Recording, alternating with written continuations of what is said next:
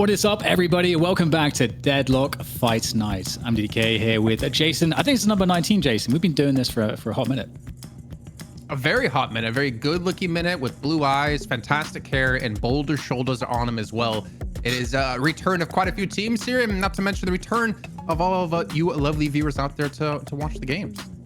I feel like I guess I just haven't slighted you enough yet, Jason. I feel like you're really sweet on me, but like everybody else on the broadcast, except maybe Jake, he's still on good terms with you. I just can't wait until I cross that threshold. Right? I get that. How can I ever talk badly about Jake? He hangs out with the hottest dudes, goes to the chillest restaurants, and wears the best clothes. It's impossible to be mean to him. That is true. That is true. And I think, I don't know, we're in good spirits as at the beginning of the broadcast. So if you guys haven't watched the show before, this format is typically the case. We would have three teams in a kind of a king of the hill situation, a play-in followed by a final for the money match. But today in the European region, as you guys can see, Parivision and OneWin will be fighting it out for a best of 5, because if we're going to lose that first game, we're just going to give you more of the goods. VP are not here today. Maybe that's a good thing. They've been dominating a little bit too hard, Jason.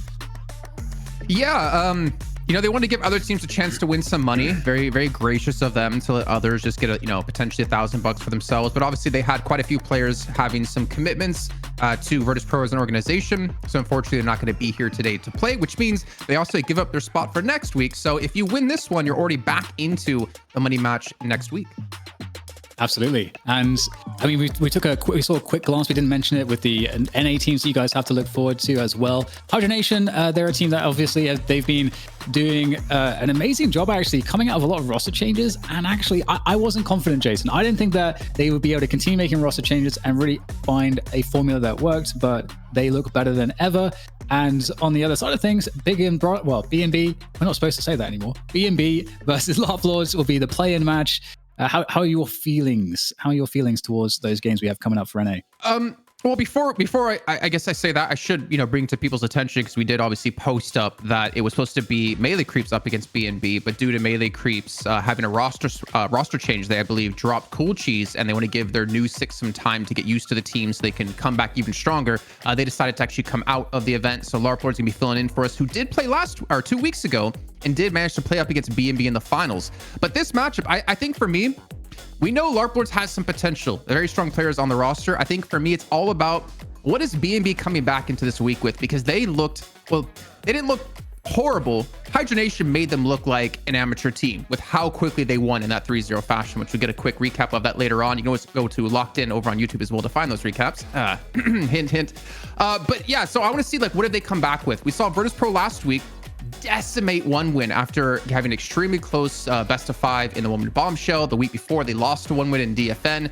They've shown that they can lose matches, come back even stronger. Can B&B do so? That's my question.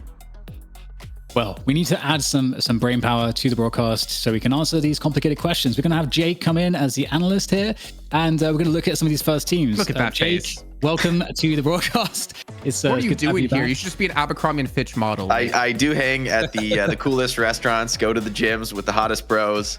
The rumors are true. That's all I can say. That's all I can say.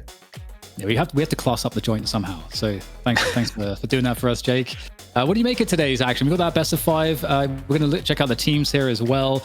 This should be a good one. VP definitely has the biggest. I think they're ahead of the pack right now, but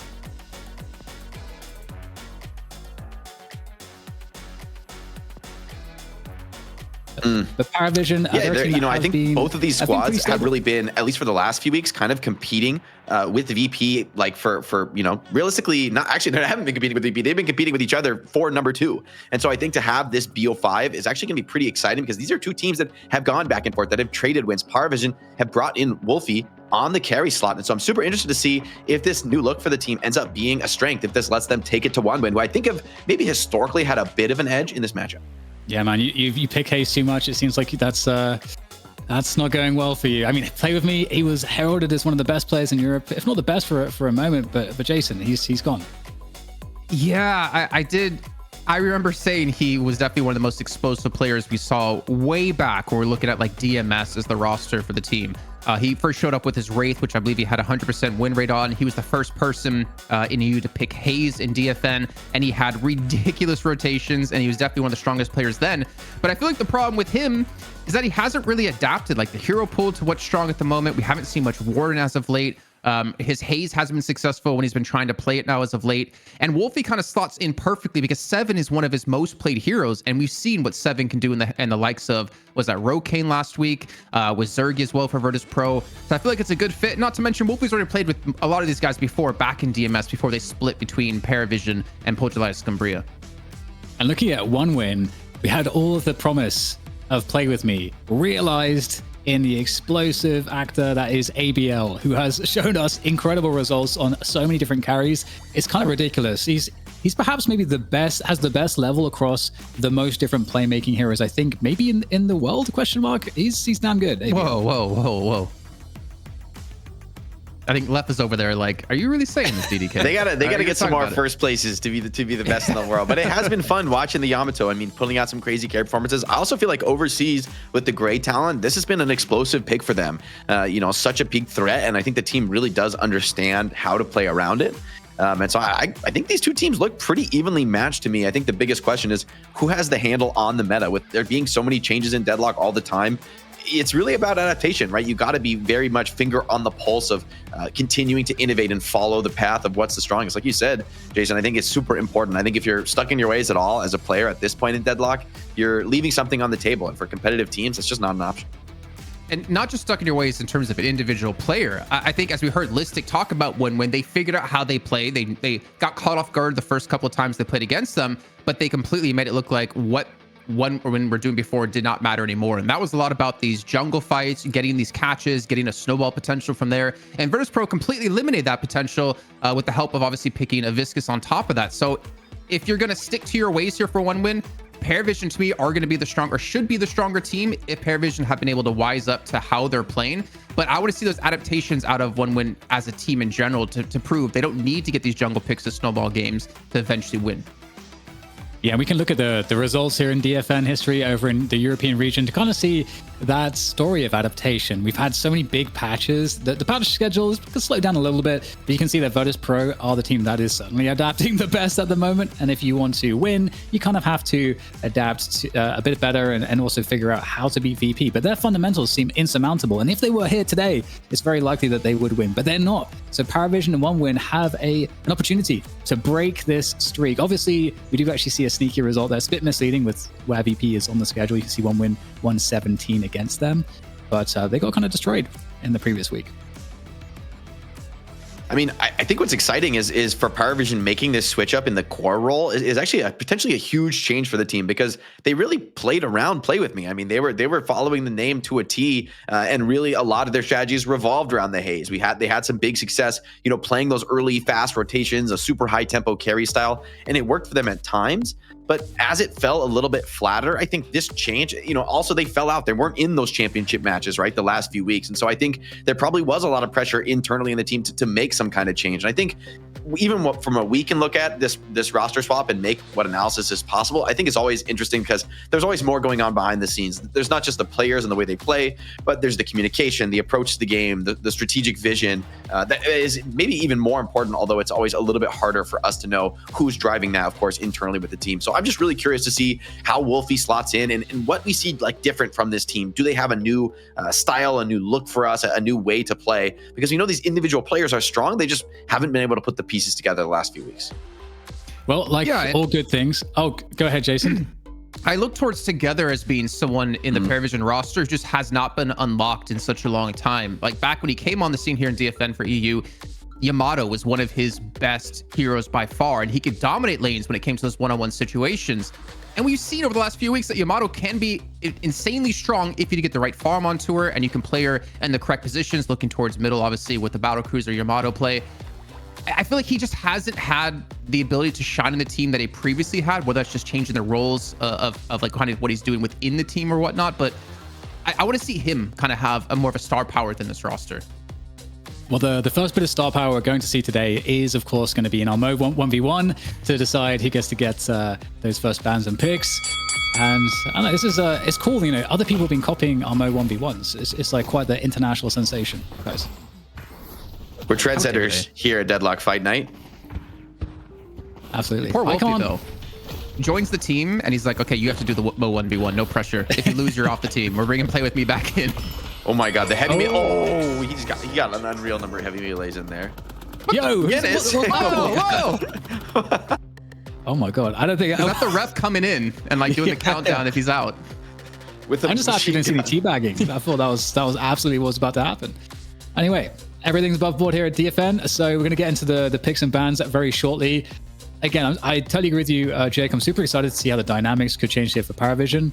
I think Play With Me is a weird one because it did kind of feel like over time, it kind of weakened the team in the sense that he's gonna end up probably picking Hayes. Opportunities to pick his better heroes like the Wraith sometimes happened, sometimes didn't. Had a good Warden, but then at the same time, Warden doesn't really operate in that same kind of role as like you would expect a star like Play With Me to be operating from. So there's that dissonance. Definitely, I think it makes a lot of sense that we're seeing a change. So we're going to get the opening ban here. What are we expecting to see? I mean, we see Bebop get a lot of prio in EU. We've seen, the Magnificent Sinclair still be looked at a lot in these early bans.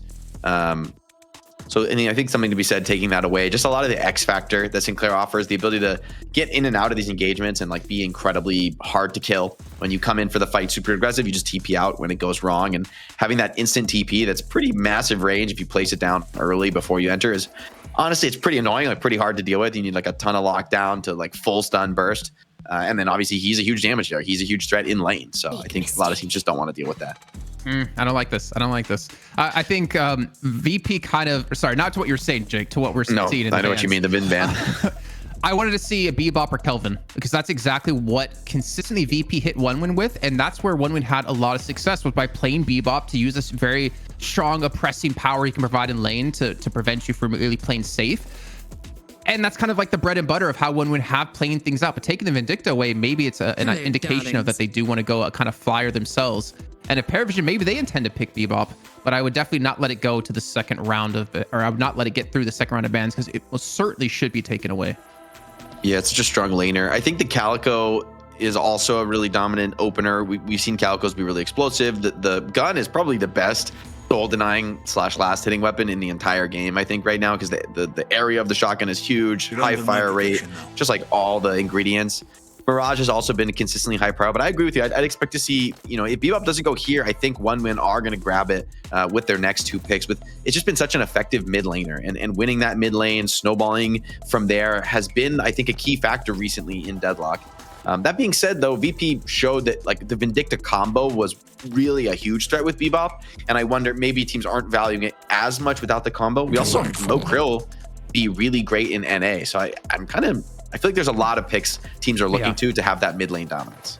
I like the 7 pickup though. Sorry to jump in there, just because we know Wolfie is very good on it, but so's Empty Dreams. So you kind of take away one of those insanely hard carries and put it on your side of the team.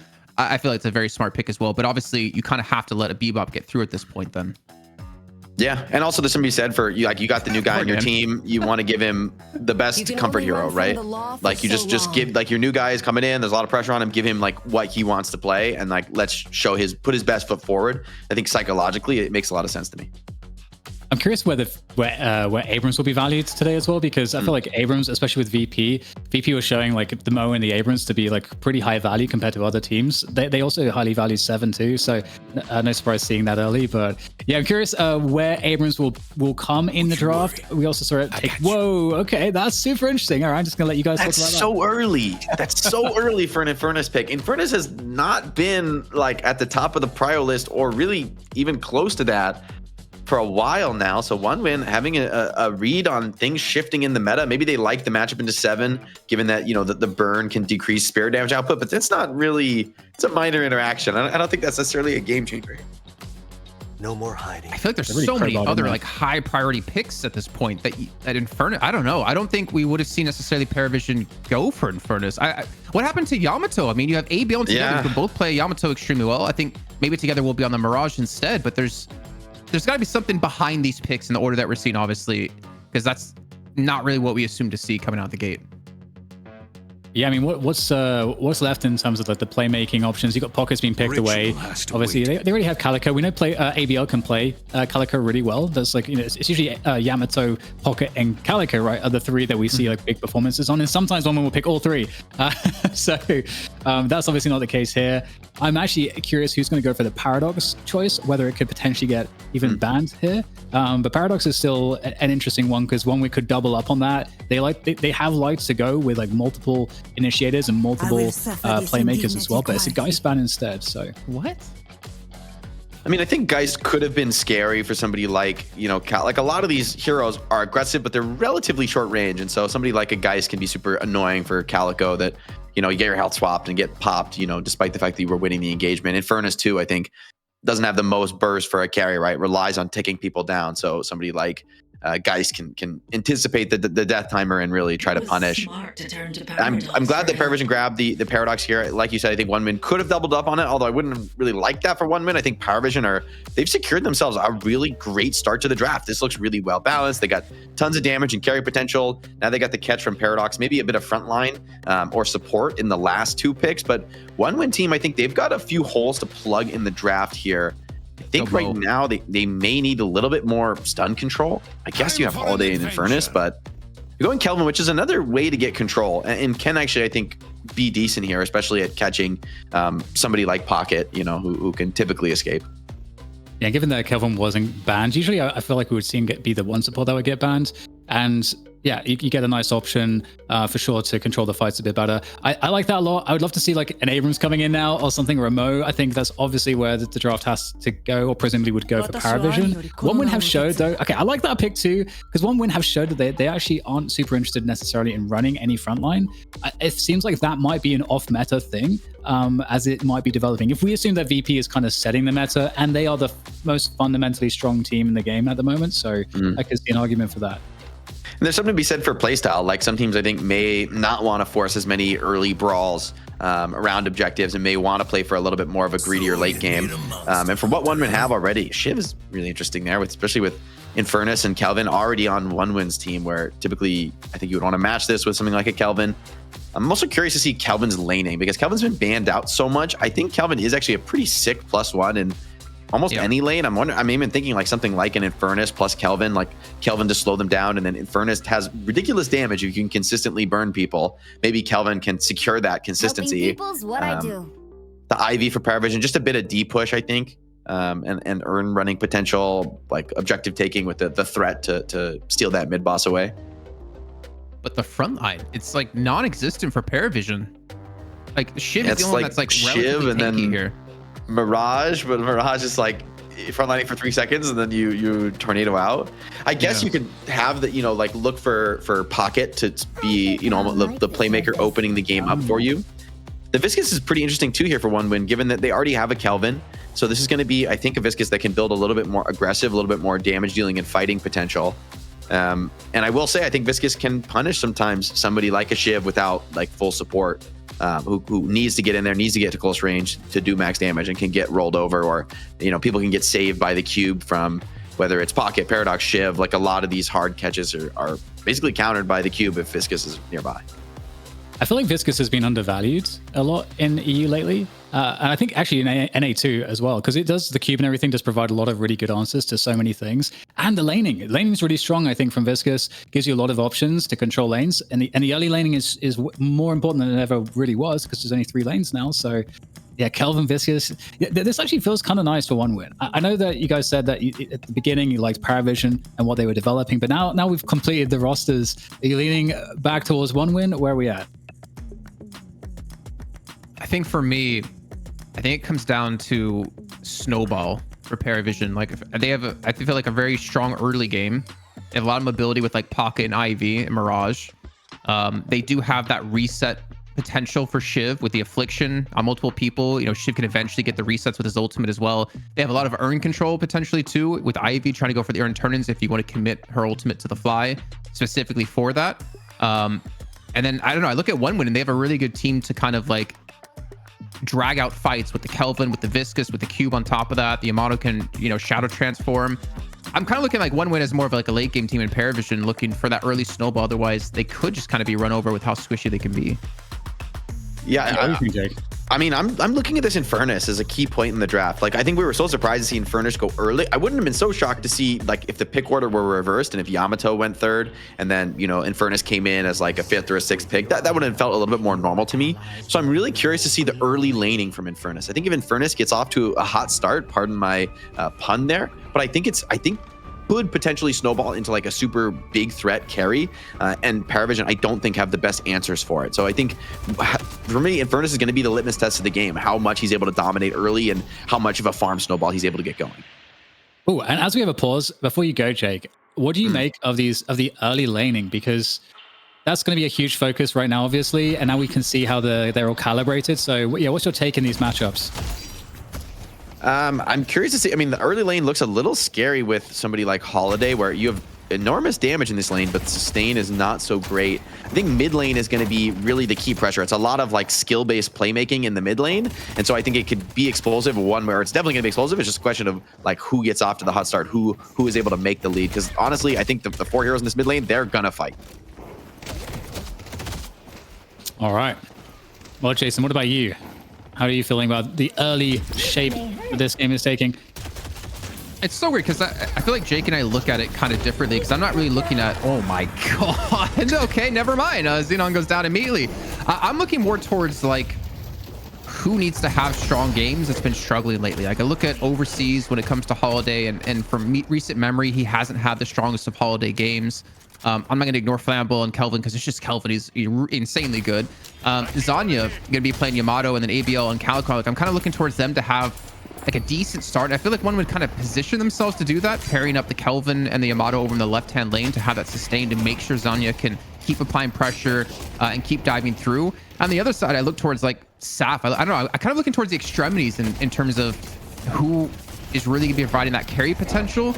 But obviously, at the same time, we look at mid lane, and usually when that first tower goes down, one team just cracks open the jungle for themselves to take as many souls as possible and really use it as a rotational path to start pulling some ganks.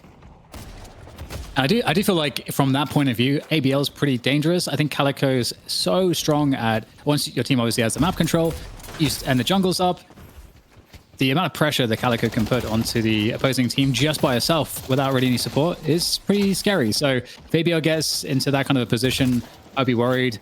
And obviously you might see a pairing with overseas with the Holiday, so you get the lasso, just to guarantee those picks. So yeah, I feel like worried for Parivision if they lose the early game, to be honest.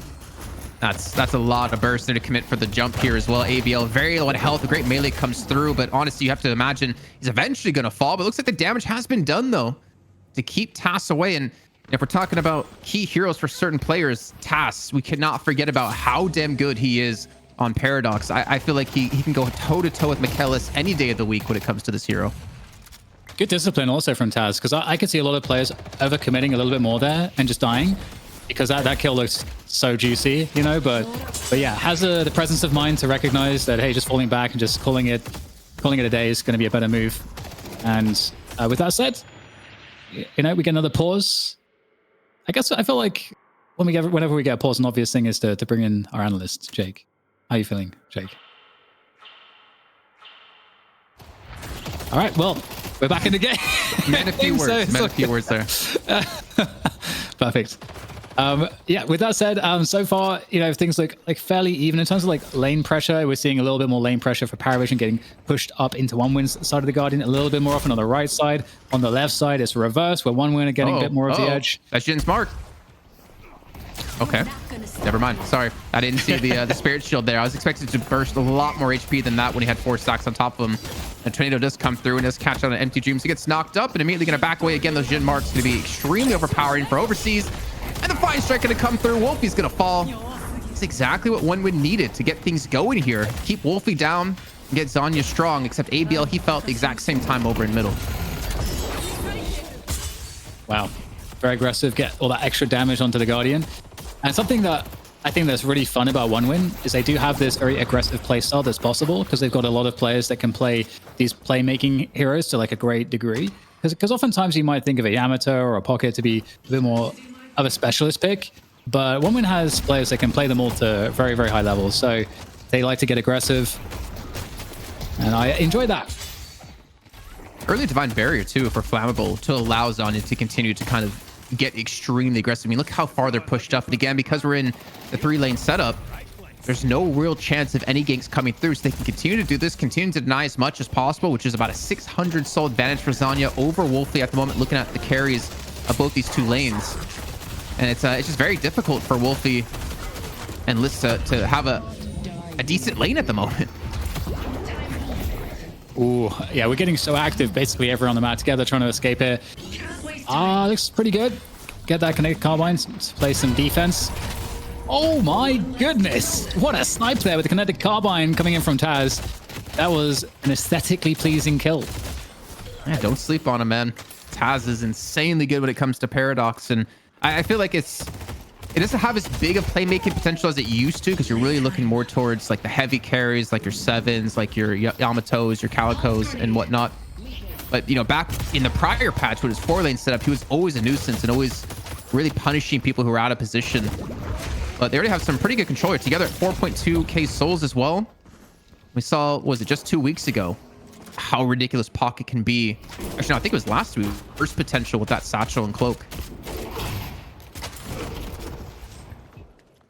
Yeah, I like the resurgence we've seen of Pocket, actually, because I felt like there was a period where Pocket was... People were not feeling too hot on Pocket, but seeing a lot more again. Also want to give a little bit of information, because I know we have new viewers who are coming in and have some questions. So this is a best of 5. Virtus.Pro unfortunately could not field players this week due to some obligations they have within the organization. So we did have a best of 5 here between these 2 teams. And also Play With Me is no longer on Parivision. Wolfie has been picked up in his slot because Parivision Scumbria has also disbanded as a team. So that kind of gets you caught up on what's happened this last week here in Deadlock, and of course here with Deadlock Fight Night. Good context. I definitely am excited to see Wolfie here on Parivision. I mean, back on DMS, played a lot of 7. Yeah, and he was one of the highest soul earners per minute in EU back when we had the era of DMS, and he's insanely good when it comes to farming. I still want to see how it comes with like meshing with the team here, with how things have changed up, because with Parivision Scumbria, they've obviously been just manhandled by Virtus.Pro last week, and every time we see them play here in DFN over the last month or 2, it's been extremely rough for them. So maybe now with a different team, different roster, maybe a different caliber of players, he can finally start to shine again like he did before. I wonder if these pauses are tilting, because they were getting kind of a lot of them and they last for about 5 seconds. So unsure what the story is there. But the fight rages on. Well, so with the first Guardian now down, Dan, over in the left-hand side lane, I think it's going to free up Flammable to start rotating around to help out for some more ganks, and they'll probably leave Zanya in that lane, just farm up as much as possible, especially since he's going to be head-to-head up against Wolfie for the most part, as we do see the airdrop come through. Lit's trying to get the catch out. Quick swap there in the middle lane. Fighting also on the right side of the map as well. Fights all over the place. And this is a defensive for Parivision, not working out so well in the mid lane. Really committed push from OneWin. Just like you say, really pushing that advantage, getting that first tower down now, looking to get all of the personnel in on this mid push, and they're staying pretty deep out there. We will see, as we're now on the Lit's cam, you can see Lit's making his way across to assist Parivision in the defense of this middle Guardian, but they're not going to be able to stop it. This is it's problematic. That went down real quick there, Jason. All it took was that one gank to come through. Now the resurgence of Parivision here trying to push in, trying to punish OneWin. And well, I think they're going to look to take the mid tower here as well to get their own flex slot unlocked for themselves, because they did lose out in their mid and left-hand side tower. And they did have a decent response pushing the right lane while all this was happening, but giving up mid is extremely rough here, but at least getting something for nothing. Ooh. And I mean, basically both teams are looking to set up for some fights. Yeah, gank onto Saf as well on the right lane also. So at the same time, OneWin, they are kind of managing that mid fight scenario. They fell back after that Guardian was taken down, as you mentioned. And then at the same time, they peel off a player to overseas to try to get that gank onto Saf on the Shiv over the right lane. And then we also now have, to make things a bit more complicated there, Together coming in on the Pocket. So it'll be interesting to see if OneWin can... I don't think they can keep pushing forward on that right side fight. They're going to have to disengage, I think, as soon as they see Together. And in fact, it's going to get worse. Parivision might send more players across to OneWin's side on the right side lane. So both Infernus, Empty Dreams, and Overseas might be in trouble here. It's going to be a big fight. One, we're going to be down a man because you can see ABL over in middle just going to be pushing for the walker. The cube has come through to buy some time, but you have to imagine Flammable should be going down. Your heals up just a little bit extra with the help of that grenade, but he's being chased down and he's caught between multiple opponents here on the enemy side. But how is Flammable not been killed off yet? What is happening here at the moment? They was finally able to finish him off. It's just a 1-for-1 trade so far as we're still tagging along with Litz, trying to give that overground position, the overwatch position to see where anyone is. And after all of that, it's just a 1-for-1 trade. Yeah. But ABL's been able to continue to farm up here in mid, head over towards the jungle now, and look to get himself a lead for his team. Yeah, and I think more so than ABL is Zanya that's been really consistent on getting that farm going on the Yamato, which is obviously also quite scary. But yeah, totally surprised also that all that fighting, all that action just for the kill exchange either side. And after the teams disengage, you're looking at it and, well, one win still have the advantage because they've got 2 Guardians to 1. And they might try to even that out, but for now, Zanya's got a lot of pressure here on this left side lane, is aware that there's a pursuit going on. Gotta be really cautious here. Oh my goodness, the flying strikes coming out. Rich buff is looking to be collected. A nice shots coming in there from the power shot of Zanya. And there is the cloud form, a storm cloud over the top for all that damage. Divine barrier to try to stay alive. Thank you very much from Litz for providing that, but it's not going to be enough to survive. And the fight continues. Saf now the target of Zanya, and it's looking like a fantastic exchange for one win. This is what I was mentioning before, right? Like, what is one win going to bring to the table after having their whole strategy figured out by Virtus.Pro last week? But I think Parivision are just falling into the trap. One win, they're looking for these skirmishes inside the jungle. They have, I feel like, a much better team fight potential with their composition, and they're starting to build up a big lead. We're up to 6k soul difference. They're not going to be running the urn to the right-hand side. I don't know if one win's going to commit for the control here, but Flammable over in the left-hand side lane most likely going to be teleporting over. And I'm also hoping that no viewers here went over to McKayLS's chat and told him that what I said about him versus Task, because he's raided our channel. Big shout out to him. But it's going to come down to this turn-in, and you can see Flammable's going to rotate over.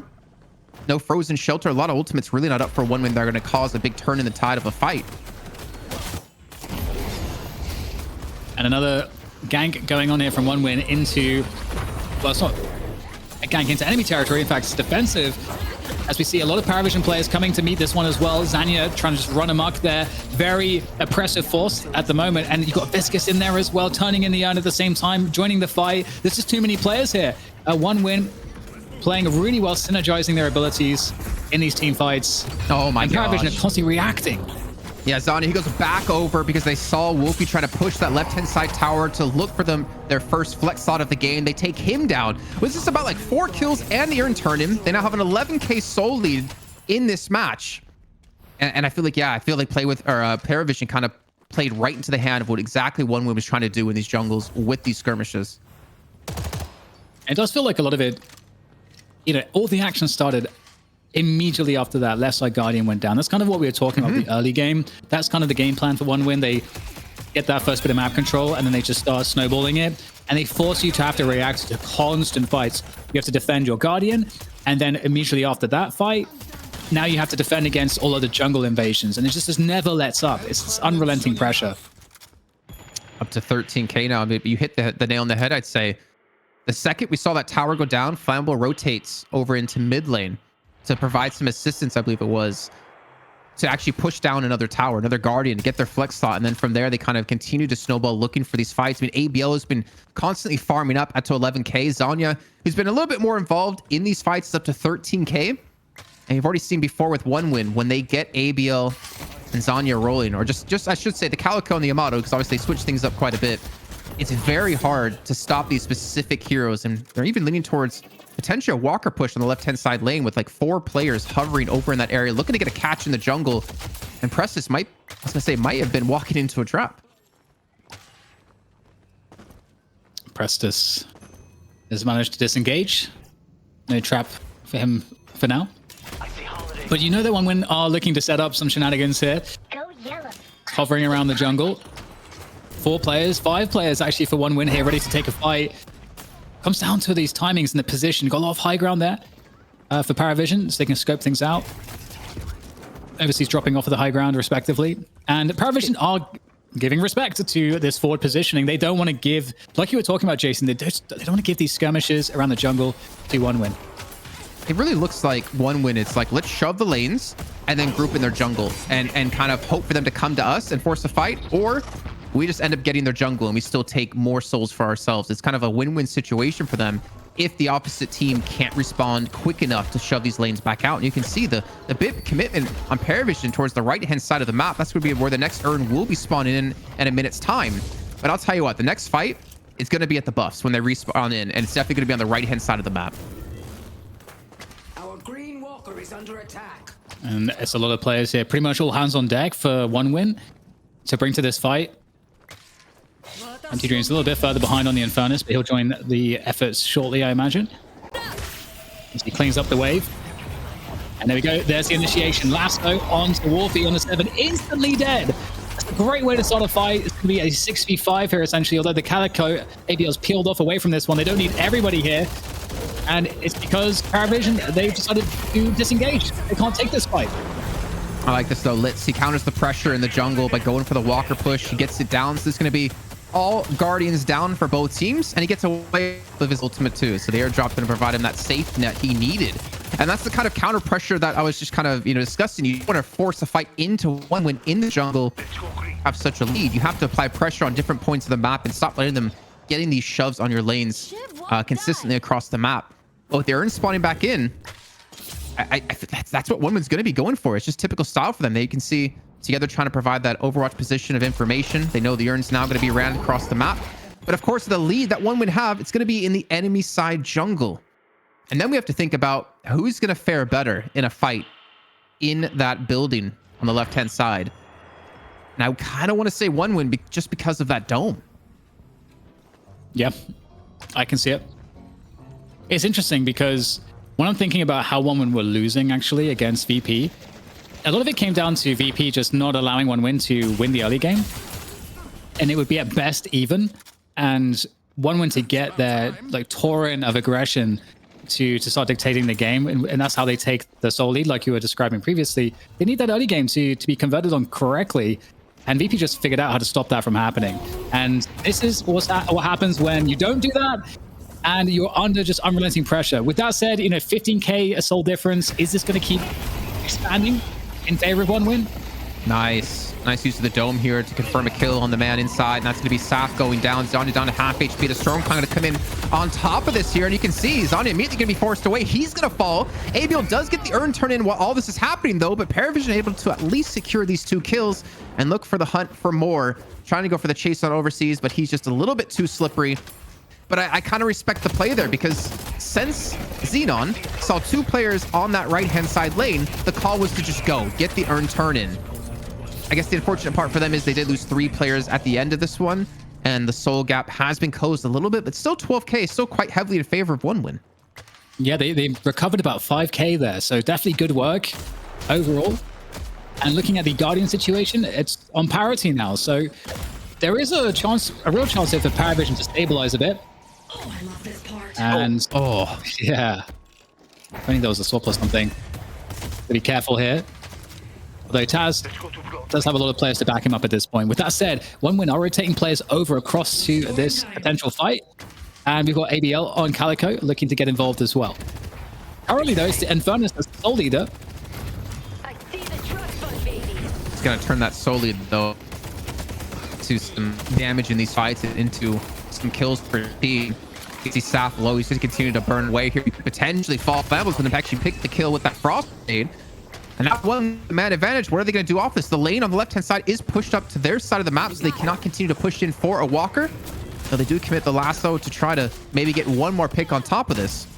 But it's also an important moment for Parivision to kind of not give up any more objectives, but more importantly, don't give up any more deaths, because Wolfie, he's the saving grace of the team at 17k souls, and yet he can't compete against Anya, ABL, and Dreams at the moment. He needs to continue to get some more farm, build this farm into some very important positions.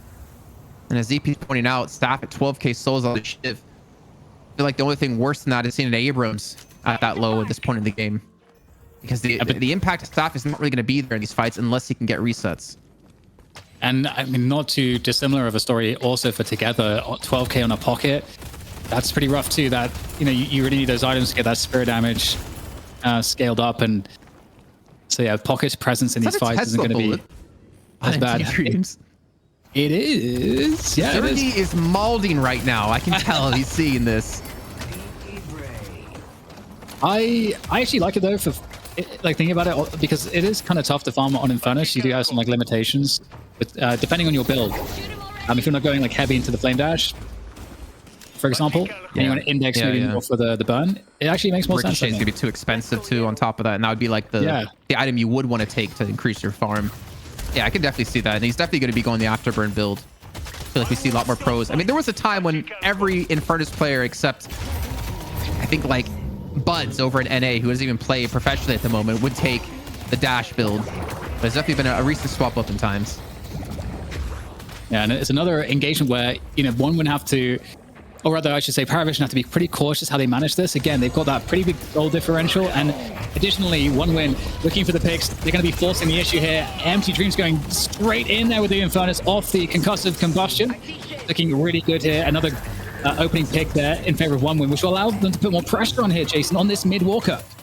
That zone control, though, out of Litz here in the air is extremely good, but they've lost out on Saf now. But imagine either this Walker or mid-boss is going to be taken. It looks like the retreat and the call will be made to go for mid-boss. So Parivision has to be extremely careful here. We've seen Tasks go for steals in the past, and actually they weren't even going for mid-boss. I have to correct myself. They were trying to actually bait in Parivision to go for the lasso, as they're still trying to get the catch. So that's the Shadow Transformation coming in for Zanya, who's on 100 HP, but he has the support of the cube and the frost grenades to stay alive. But overseas, he won't be so lucky.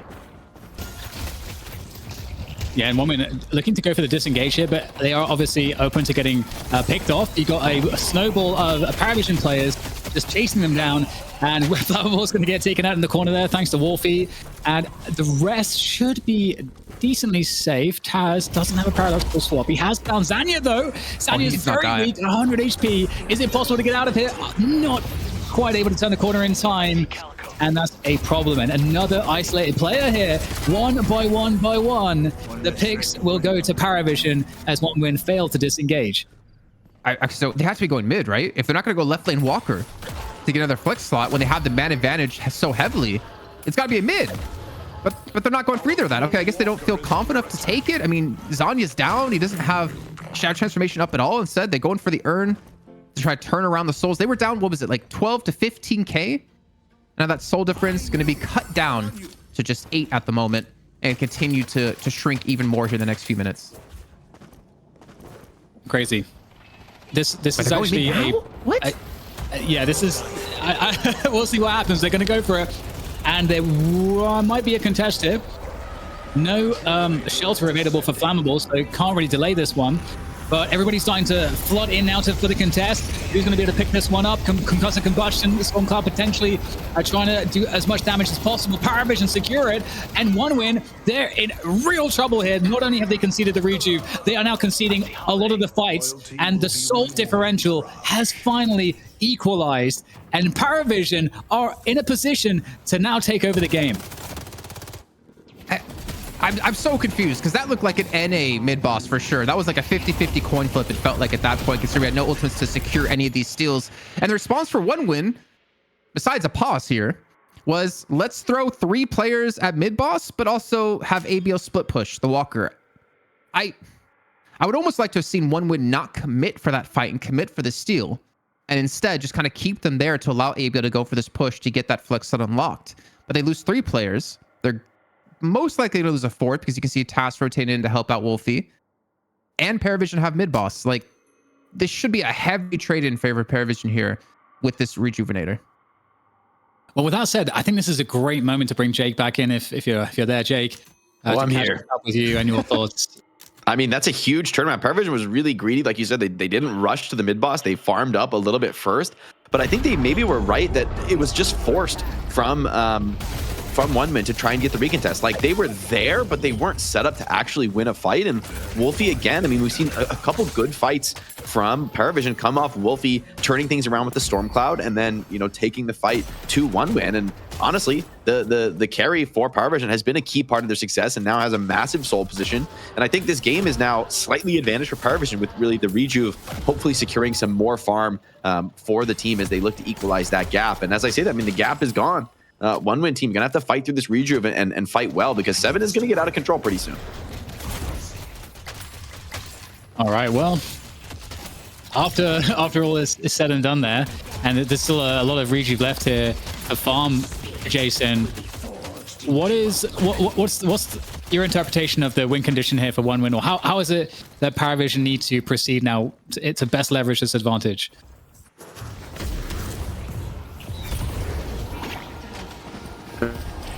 Well, I don't know if anyone can hear Jason. I can't. Jason was trying to speak, but nothing happened to that. Now, DDK, don't worry. I'm here. They're watching a rundown on this Holiday, who's in real trouble under the Walker. Afflicted, needs just a tiny bit of damage follow-up, but seems like the whole team is just going to fight it out.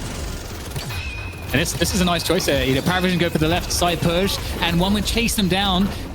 Not afraid to take this fight. The Rejuve's up, obviously. Under the shelter, though, it's definitely going to be helpful for one win to try to convert on some of these kills. You got, like, Empty Dreams trying to escape here, just getting absolutely pummeled. The cube comes in at the last possible second. Is that going to be enough here? It keeps Empty Dreams still up. This is crazy right now. One win. So many players so low. 7 finally falls. ABL has to disengage from the fight. No HP. Can't get out of there. Goes down as well. You still have Empty Dreams, who's barely able to survive here. Flammable gets taken out. And it doesn't really look good at all here for one win. They've got very little to work with. Overseas finally falls as well. Just 2 players left against 3 of Parivision. Again, they've got those rejuves. They're going to be back into the fight very quickly here as one win are still fighting. This just is a testament to how much recovery both an Infernus and a Yamato can have in a fight like this. It's protracted. Still going, and one win are down to the last man, and already we've got players respawning for Parivision as this fight continues. Holy pause, champ. Legend moment. Gotta There's talk so this many one over. pulses. But I mean, the They're trying to help me bloodbath, out. it's use of the rejuve. All right, you're back, Jason. Good luck. Yeah, they're just trying to help me out. They're like, all right, well, we're here and Jason's having some internet problems. Let's pause and see if we can catch up. I kind of missed what happened there. I was just trying to get, I guess, fix my mic settings, but ridiculous Huge to see team that fight. one was still able to trade out. They traded out, but it's all rejuve respawns for Parivision, so they're gonna come back and get a free walker, maybe 2. Yeah, Shiv grabs mid. So in the end, I think while the fight is even, Parivision are happy to get the shortened respawn off the rejuve. It's good value. Not to mention now they have a 10k lead here, 12k lead as it's going to look to grow a little bit, but the respawn's back in for one win. So you asked me the question, I guess, of like what can one win do to kind of catch back up, and what can Parivision do to continue their dominance? And I think you kind of see it right there as well. That obviously it kind of is a testament to how strong one win kind of still are, because Parivision had to bank on their rejuvenators to come out in the end winning that fight and getting those walkers down. Yeah, now that rejuves are gone, I'm curious what things will look like for one win. Now that Parivision, that the fights are going to be way better, these team fights. I mean, we saw it there. You know, if you remove the rejuve out of the equation, like that was such a close team fight. And before one win were able to just really overwhelm and just crush these team fights off of opening picks, that's going to be a lot harder to do now. And especially now as we're seeing more power and tankiness from both the Pocket and the Shiv. Okay, both Prestus and Wolfie on the 7 and the Mirage are doing pretty well on the farm, but you still need that front line. You still need that playmaking capacity, and that's kind of turning up now for Parivision. Green Walker is under attack. Forward here. That's going to be... So big fight around the unless urn they want there. to go for it. They destroyed the Walker on green. And it looks like Parivision are going to be trying to chase this one down, but one win disengaging. Again, there's way more cautious, I think, on some of the engagements here. Oh, great find, though, onto Prestus from both ABL and also Overseas. Really nice opening picks. That's okay, 6v5 on the whole map right now. We are getting these lanes getting evened out on both the left and right side. A teleport there from the right lane to the left. So a bit of a group here, 4 players for one win, potentially looking for these ganks that they so love to find in the jungle. It's like the ship is right there. But a sphere. Pretty tight formation from Parivision, though. Farming up some of the Sinner sacrifices. As one win begin to reposition again around that mid lane. They've got both the right and left lane pretty pushed. So this is one of those spots where one win, there's not really much value to get on the map except finding a fight. And that's what they're looking to do here. Getting that pressure in once again, all as a unit. Both teams now meeting. E-Shift and Cube used, though, a lot of the defensive utility. I'm coming in. We're having Jason, a little bit of internet problems, but Lord knows we're not adding any more pauses into this match. Pocket in deep here. I think got a pretty big connection there. It looks like a couple on the Affliction. Ultimate's being used. Seven is zoning everyone away off the back line. This is a scary fight. Both teams dropping low. Big picks coming in though. Okay, 2 players going down for 1 win. Together is basically disabled at this point, completely out of the fight, gets finished off as well. So 2 players down for both sides. Seven getting caught in the back. Now Zanya falling as well. And suddenly this is out of hand for 1 win. They're losing way too much. And Parivision are looking very, very strong. And they've got to really push right lane. And they are looking to push the mid lane as well. They could potentially get a lot of value here, Jake. They might be able to get a patron drop here. I mean, Wolfie is strong. He's picked up Boundless for this fight. Like, he is a huge threat. And I think he might just run past these Guardians and try and take a shrine. You're absolutely right. Wolfie, and let's not forget, Wolfie, a new addition to the team, slotting right in so far. Yeah, looking great. And I do think they're going to get a patron drop if that's what they want. Holiday can't even come out of the base for risk of being staggered. Although, oh yeah, the mid-boss spawn, the timer. Parivision were so aware of that. They backed off before the spawn, and they're going to be ready to take it pretty much uncontested here. A lot of farm on the map as well. This lead is going to really explode right now for Parivision. This one-man team are slipping further and further out of this game. Yeah, it feels like their timing window has just come and gone, and I don't see how it could really recover at this point. I mean, they're all up now pretty much except Flammable. I don't know if they would want to fight without Flammable at this stage of the game. You need that frozen shelter if it's online to be a part of the team fight. So yeah, they don't have the timing to go for this mid contest. It's another rejuve. I felt like the last mid boss affair just finished, and we're back in it once again with that pushing advantage from the buff and also the respawn advantages too. Yeah, it's great awareness, and now Parivision, it's their turn to kind of constrict the map, decide how they want to play this. Do they want to force engagements, or do they want to clear the map of jungle camps? I mean, there's something to be said here for just continuing to snowball and clear all the farm and just expand the lead. I think, you know, with the rejuve, you could justify pushing the base. You could look for that, but I don't hate the more defensive play. There's a lot of jungle to clear, and they're still going to be able to get a rejuve fight with like the last moments of the rejuve. It's something we've seen actually Virtus.Pro do a lot, and I'm actually really glad to see this from Parivision. Historically, I think that's been sometimes the issue for them is, you know, forcing things a little bit too aggressively when there's a more secure way to approach finishing the game.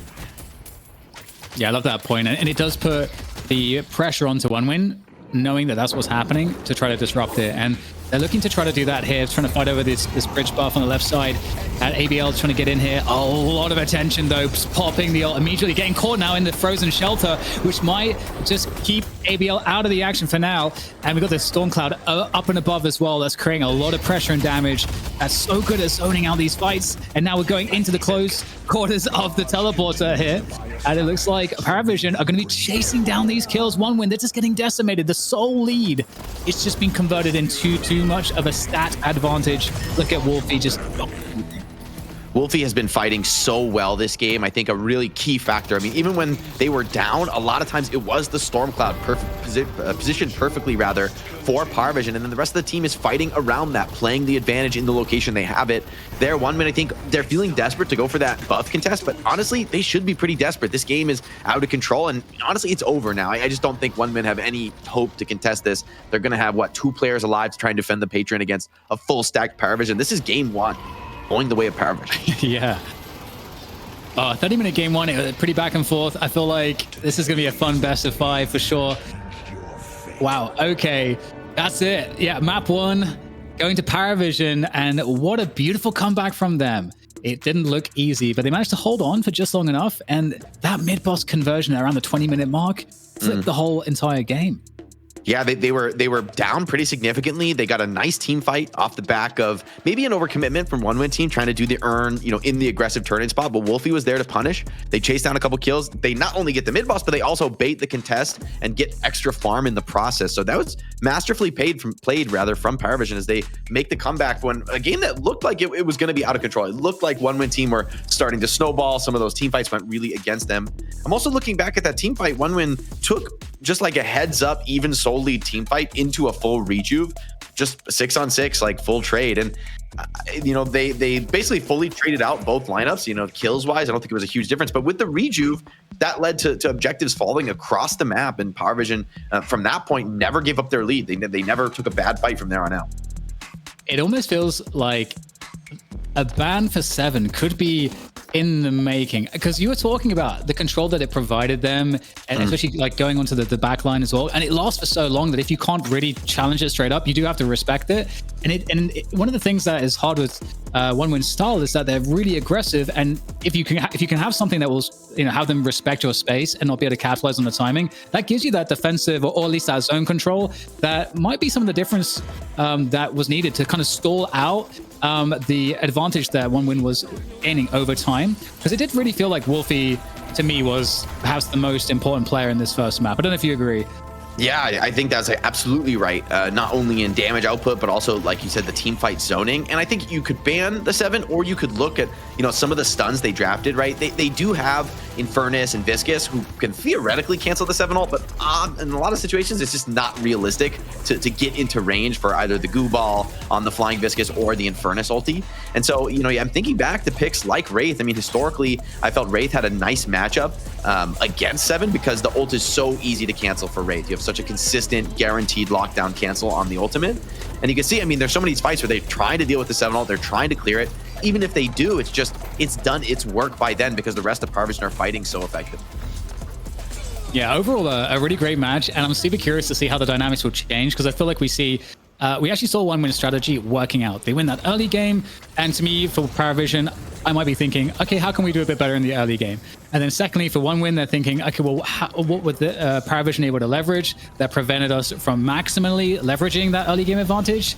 And yeah, maybe the question mark does go to that 7. Maybe they feel like it might be something else, but ultimately, they're definitely going to be feeling pretty bad because they had such a good advantage. What would you like to see, Jake, as like a final point before we go into a break and bring online map 2? I mean, to be honest, I don't know that OneWin team should overthink this. I mean, I think they had an advantage, they had control of the game, and then a few bad team fights go against them, and suddenly it's out of control, and 7 is just crushing you with, you know, boundless and massive farm, right? So I think there's an argument here for OneWin team to just kind of run it back and maybe just think, okay, if we execute a little cleaner, this won't be a problem for us. We'll be able to get the win next time. And normally, I could see that as maybe coping, but in this case, I still think OneWin team, they can't lose faith in their bread and butter. They're still a great team. Just that Parivision got the better of them today. Wolfie had a great game. Yeah, I love that point, actually. I think you're touching on this really interesting strategical way of thinking of, okay, we want to differentiate between being outcome oriented and we want to differentiate between, like, okay, are we actually did we have a better spot, but we just either misplayed it, or let's say they sucked out on us and they got, you know, they got the nuts on the river type of thing when we were winning all along. So I guess that's going to be down to OneWin to decide as we go into the next draft. And as we look at this score screen here, we can see that it's kind of everything we were talking about. Huge damage from Taz on low souls. I mean, we talked about, you mentioned this before, that Taz is like, or actually Jason was talking about this, like how solid that Taz is on the Paradox. And it's been proven that having top damage with not really a high farm prio character, looking constantly for fights and pickoffs, is, I think, a great sign for Parivision. Another hero that, you know, I mean, it's interesting that OneWin went for the Holiday. They had the option to kind of pick the initiator they wanted in the draft. They went for the Holiday, and it didn't, I think, fully feel the impact nearly as much as Taz evidently was pumping that damage on Paradox, and also, of course, being the initiator, also getting a lot done in terms of the team fight. Yeah, I love that call out for Taz. I was totally forgetting Taz. It's very easy to sleep on the Paradox players, but it's pretty insane, the impact, especially when you get to the numbers and you think about the eye test. And sometimes the eye test doesn't do the justice to the Paradox players. So with that said, we'll take a quick break. This is Deadlock Fight Night number 19, brought to you by Intel. And maybe when we're back, we'll have resuscitated Jason. We'll just have to wait to find out.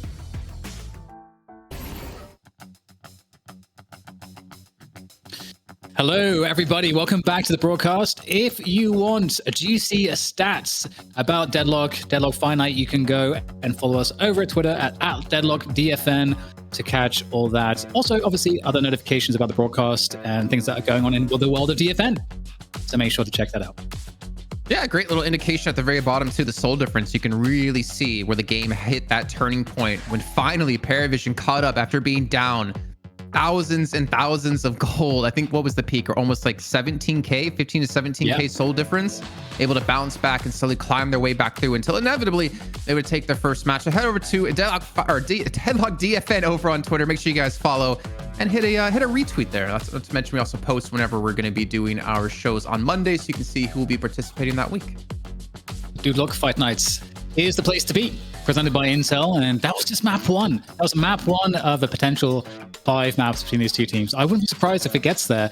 And what's really cool about the best 5, Jason, is that we get this like development of the meta within the meta type of thing between the two teams. You get the, okay, one team does one thing well, and then you're like, oh, okay, they were doing this, they want to do this, do we want to deny it from them, do we want to ban a 7 now? Like that, there's definitely an argument for that, not necessarily like blind in a series, but when you've now played a match and that's worked well for them, you could steal that away. So we're going to get to see what these adjustments will be. I talked with Jake about it a little bit. I don't know if you have any thoughts, Jason, what you want to see. I'm still trying to wrap my head a little bit around that last game, because in my eyes, and I don't know if I was going to say, if we're actually going into draft, that's fine. That's totally okay. I think Parivision finally realized or figured out how when we're playing, they stopped engaging in these jungle fights. Instead, they started to split push a little bit more by sending players like into the right hand lane when they knew one win were going to be on the left hand side jungle. They didn't play into the way one win started to, or wanted to play, and I feel like that was like this big turning point for them to finally kind of get that lead cut down as much as they possibly could, then eventually take the lead themselves. But it's still a little bit questionable. It's not necessarily the cleanest of plays, because I still think back to that first Rejuvenator, and it was so weird to see them, like, they could have pushed the left-hand Walker, get a flex slot. They could have went for a Rejuvenator. They could have instead turned the Urn and do Walker, but they kind of did Urn and then they did Rejuvenator instead of like splitting it in between, and they gave a chance for that comeback to come through. But the luckiest part about that was they got the Rejuvenator, they got 3 kills, and they got the Urn turn-in, and all they lost was a Walker for that. But the souls they were so far behind got completely collapsed on, and allowed them to really bounce back into the game.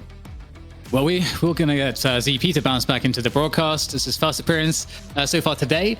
ZP, Jason just made a nice little recap there of some of those big team fights that turned the last match. I know you're watching that one as well. As we go into the draft, what are some of the things that you want to see here? Look, I think if you're one win, you don't change really anything at all. You just execute better, for lack of a better term. Because you think about how that last map really progressed. One win had put themselves in position to win the game, and by all rights, probably should have. Especially when you get, your key heroes like your Amato, your Calco, and your Infernos especially, like 10k souls over the other team. Parivision played incredibly well, got pickoffs that arguably they shouldn't have gotten, and then it got a mid-boss attempt that one win basically threw the game over, right? But from a strategy and macro perspective, as we go into this draft, if you're one win, you draft the entire same thing again, because the odds that you would blow that big of a lead if you were able to generate it one more time, pretty darn low. So I think this is one of those cases where you take a deep breath if you're one win, you calm down, and you go back to a game plan that probably should have worked in the first place. Well, I'm going to fight you on this one a little bit, ZP. Not physically, but the mental battle between our minds. Well, you lose the former, to be clear. That is true. That is true. I've seen you with a couple Dark Souls in you, and you can get very feisty. But I look at, like, you're talking about, like, one win, they had, a really good early game. They had really good control. I think, though, the spark that lit that fire for them was the Kelvin Yamato lane, because they were allowing Zani to be so aggressive, was able to get a kill. The early Divine Barriers well picked up for Kelvin for Flammable to allow them to go for these dives. They take that tower down, then they start to rotate Flammable around the map, where they look for more towers over towards middle they're able to take, and they're able to start grouping up in the jungle looking for those fights. If you're Parivision, if you can prevent that early tower from going down and that early dominance that we saw, at least in that left-hand side lane, I think one win doesn't have the same level of success that they eventually had. Oh, are you there still, Jason? You're back. I don't know where I cut out there. I don't know where. No, you didn't cut out. You just your camera froze for a second. But your camera froze, yeah. Draft-wise, Dan, this is interesting. We got the Sinclair coming in early here from one win, so already the draft taking a very different tack than what we had before, especially with Parivision saying, okay, we're not going to deal with the Calico again, where ABL has been a gigantic threat. To me, I think this may mean one win prioritizes the Amato a little bit earlier than they did in the last game. I don't know if they're going to go to super early in Furnace, but instead they decide we're going to take the 7 away. You don't have to worry about having control and not running into a full team Stormcloud if you're the team that has a Stormcloud, Dan. Yeah, this is really cool. I love how we're seeing the complexion change in the draft like immediately. Having the Sinclair there is interesting because Sinclair can do some of the split push shenanigans, kind of like Mirage does safely. Obviously doesn't have the global TP, but the TP goes pretty damn far. So Sinclair can offer that. The Hex as well into the fights for more CC and control in the fights is nice. Very dominant in those early lane phases as well. So Sinclair adding a lot of value, I think, to OneWin's playstyle. And obviously taking the 7 away, like you say, is a great move. And we're having the same story on the other end because Holiday was a pick that OneWin had in the previous match. So we're going all topsy-turvy here. I mean, I'm looking at Sinclair really quickly for OneWin. They have a 33% win rate on it in DFN, and they did play it up against Virtus.Pro last week. And Flammable went 0-10. Obviously, that was a extremely dominant performance out of Virtus.Pro, to be perfectly honest with you. But I'm not necessarily 100% convinced by Sinclair anymore. I feel like a lot of people have figured out how to play around him. But I still don't want to like underestimate and understate how strong a Sinclair can be when played well. But I'm looking towards Wolfie now. If we're talking about him being such a pivotal damage dealer in that last game, obviously TAS having ridiculous damage when it came to Paradox, what is he going to play? And he's played 7-4 now 5 times in DFN, and he's also played Pocket, I believe it was 6 times if I'm not mistaken. Yeah, 6 times, but he doesn't have the greatest win rates on it. So for Wolfie, I'm looking towards what flexibility does he have in his pool? Because he's played Infernus 3 times, Haze 1 time, and Shiv 1 time outside of those 2 heroes. Has he grown as a player and depthened his pool to the point that he can be a threat like he was in that last game here in match 2?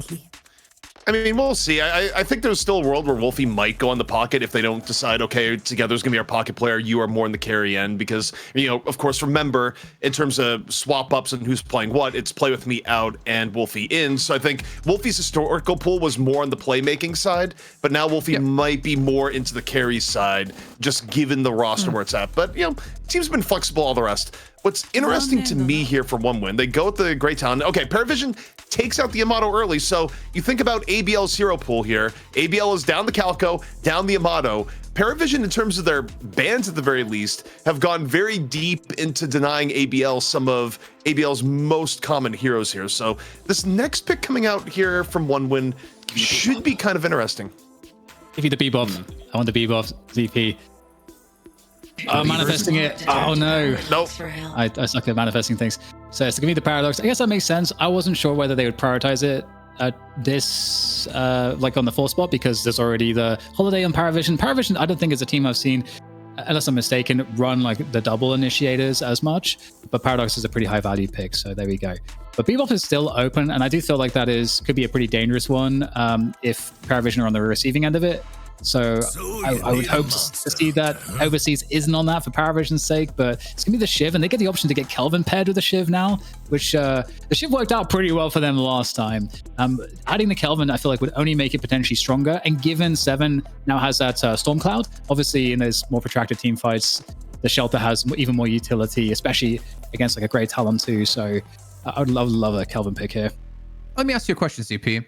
If you're a team picking into Sinclair, do you think they actively think about like what ultimates we're potentially going to give him, or do you think it's just we're going to play how we want to play and not really take that into account?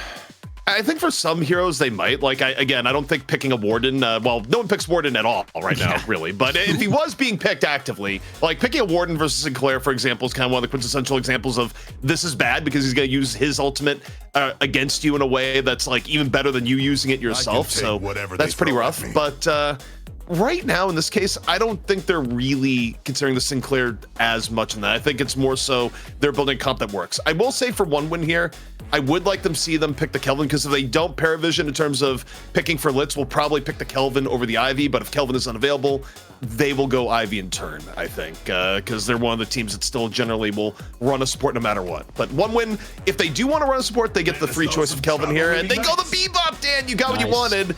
And yeah, I mean, Parivision probably finishes out with the Kelvin here, I have to guess, but maybe they go the Ivy over the Kelvin, which would be interesting. It is curious because I don't know. I mean, Lash is not a popular choice in EU, so that's pretty cool to see. I don't know if that's to like deal with, let's say, the Talon, you know, in the air, be a bit more anti-air. You got the 7 ult as well, but obviously the B-ball can hook you out of your, you know, your airborne status. So it's a pretty nice like a series of counters that we have for either side. This comp's super interesting to me now for Parivision. I think going back to what I asked you before, ZP, I think Lash is one of those specific heroes that it has to make you almost like rethink things sometimes, because it affects your teammates like so heavily. Like obviously Frozen Shelter is one of those things as well, but like having all of a sudden a Lash ultimate, which is a big move or a position displacement, is really difficult to kind of play around for Parivision. So I'm kind of curious how are they going to deal with Sinclair. But yeah, we've seen Lash so much more when it came to NA, thinking of like low main having a really dominant performance on it. I believe it was 2 weeks ago. But to see it played in EU, it's had some time. I think, was it Sunny Drive that played it last with Pojalaya? Well, also on a like point blank kind of, micro level counter, I don't think Lash is like the worst against, say, Seven and Great Talon, just as like an anti-air option to an extent also, right? Like you can use Death Slam to interrupt Seven ult. You can use Death Slam to, harass Great Talon a little bit more. I mean, it's not like stereotypically what you would immediately go for, but just given the things I've stacked up on one win, I actually don't think the Lash is like that bad of a pick in this instance. Whether it pans out that way in the course of the game, we'll see, but can I ask a question? So I asked this before with Sinclair and Shao transformation from Yamato. It resets Sinclair's abilities.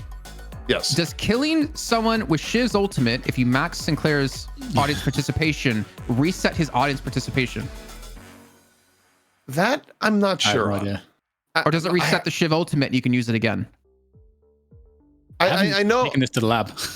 Chat, help me out. You saved me last time when it came to this. You said yes, it resets the abilities, and we confirmed it. Let me know in chat if a Sinclair steals away a Shiv's ult, max leveled.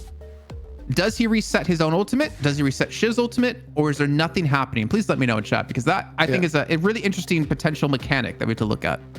I'm pretty sure you just get one use regardless. Like another example would be like when you steal Vindicta Assassinate, right? Even if you like build up to a second charge, you use it once, it goes away. Wait, but that's fair though, right? Because Assassinate doesn't like refresh; it just gives you the souls.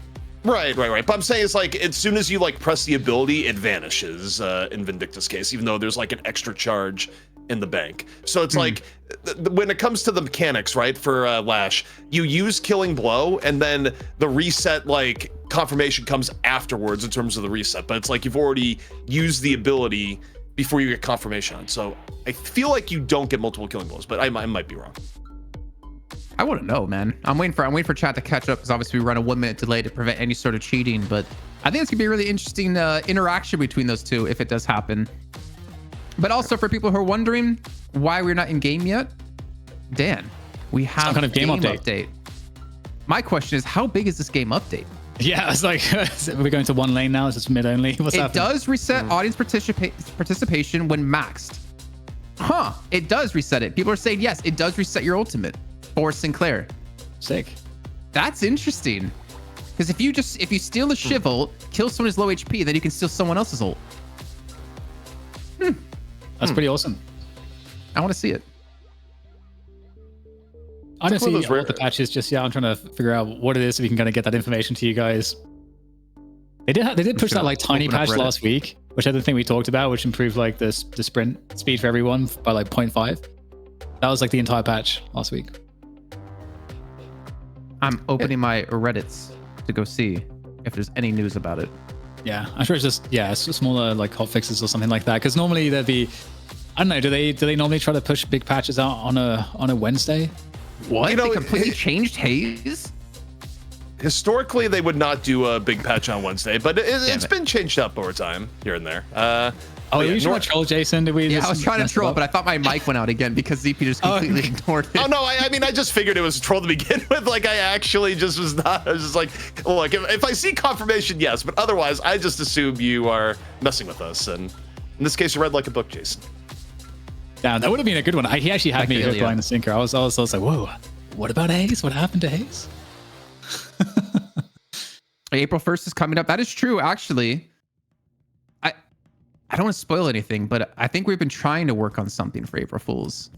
And I had a great idea that no one commented on, but I'm going to bring it up again for you guys on the broadcast that I think could be hilarious.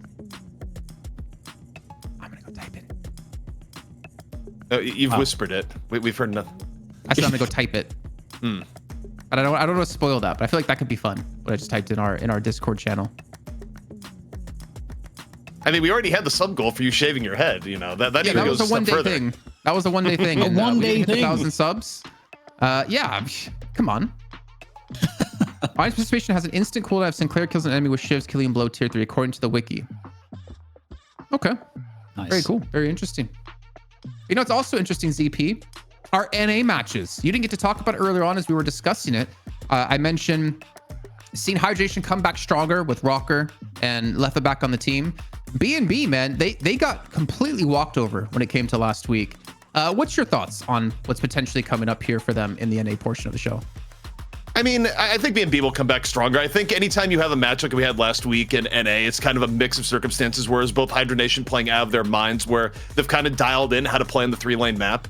Because if you think back, Hydra Nation did look lost on going the 3 lanes. Hydration, we saw him poorer than he's ever been, and yet, they get Leffa back on the team. They discover, hey, Hydration, Leffa is a great duo lane. We'll run it in middle, and they just, on top of that, have a way better understanding of the meta in terms of what to pick, and they blow B&B out of the water. B&B mechanically, though, is not that far behind Hydra Nation. So even though I think Hydra Nation might win today between the two teams, if it does end up B&B getting to the NA finals, I think of the two teams, it will not be quite as definitive as a stomping as we saw last week. I think last week was just the Hydra Nation is back, put everyone on notice sort of week.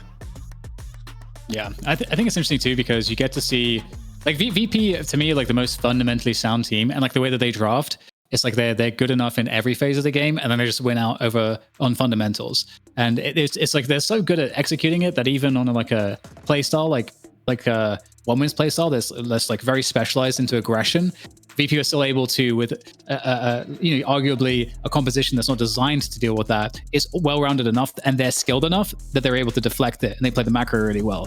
So I feel like VP really is showing teams, at least, if you don't know what to do, you can kind of model it around the fundamentals they show and how they sort of like set up their comps right now as well, because they're good at every point of the game, I feel like. So for those wondering what is going on right now, and I'm not sure if Jason was muted or there a second, or the internet team. Okay. I was like, wait a second. But it's good to update. Production right now is just resetting, is what is going on, because yeah. But I think the reset is done. We're just discussing over in our Discord channel what we could do for April Fools, and I feel like we have hit an accord of what we could do next week. And I'm all body wax, Jason.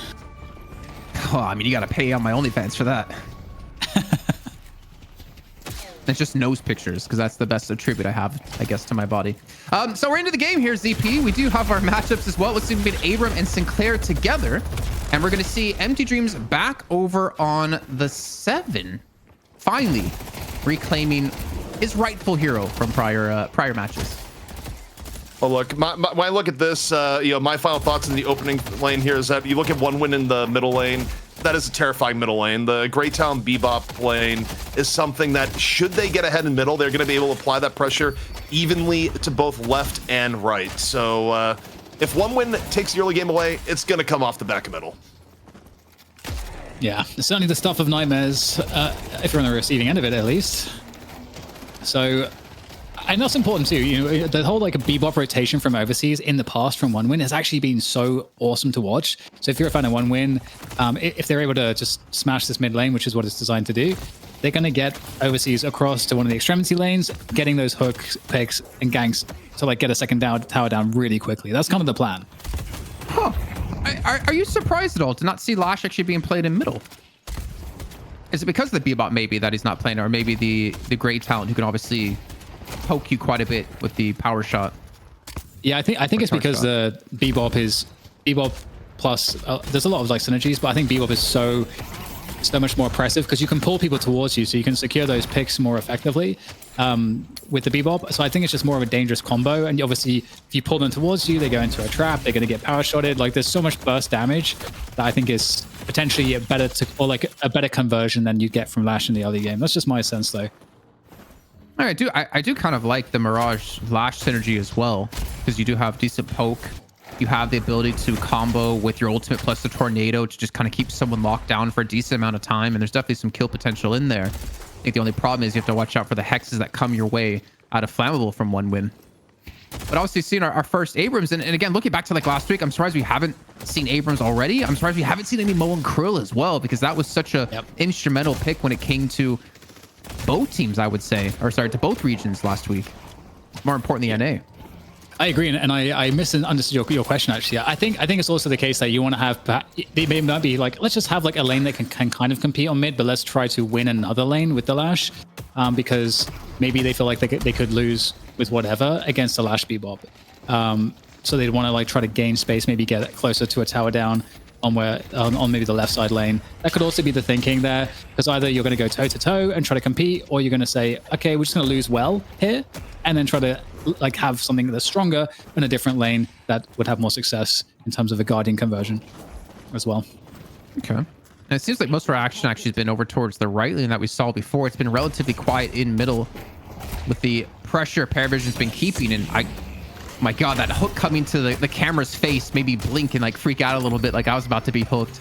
Like those reaction videos where they just throw something that you don't expect, or the ball ends up going straight towards the camera.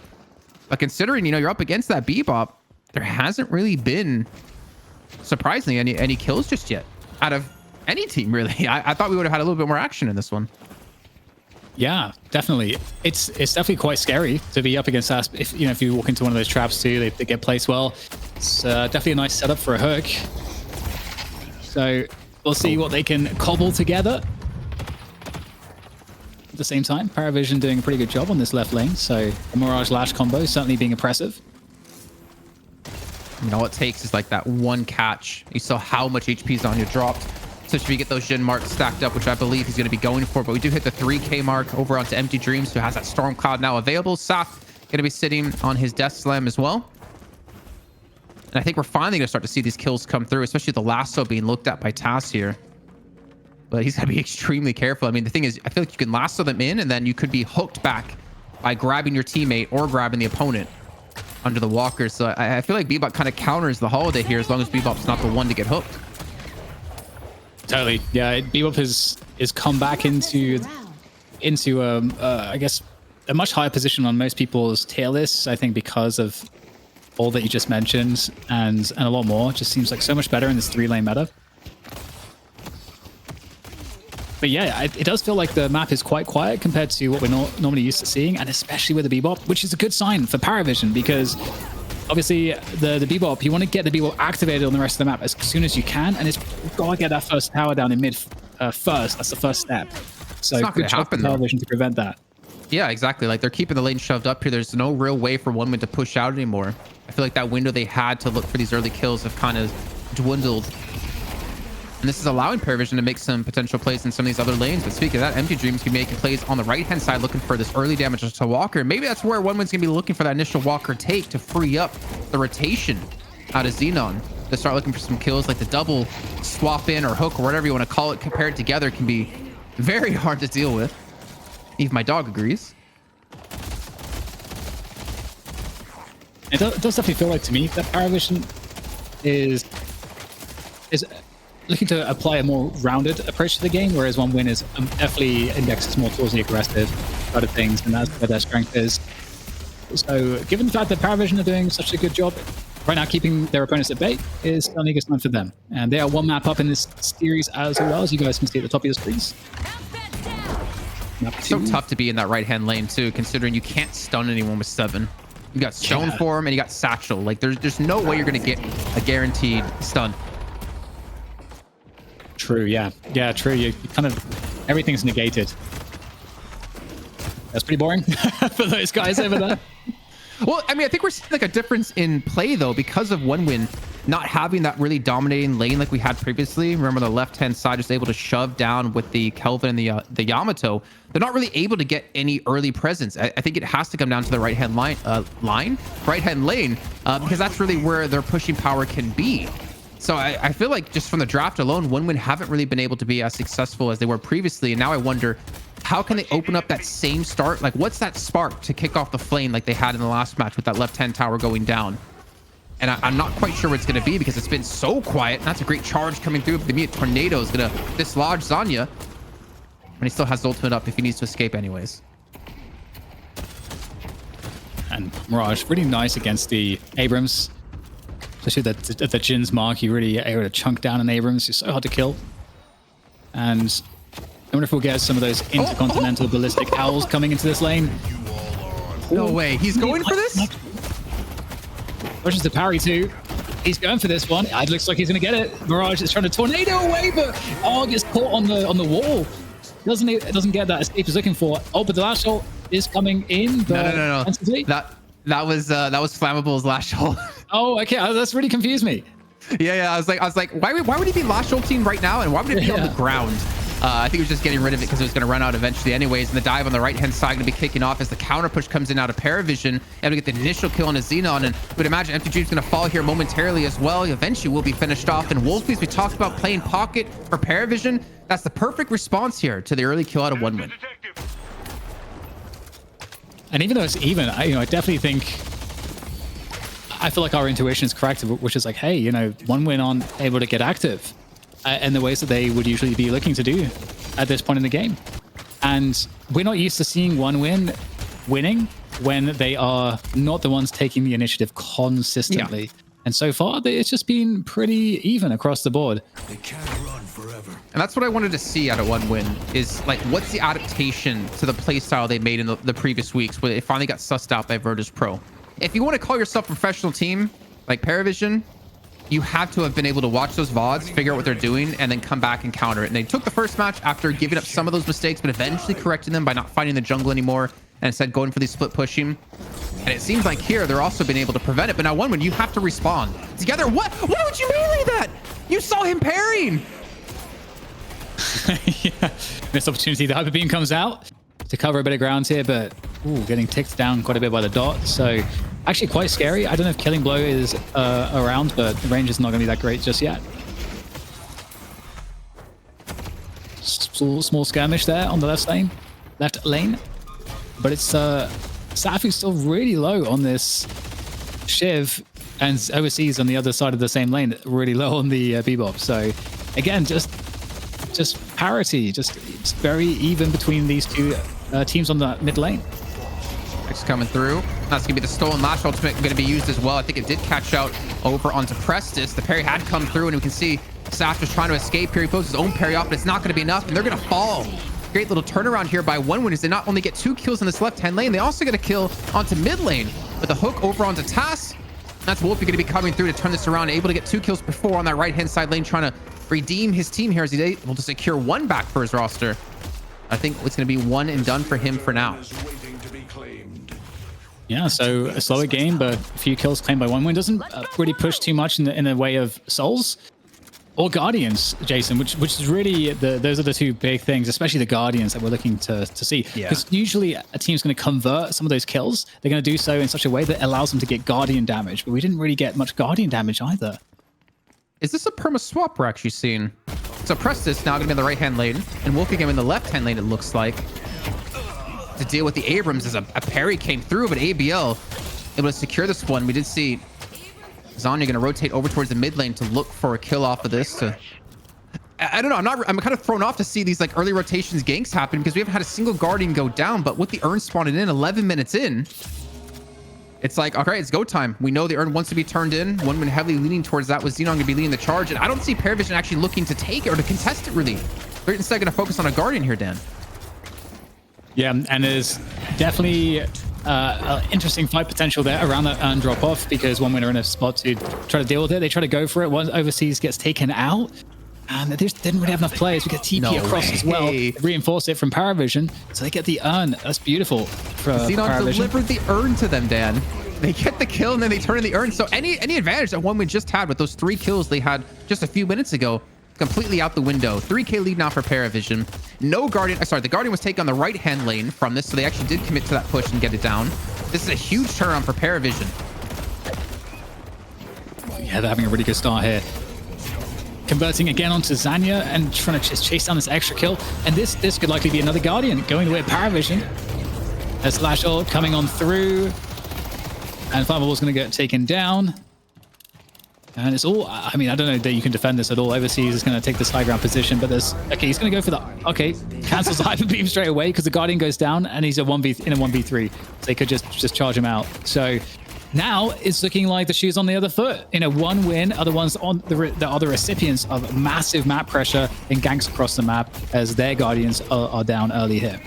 And they're going for a lot of snowball potential too, looking for a push on this mid lane tower to get all 3 down. ABL is going to fall here to Jinmark to avenge the shot out of Prestis. That's the 3rd Guardian now. And just like that, we're seeing a 10k lead for Parivision, but can they maintain it? Zani's going to go in looking for something here as he does hit that charge. The Divine Barrier being popped, the Tornado to counter it. The Unstoppable Force going to be used. Sorry, the Seismic Slam to look to get away, but Parivision do pick up 2 more kills. It's been a non-stop winning streak for Parivision. And where do they go from here with this 10k lead? That's a great question. We can bring ZP in to catch his thoughts on that one as both teams disengage after that team fight. I was muted. I'm here. I was gonna say. I'm not pulling that. No. Here's what I think going in here is that I think OneWin has lost a very key opportunity. You run the Bebop. You need the early game to go well. You do catch Tass trying to steal your Gamba. But look, the problem that you're in here is that you run a Bebop comp. You want to ramp into the late game and have that be the way that you Empty Dreams and ABL get way ahead. It doesn't happen. The early laning really doesn't go their way. Overseas and ABL aren't able to like leave mid lane as soon as they would like. They're just now getting down the Guardian. So, I mean, this is really rough. OneWin didn't really come into this as a comp that can play super well from behind, but that's the position they are in right now. And also, Wolfie getting away. No, not quite. Would have been massive. Just gave a huge donation to Zanya. A huge changeup actually here from OneWin. They were 10k behind. Now only 3k because of the transition of getting these kills and getting these 2 Guardians down to completely get themselves back in the game.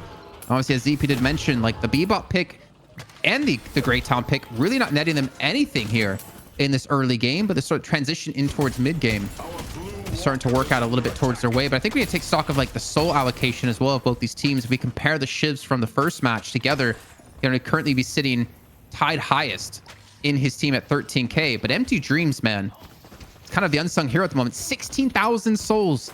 But as I said before, those souls don't really mean much unless you're involved in these fights, and we have to see some sort of result, some sort of outcome from that heavy farming early on to turn into some objectives, turn into some kills, and we can already see OneWin looking for a fight here towards his right hand. Yeah, and they need this OneWin to go well. This team fight here, this could really make the difference, but Prestis is the one to get the opening kill on Abrams. Zanya gets taken out, so it's an early advantage here for Parivision.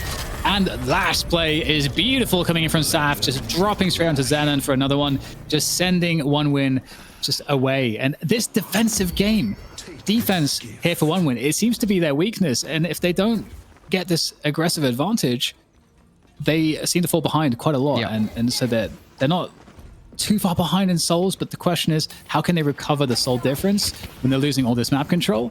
And they don't seem to be as comfortable with this slower or more defensive or passive gear to the game. This is going to be an interesting fight here, actually, Dan, because we do have Death Slam available. It was not used out of Saf in that last fight.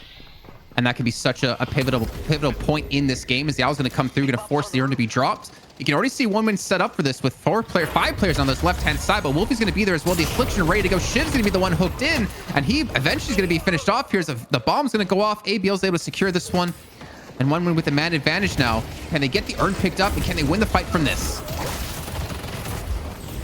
There we go. Parivision looking to try to just, oh wow, they're just turning this on its head pretty quickly there. 2 players down for either side at this point, but OneWin, they've got a really weak players here. They're definitely not looking good on the health game. Zanya has to fall back there, back to base, no HP. It leaves just 3 players here for the rest of OneWin to try to chase this fight down, but they're going for it here. You've got really strong Empty Dreams there on the 7, pushing the issue, getting the damage done. Taz gets taken out, and Parivision are actually sent packing. This is a good look for OneWin. Finally, we're seeing some more life from them in this second map. I think at the end of that, they come out actually, I want to say like slightly ahead, because we're still looking at a 10k deficit for them. But obviously with the kills they had come through, were going to be very important. I think the interesting thing is that Saf didn't use his Death Slam at all in that fight or the previous fight, since he was carrying the urn initially, but he wasn't able to get set up for position to use it properly. But then going back to Soul's Empty Dreams, 20,000, man. Obviously, we saw 7 what he can do in that last match. Headed to Broadway. But this is going to be, I don't know. I don't know. Like, he has a decent front line to help deal with it. ABL has some good poke as well at 16k. But like, I'm looking towards like Wolfie and Saf to be the 2 to really open things up. Because if you see a Death Slam into Affliction, into Tornado out of Prestis, that's going to be a whole lot of dead bodies. Yeah. Yeah, I definitely agree with that. And speaking of Death Slam, there we go. Death Slam coming on in. I don't think this looks good. The Divine Barrier feels woefully inadequate at this point. But hey, hang on. We've got Death Slam in return. Death Slam for Death Slam. But of course, Flammable way too low. No assistance at all. And OneWin will take the L on that one. But yeah, only 10k souls behind. They're also 1 Guardian behind. So some souls would be made up in that difference when that gets taken down. So relatively even at this point in the match. And like you said, I agree. Empty Dreams is a big threat at the moment. And really showing why 7 has so much more priority than 7 did previously with some of those updates. Mm-hmm. You know what's funny is left on the map either.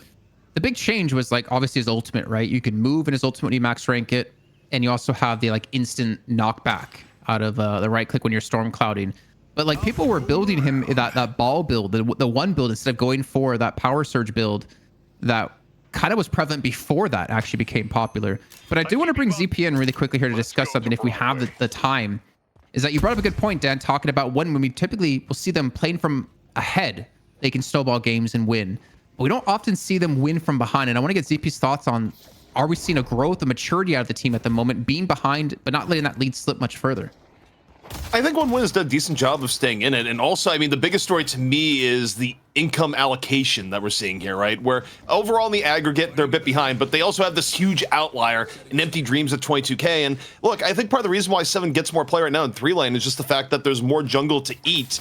And right now you're seeing Empty Dreams basically be the key example here, where even your entire team is behind, Empty Dreams can go and just be the designated guy to eat the jungle. But the key here is Empty Dreams has to be involved in these fights at this point. OneWin cannot team fight without Empty Dreams because the gap is like far more severe if they try to do so. Right now, Empty Dreams coming in trying to save Xena, and we'll see if they can make something of this fight here and now.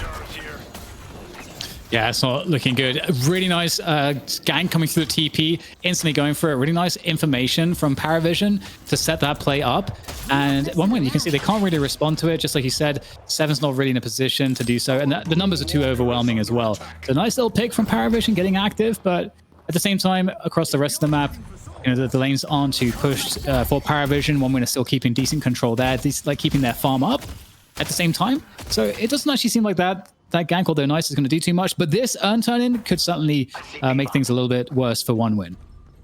What I think about though with this like outlier of Empty Dreams at 23k, it reminds me of a match that we had, let's say about a month ago. I believe it was with Jamside, was playing a Wraith, and he had a ridiculous amount of farm compared to the rest of his team, and he could easily 1v1 anyone in the match. But the problem was his front line couldn't sustain the damage. Oh no, couldn't sustain the damage that was coming their way. So eventually he would just be walked over, or if they're able to just dive into him, he would get popped immediately because there's really no assistance out of his team. So I am a little bit worried when it comes to that. I'm also worried right now because Parivision are trying to split OneWin, but OneWin responding quite well. They're going to give up the urn to look for a fight here on this left-hand lane.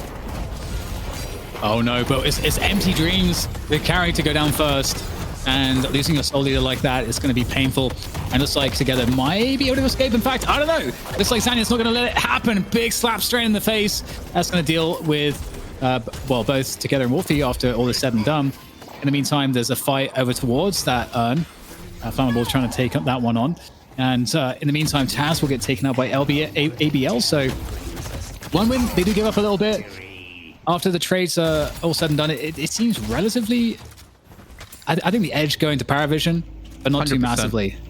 3 for 2 for OneWin, but Parivision get the urn turn in. And it looks like it might be a 4 for 2 actually for OneWin. So maybe not as quite lucrative as it was before. But still, getting that urn turning to be very massive for the team. You can see that Lash sat on 5,000 souls when he goes back to base here to buy up somehow. Zanya's surviving here on about 100 HP. Gonna be regenerating up quite a bit of this one. He might be able to escape. And Parivision actually just might be losing another player. Might be a 5 for 2 trade. And so Empty Dream's gonna go down immediately here to Prestus. And the rest of Parivision gonna go on the charge here to pick up another kill on the Xenon. So definitely heavily a win here for Parivision. Surprised to see though, no split pushing happening during this fight though. I think one thing that's worth mentioning is the fact that Empty Dreams went down immediately in the fight, and then he respawned, came off the rope, went down again immediately, and ABL was the one that was providing all that damage. And look at this now, the pressure on the mid boss. Are they going to commit to this? OneWin have 2 players down, so that they might just go for this one here. We have hooks, obviously, that are available. Flammable has the ult still. So potential here for maybe a challenge from OneWin, but they're going to lose overseas. Great presence of mind for Parivision to just trigger the mid boss, go out, find the people on the extremity, and then now recommit. It's not over though. Seismic Slam gonna be off cooldown, but they're gonna lose another player who went in ABL. I'm not sure how. I think he got hooked in, got lassoed on in. Parivision gonna continue to go for the play here. We can see MTG is gonna be coming in from the mid lane. He does have a Stormcloud available, but they immediately go up to head straight for the Abrams. Zanya gonna get caught out here. The Ethereal Shift gonna be used just to survive for a little bit more time. He's just gonna look to drop down the hole to safety. He drops directly into the hands of Parivision, and they're gonna continue to pick up kill after kill after kill here. Flammable, he's the next target, the juicy morsel to be eaten and swallowed down by Parivision. And they're going to get mid-boss off of this. There's almost nothing OneWin can do. They cannot stop dying. And the momentum completely shifting in the hands of Parivision. Yeah, that's one, that's like one mistake compounding into more. That really is unfortunate. Yeah, I mean, you have to give it to Parivision though, because they recognize that they go for that initial kill, they get some more information, and they're like, hey, we have the numbers, we are grouped up, and all of OneWin were kind of spread out around the mid-boss structure. So they're all in isolated fights where they can't really properly assist each other or just focus by damage. Absolutely ideal for Parivision. Pick up the rejuve. Fight's not done yet. They're still coming to fight on the right-hand side. That's going to be Saf using the Death Slam in. Gets hexed up as well as Flammable's trying to avenge himself from before. Going to be chased down, though. Gets immediately charged back, and a great pickup out of Zanya to keep his teammate alive is together. I think he's going to fall from this one, getting meleeed from both sides, and OneWin will pick up 3 kills, but they'll lose the second walker of the game on the right-hand side. And Parivision, they're going to have the Ryuju to respawn back in anyways. So all is said and done, it's still only about a 24k lead for Parivision. This might be a good sort to bring ZP back in as well, because we might have a little bit of calm. ZP, it's 20k difference, but doesn't seem like it's necessarily unrecoverable for OneWin at this point. No, but it's also getting pretty bad. And also, I mean, that mid-boss was just a car crash of error after error, where Parivision basically goes for a mid-boss bait, and they reel in all of OneWin in turn, where OneWin was just trying to play the outskirts, get ready for a contest to go in. They had the ability to contest, especially with heroes like the Sinclair, but Parivision just played it patiently, kept doing recon on the outside, and they grabbed pick after pick, eventually end up full wiping OneWin, get the mid boss for free, and greatly extend their lead. And yeah, I mean, Parivision might have gotten a little bit aggro. They lose 3 for a walker, but if you're Parivision, you're still in a great spot right now. And for OneWin, you know, your opportunities to come back are rough so long as Parivision, you know, properly isolate, and they're doing just that to kick off this fight. The lasso into the tornado too. It pulls in 2 players for an easy knockup. They're going to pick up the urn too while all this is happening. OneWin are just trying to turn tail and run, get back to the safety of their own base, which they will do, especially with the help of the airdrop out of Litz. But Press is going to pick up 1 more, and actually the safety not going to be there for Flammable. So they're going to look for the urn turn in, and then they can easily transition into that left-hand walker to get their 3rd flex slot of the game unlocked. This is a massive snowball and a great macro play here now at a Parivision. Yeah, OneWin are not looking in good shape. It's starting to seem unrecoverable. You know, looks like they're going to go for this urn turn, and it feels like OneWin, they may want to contest this. They have players sort of in position to contest this. I don't know if do they go for it or not. I mean, it's one of those things where every player at this point is going to kind of suck. So you just have to choose which type of suck you want. Wait, say that again? Did I hear that right? Hey man, you know what I mean. No. Can you elaborate? Your mind out of the quite gutter, understand. Must have seen chat say they didn't quite understand about what kind of suck you want. How is that possible? We're not even beyond the delay yet. Jason is actually making stuff up right now. It's unbelievable, Don't Jason. worry. I wasn't even called in, but they're going to say the same thing. I'm active fact checking right now, and you just don't pass the test, sir. I'm sorry. Well, either way, the pause has been undone. Parivision going to go for the turn in off of this, and I think OneWin, you had to give it up. Only 3 players left alive. That could have been a massive snowball, and the walker is going to fall as well. It's quickly turned into a 40k soul lead now for Parivision. Almost unlosable for a team. Almost. I'm not going to say it is quite possible. It's definitely quite possible to come back from this, especially with the potential of the double pick with Bebop and Paradox. But the way Parivision are playing, and again, soul allocation that ZP mentioned before, 29k on Empty Dreams. There's an 8k gap between him and Zanya, 10k between him and Overseas. There's no real front line for OneWin. And Zanya, it's going to be very difficult to survive in these fights, especially when you get death slammed in away from your team like we just saw previously in that little corridor. And they're cleaning up the map. They're taking all the value on the map, and they're just gonna make it as hard as possible for OneWin to come back. Which is what you like to see. What you like to see. We don't want any of this sloppy deadlock. All right, well, the fight's being forced here by OneWin by the Sin of Sacrifices, and it's going to be hard to see a world in which Parivision don't wipe them out with such an advantage. See if there's any engagement to be had here. Oh my god, the Magician just running around. He's at the wrong kid's birthday party, and he is going to get absolutely wrecked. Okay, this is just decimation. They're just chasing them all down. You know, oh my god, it's like those scenes in those movies where they're like, oh yeah, you can. We're not going to have you imprisoned anymore. You can run. We're going to give you a 2-minute head start. Oh, I thought it was. Oh, okay. I thought it was going to be like Final Destination 72, where you see someone E-shift and you can kind of try to think, how is that going to lead to my death? Not sure if you saw the trailer for the new one for number 6. But yeah, what this is to me, this is game. This is for sure game. Like 50K now between the two teams. There should be no coming back from this with just the raw stat check. I'm everywhere today. Stat check potential out of Parivision. Someone save me. And that's gonna be the patron going down.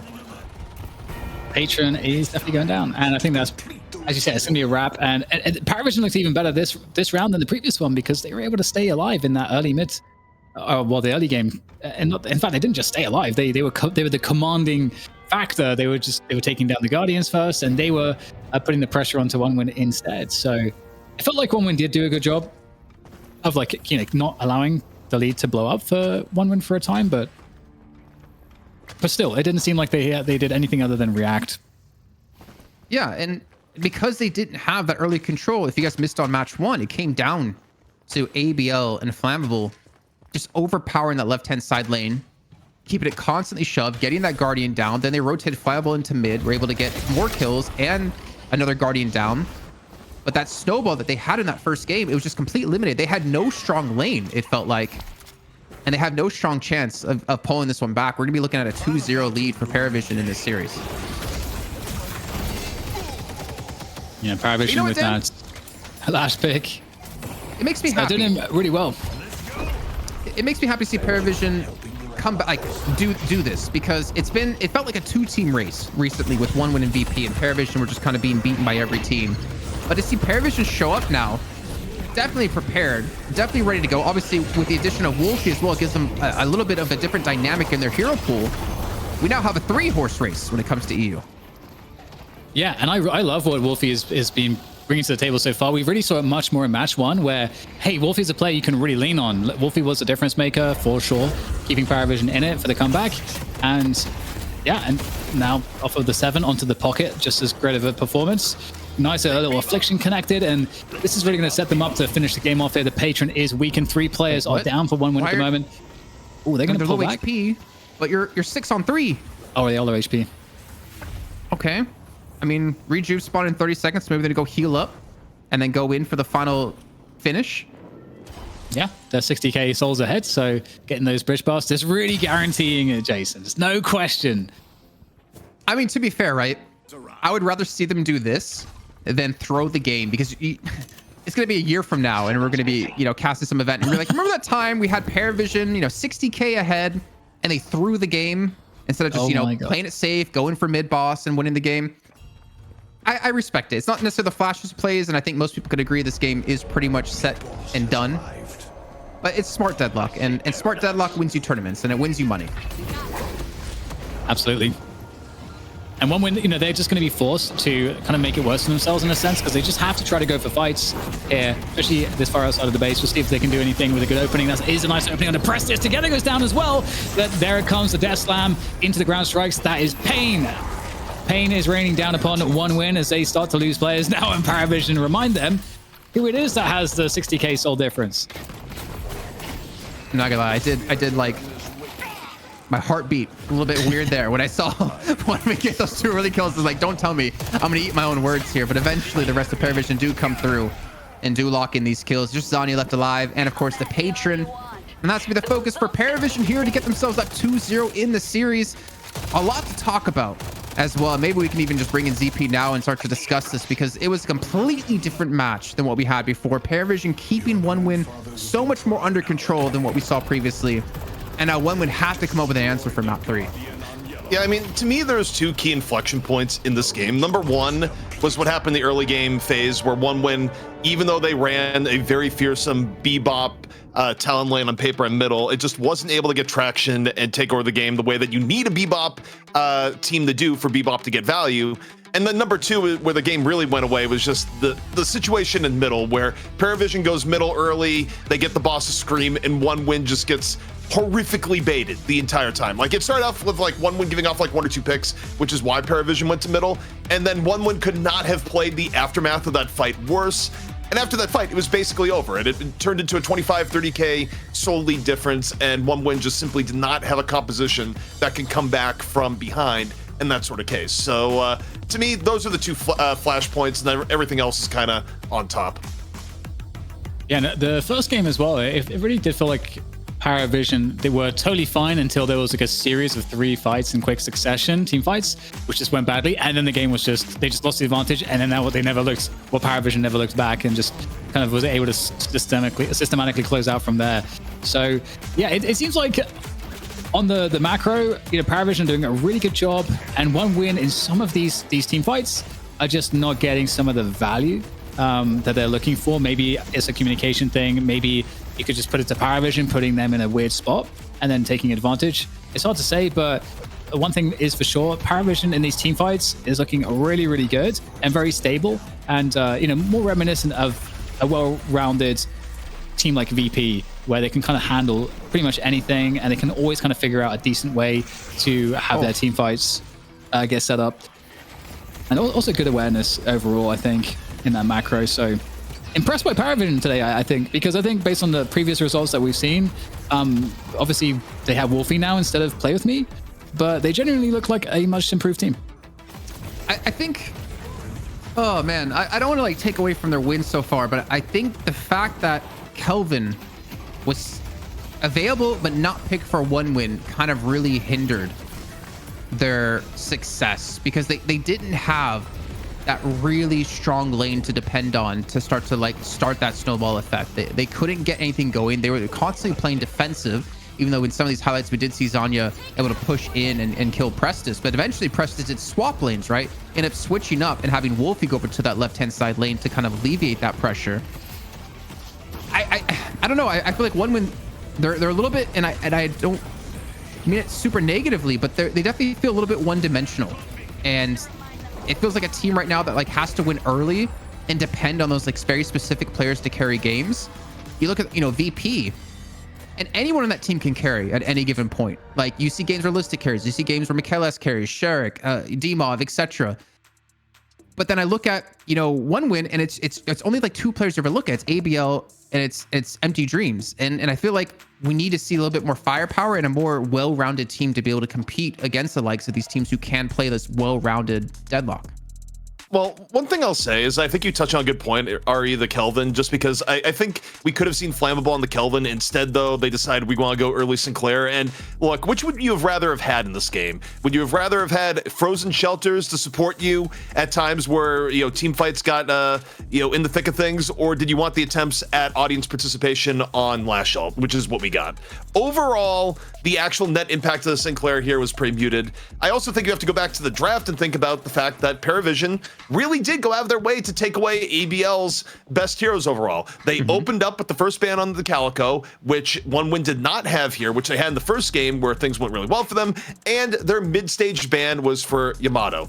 I think bare minimum going forward in the series here, if you're one win, you need to protect ABL's more favored picks a little bit more heavily. You can't do anything about the first ban, but you can secure either Yamato or the Calico earlier in the draft if you want for ABL. But that's what I'm hinting at, is you can't depend on, I mean, if you want to be like one of the best teams in Deadlock right now, you can't depend on only ABL we have to secure him a first pick, because that's not going to work long term. And if he can't be successful, then you're not going to win anyways in that game. So I don't like that mindset, but I understand that's the way OneWin's kind of been playing. And I agree with you. You definitely need to get him on something that he can have that carry potential for.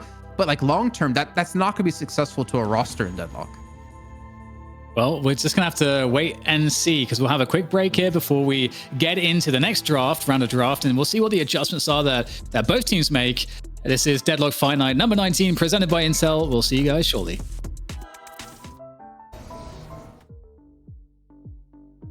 We are back. This is Deadlock Fight Night number 19.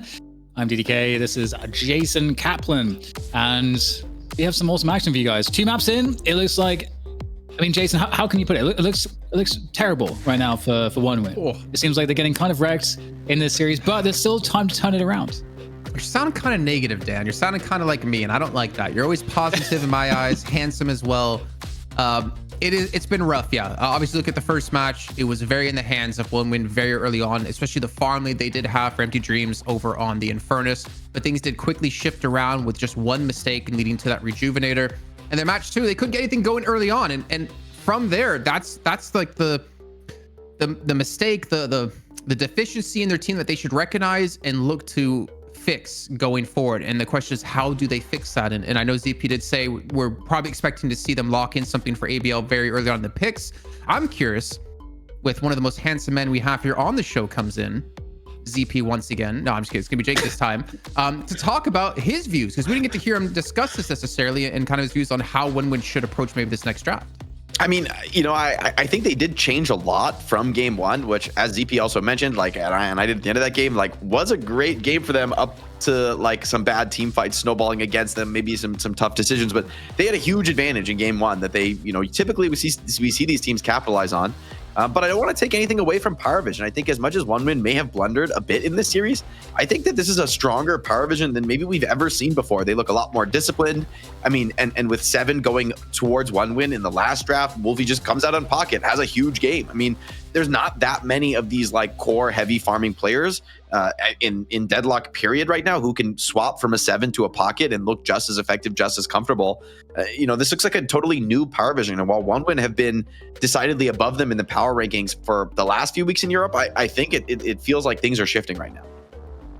Totally agree. And the button is now on OneWin to adapt to the situation. I do agree with you. I think, or I wonder how much the Calico ban, first ban from Parivision impacted them. We know that OneWin can play a multitude of playmakers, but Parivision, in addition to banning the Calico, is either taking the pocket or just essentially getting, well, I think both times, yeah, they took away the pocket too. So you're taking away most of OneWin's like playmaking, like favor, leaving them with maybe a Yamato, which we didn't really see in the last game as well. So it feels like OneWin is kind of out of their comfort in the draft for how they would like to play.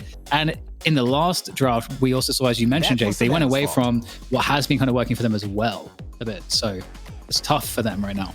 Do you think OneWin got like indirectly baited by having Sinclair left open in the last draft, that they ended up going Sinclair and it just completely did not work out for them? I was just going to talk about the Sinclair because it's so interesting. Like, the teams clearly have such a high priority on Sinclair. We see it get first banned a huge percentage of the time, but the few games in the last couple DFNs that it's gotten through and been almost always first or second picked, it's fallen flat. Like, I don't think we've really seen it have a huge game.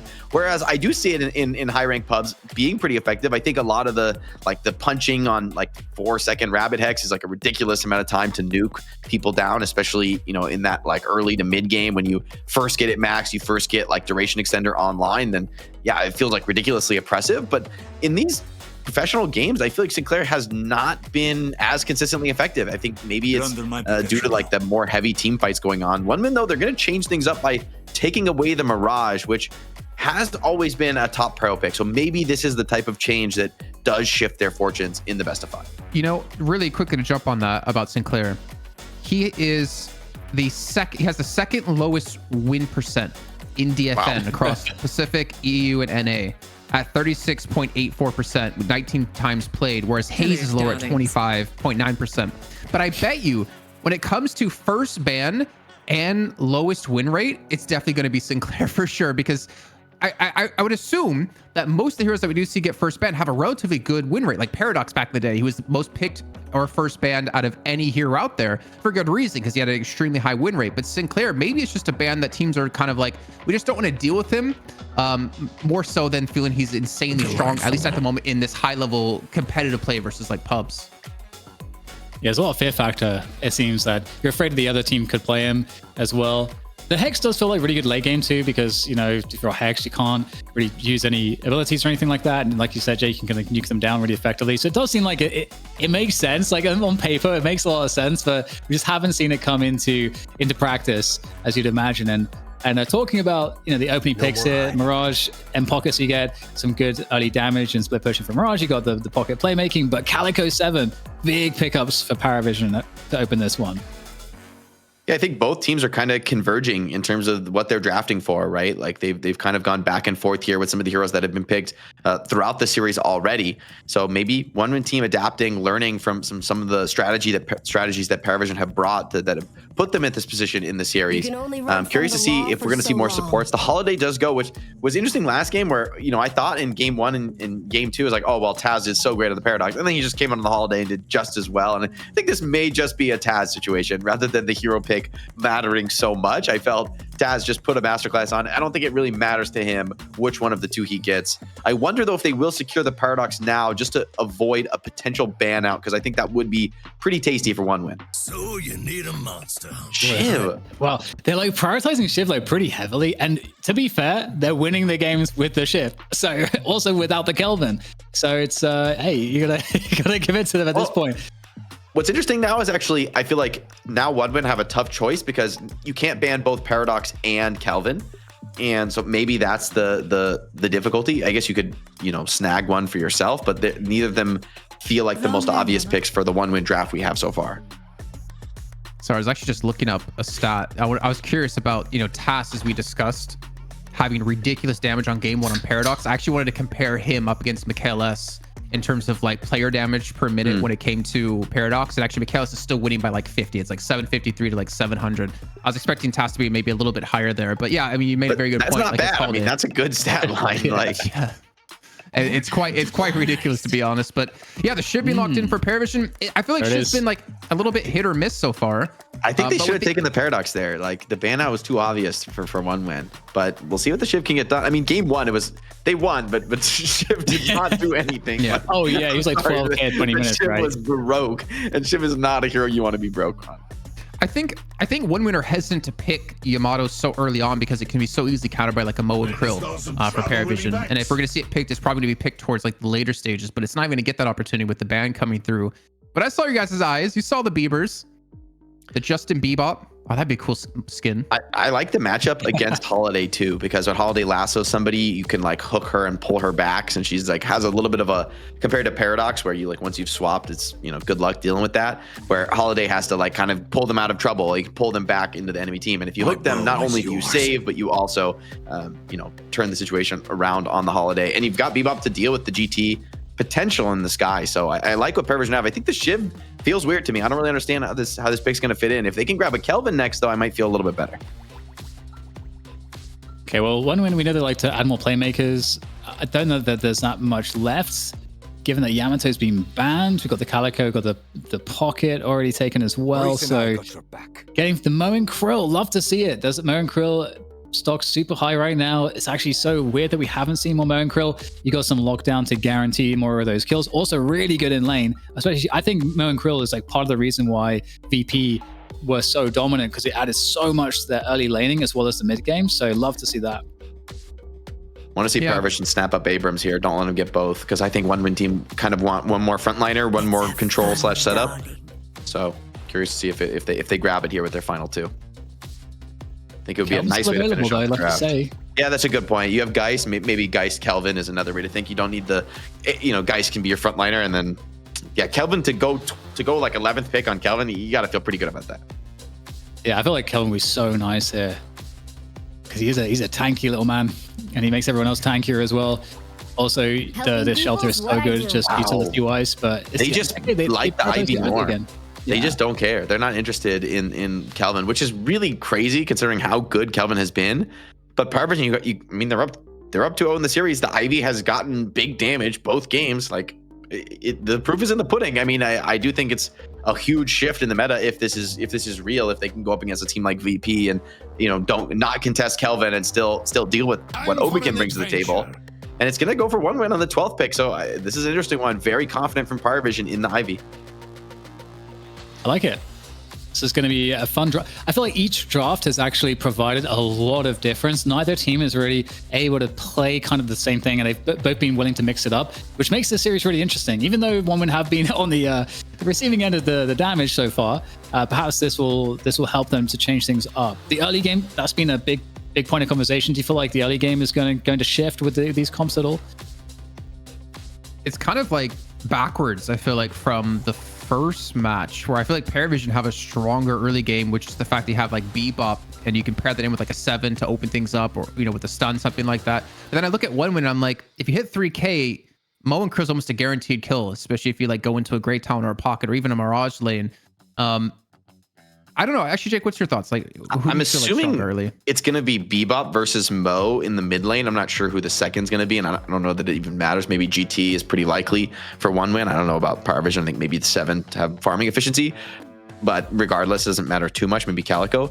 I think what's interesting is Mo has looked so good at shoving lanes, it being super sustainable, tanking through all this kind of spam and harassment. But I also worry about Mo that he might be vulnerable to getting hooked under tower. And even Mo with his tankiness, I don't think you're going to like being hooked under tower if that does happen, hooked too deep. And so I'm really curious. I think the mid lane is going to be a big inflection point where these are 2 of the strongest mid laners historically last few weeks that we've been seeing. Curious if Mo is in fact, it is going to be the mid lane. The wave clear, I think, is something to keep in mind, because we talk about 1 win getting early Guardians, and Mo is one of the perfect heroes to put into a lane for that early clear. That's what I'm worried about, though. If you push up to the enemy tower, what happens if you get hooked, right? Like I think there is a big playmaking potential for the Bebop, but I think you're right. If that doesn't happen, Mo could be the hero that kind of changes that tempo in the mid lane. To me, it feels like 1 win's mid lane and right lane are stronger than their opponents. Are you guys kind of reading it the same way? Just on the paper? So 1 win's extremity lanes are stronger than Parivision? Yeah. I'll let you go ahead, Jake, before we... Well, I think you mean right lane in the sense of the Calvin pocket lane here? Or do you mean the because I think Geist Calico sounds like a ridiculously broken lane. That's the lane that I think is better for Parivision. I think it's the other 2 lanes I feel like are better for one. Okay. Yeah, I'm curious to see how the pocket Kelvin lane goes. I think you're right that there should be a lot of sustain there. Ivy and 7 is something that Parivision ran before, and it was pretty defensive lane. They lost their tower. They're mostly just like playing to stay alive and D-push. So I think the kill threat is super real on that lane. I think the key is maybe just Ivy's ability to deny souls and both of their abilities just to clear waves. And then we got this mid lane where this is the ever-present danger, those hooks. But then you got the Mo to come in and just really get in your face. And Mo is really dangerous, very oppressive in these early lanes. So it feels like that could even out maybe some of that threat that the Bebop has. You got the shift there as well, so that's a pretty tanky lane here for Parivision. But the Mirage is also really good damage output, and Bebop has a big hitbox. Yeah, and I mean, as you were saying, right, like if you hook in a Mirage, he just tornadoes away. You hook in a Mo, you're going to get a lot of damage onto him, but the disarm is going to be a massive factor into preventing a lot of the damage he's going to take. I guess the upside is that like a Shiv, once you get the extra charges on his like knives, if that's the route you're going to be going on him, he's going to have a lot of damage outside of his melee anyways, and a lot of extra bleed damage to kind of trickle away at. But I guess a lot of that can be mitigated when it comes to Spirit, so Divine Shield definitely going to be probably one of the early pickups here in that mid lane. Well, it's definitely very fun to see how we think it's going to go on paper, but now as things are playing out, we're starting to get a bit of a taste. And so far, both teams fairly tentative. Any approach, nothing too aggressive from anybody, just like focusing on denies, guaranteeing that farm, dodging the hooks, of course. I really wish we did have like some sort of indicator in game of denies, because that's like one thing we don't really talk about a lot is like how important it is to be denying so much in your lane, especially if you're not going to see like any early kills, because that soul lead does add up quite a bit and gives you that advantage of earlier levels, earlier ultimates. earlier items that you can use to snowball the game. So it's kind of a shame that we can't really keep track of that so much at the moment. Maybe that's a change we'll see, you know, coming in the future. Yeah, I'm sure we will. I love all of the potential this game has for things like that. So I can't wait to see what it looks like in a year or two. All right, another hook is caught on to the Mo, and he's actually going to get taken out there. Very well done. Again, as we highlighted, not easy to pull off against the Mo, but hey, this Bebop Shiv lane is so far proving to be the stronger of the you know the duos that are against each other. It's just so opposite from the first match. Like we had Overseas on Bebop, but they accomplished nothing in the lane. And we've already seen a change in that alone here for Parivision. As Overseas, speaking of him, gonna be able to chime in and get a kill over onto Saf with some good aggression. But yeah, I mean, we're already seeing, you know, the Bebop being used not necessarily differently, but more successfully for Parivision. Yeah, and it's a nice equalizing kill to get onto one of the most important early game heroes, the Calico for Parivision. Pretty relaxing early game so far.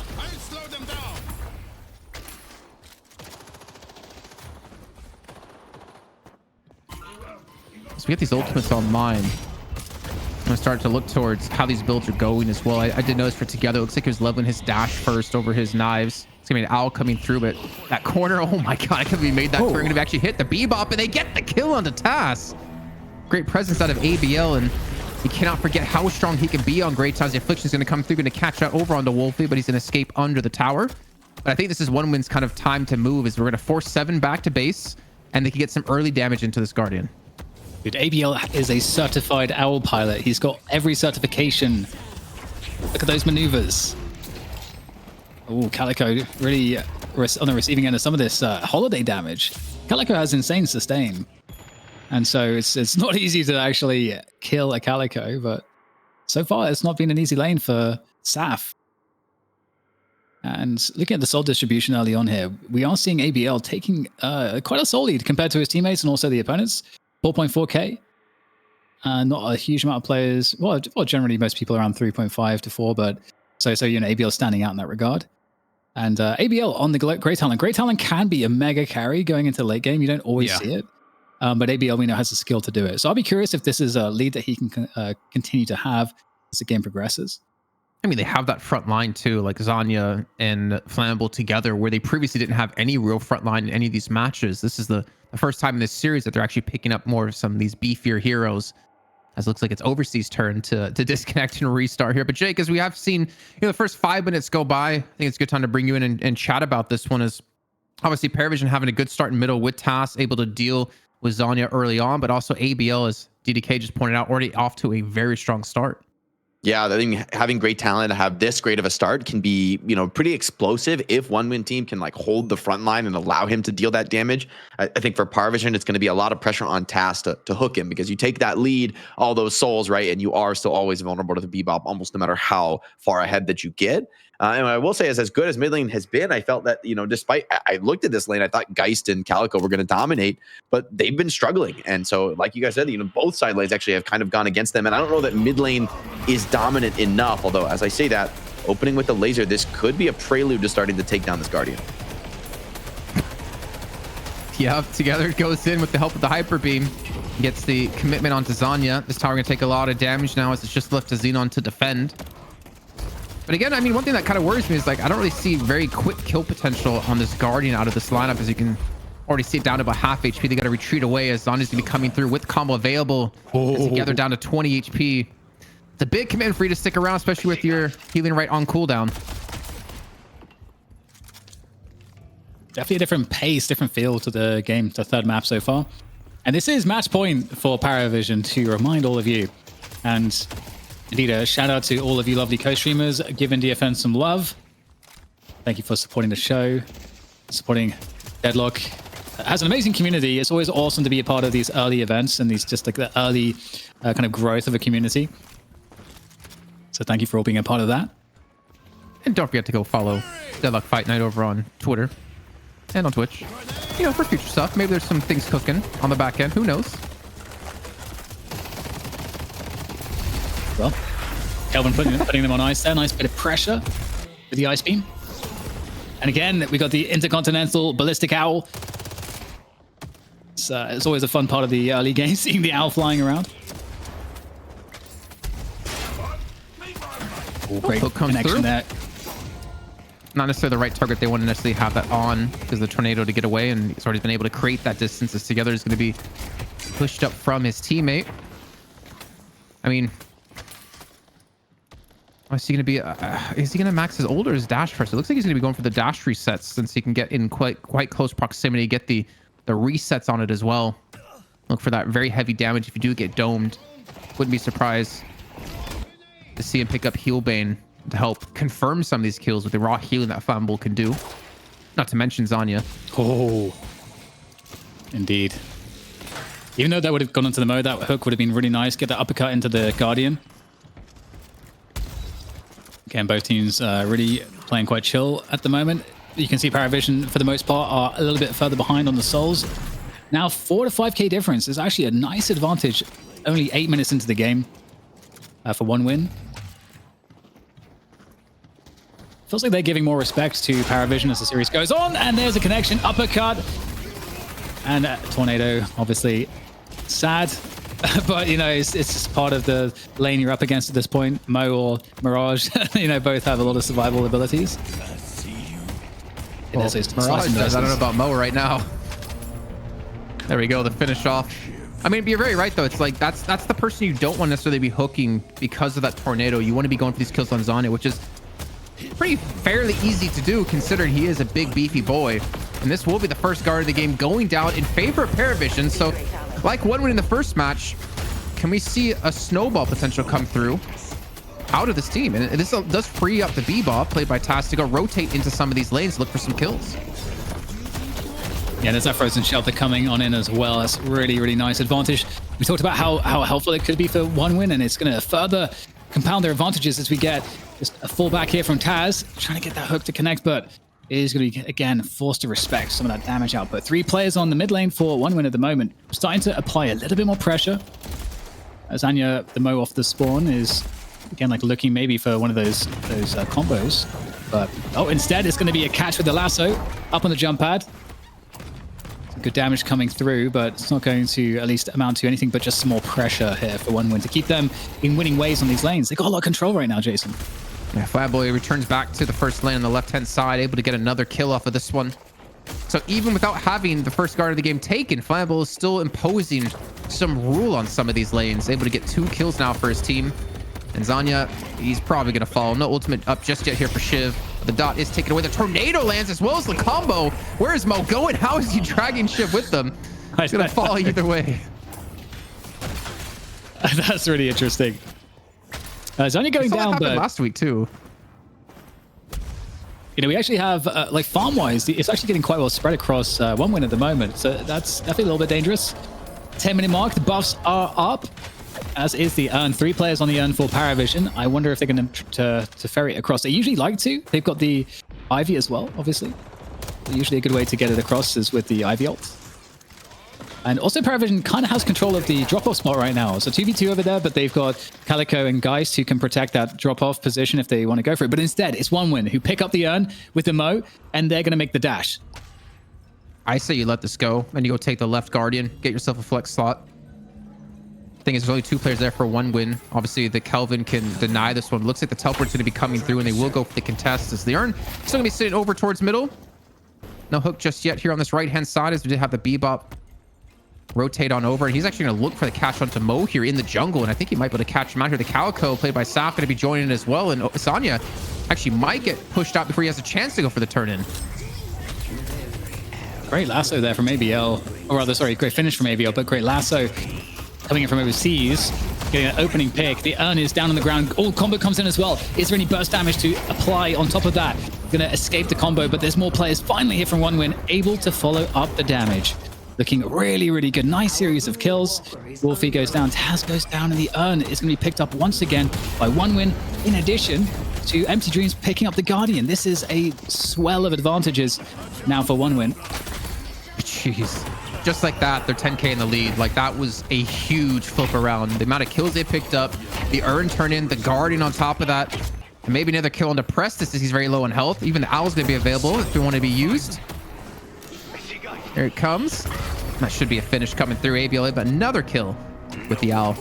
And one win, they just cracked this game open. 11,000 soul lead now after being down the first tower of the game.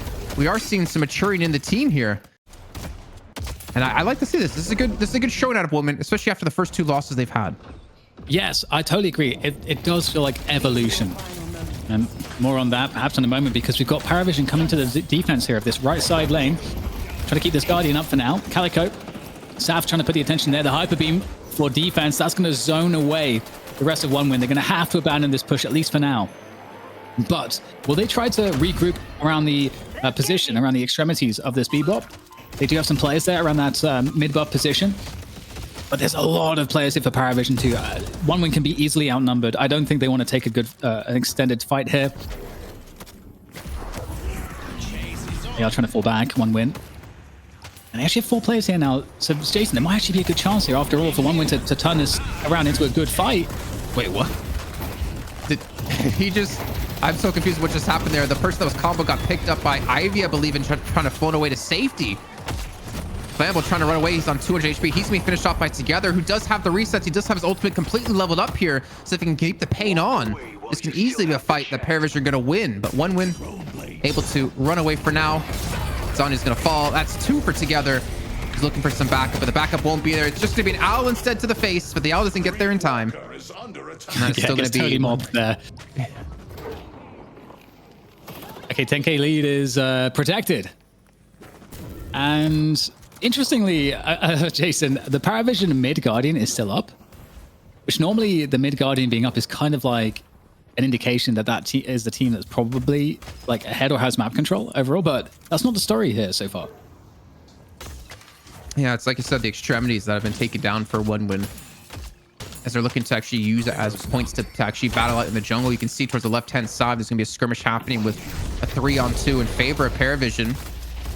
And again, Together going to be looking for the reset. Stun's going to come through, but he can't quite get on top of the building here. And that should allow Flammable to escape.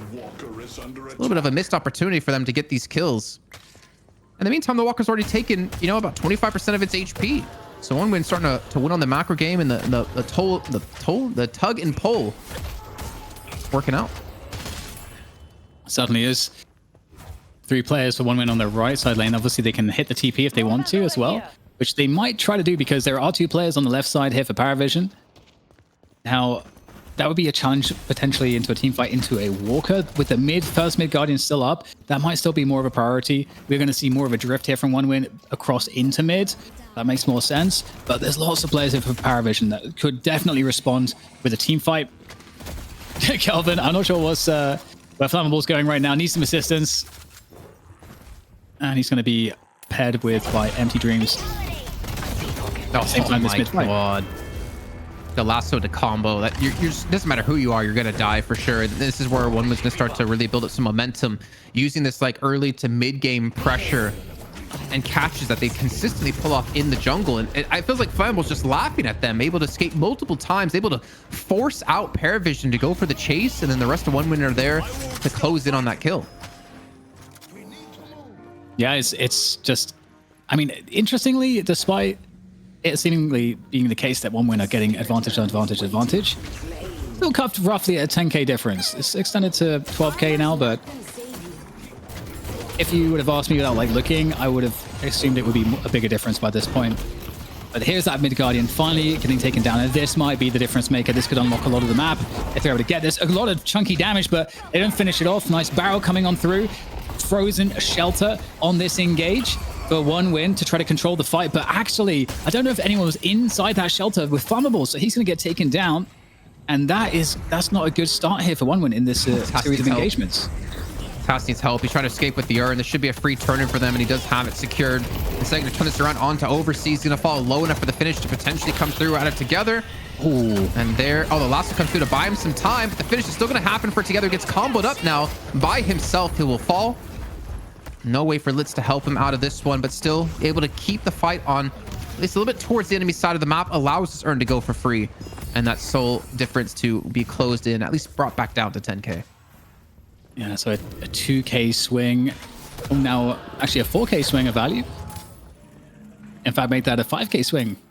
6K swing. Okay, it's actually very quickly. Parivision like getting a lot of souls. They're farming up real quick, and one win. They've got to be careful because they've been in this spot before where they have this lead on game 1, and it just slowly dwindles away. Not quite. I mean, they had more of a lead on game 1. That was maybe a little bit more egregious, but here's a chase down coming through. Saf is surely going to get Zen, and he's already used that tornado, and he's going to get what? He's still alive. He is actually still alive. He's got the TP as well, so he should be able to survive.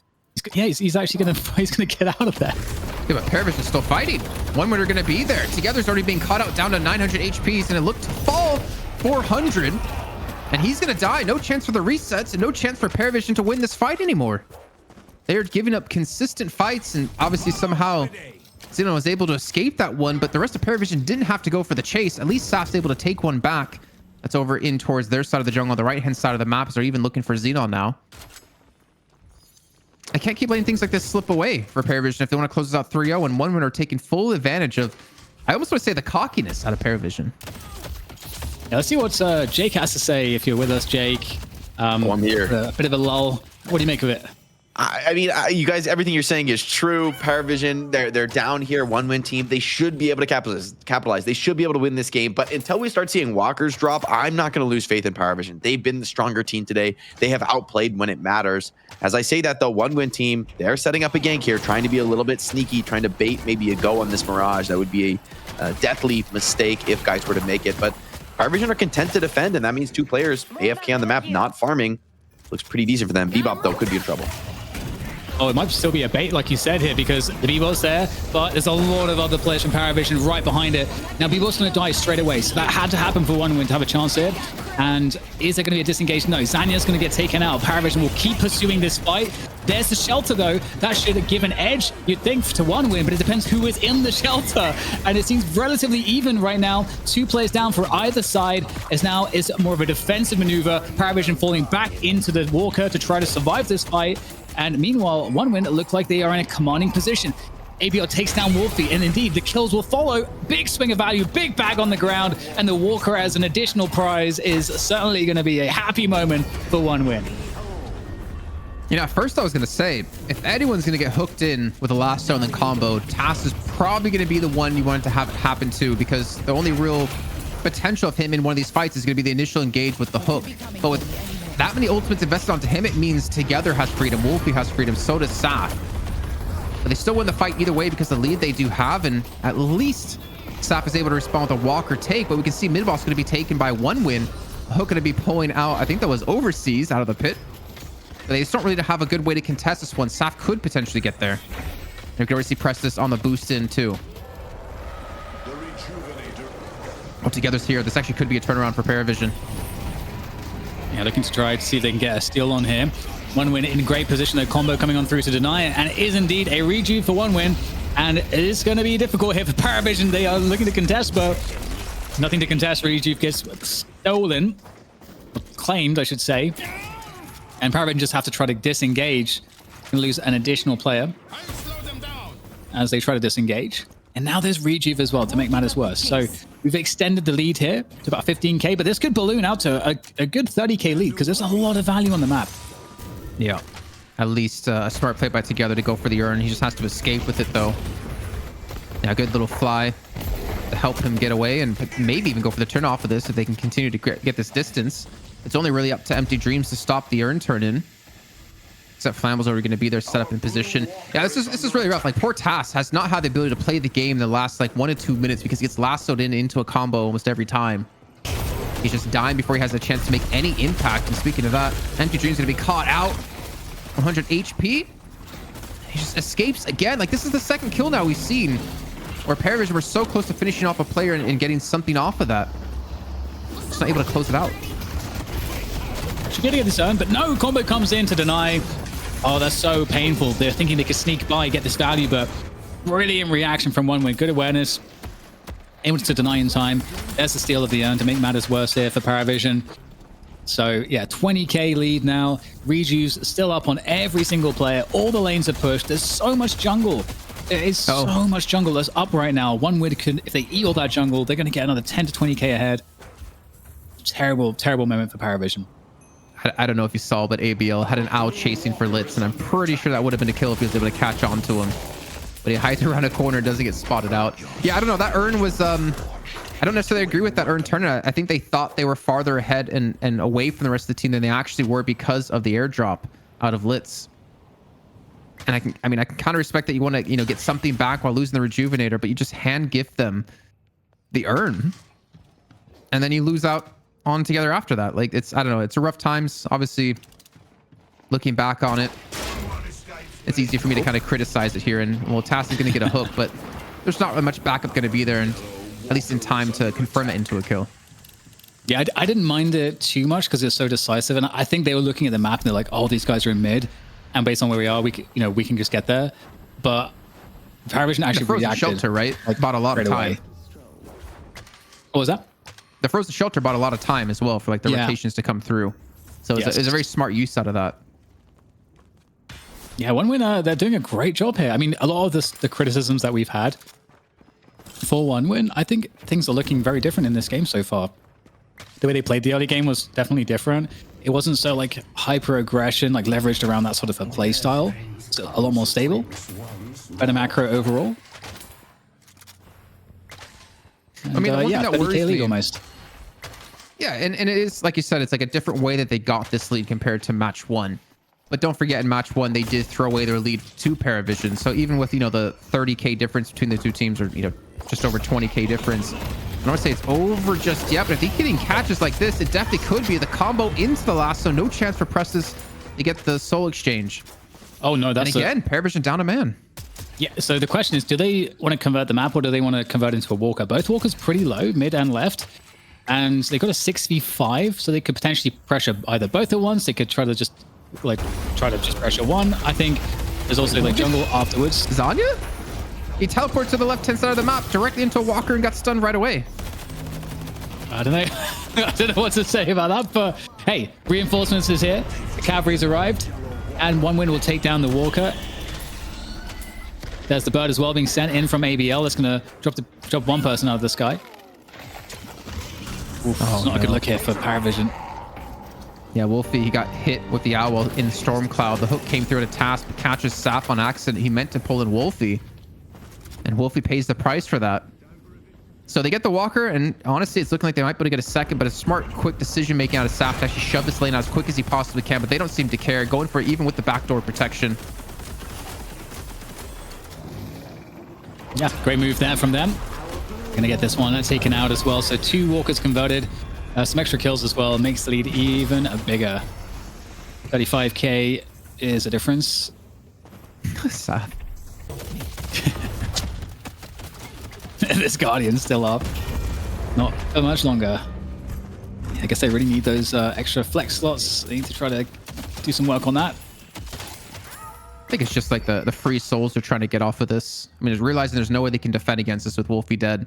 At least go and pick up some objectives to kind of equalize things. Well, not even equalize. I can't even say that. To kind of make the pain not be so bad off the back of the rejuve and the 2 walkers taken by OneWin, not to mention the kills.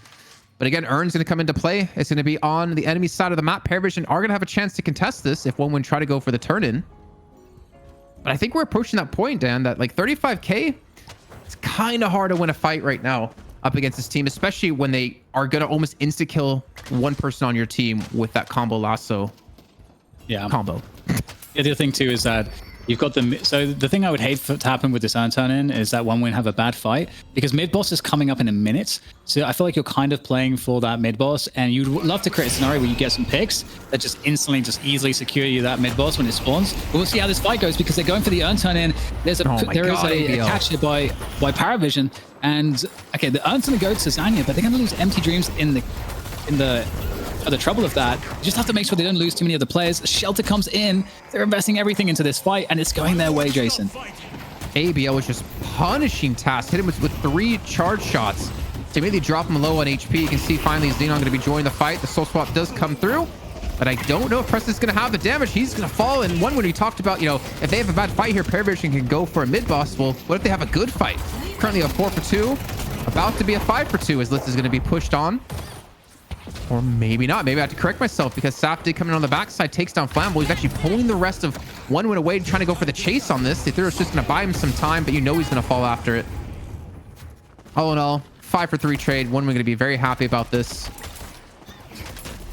I don't think they go for mid boss. I'm not quite sure. I guess they do have the damage for it. Yeah, I think they can definitely go for it. So many players are dead. Should be pretty easy to get that mid boss online. Taz is going to be up. Wolfie's coming up shortly as well, but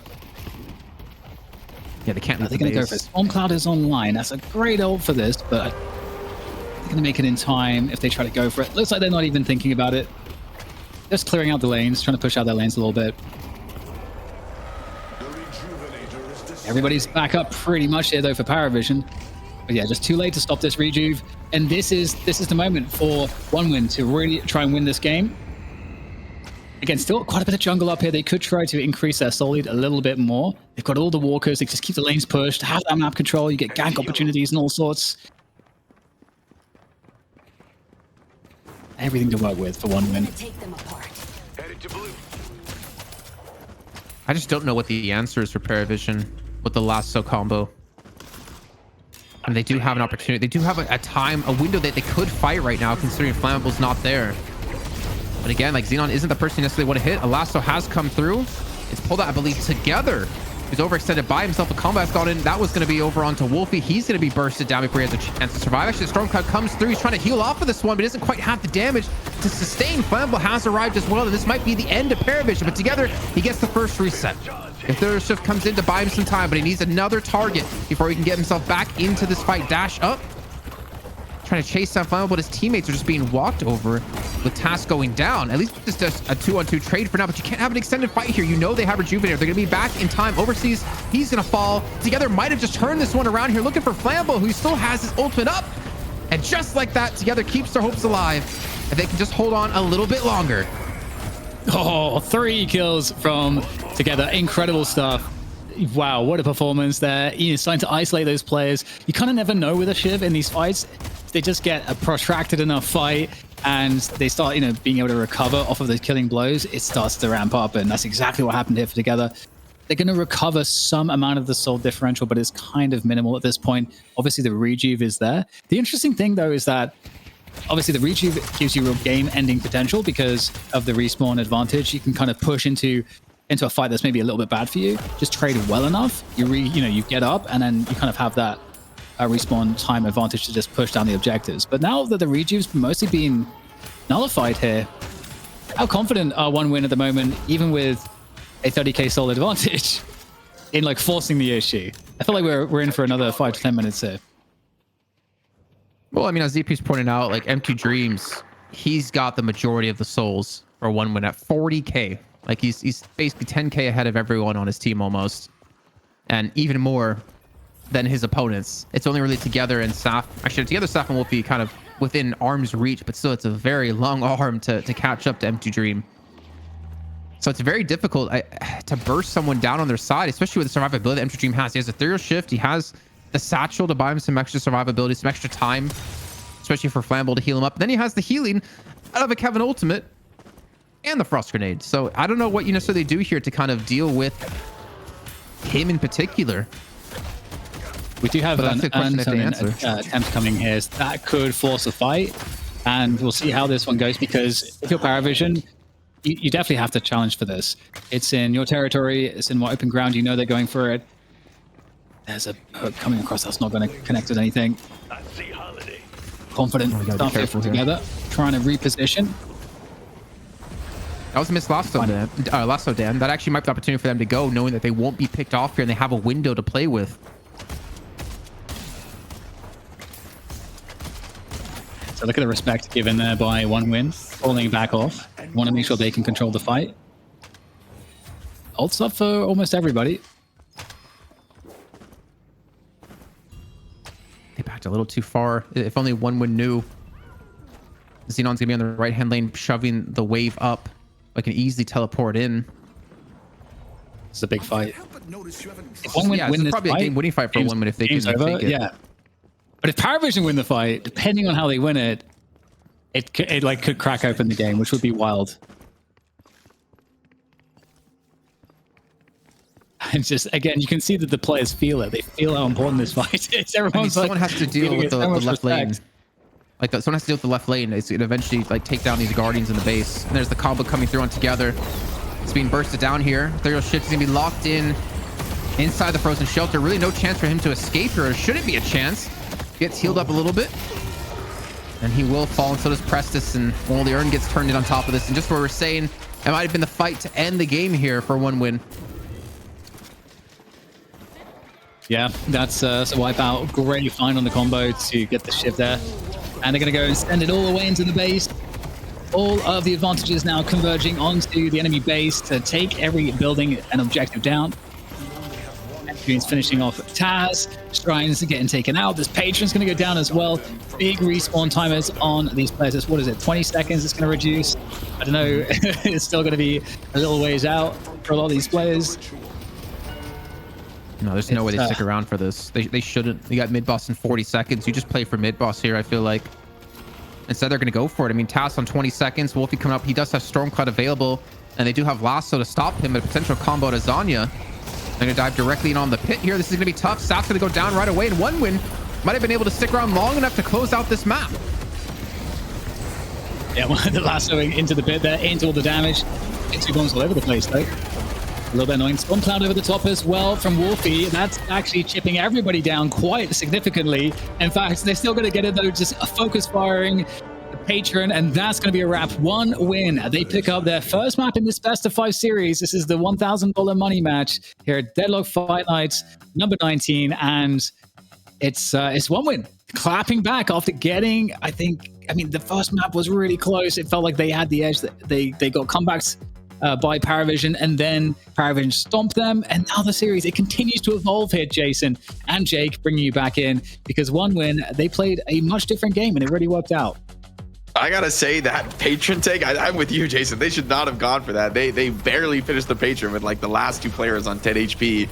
That was insanely close in a series that has so far been mostly Parivision. However, I mean, one win, as hard fought as this game was, it is the start of a comeback, right? And usually this is the point where a lot of teams fall over. You know, you're down 2-0 in the series and you just crumble in game 3. And so the fact that they're able to get a win at all, I won't take it away from them. This is a big moment in the series and an opportunity for them to get the mental reset that I think they needed. Was there no rescue beam on Parivision's side? I don't think I saw one. Because like Together, when he gets like comboed and he bought time with Ethereal Shift inside the Frozen Shelter, it's just one rescue beam and he's safe. And I think it was like Parivision had no answer to the combo, to the lasso, to the Frozen Shelter. Like whoever got pulled in would die. And that was kind of the problem, is that if OneWin just used their ultimates correctly, Parivision just didn't have a proper response for it, it felt like.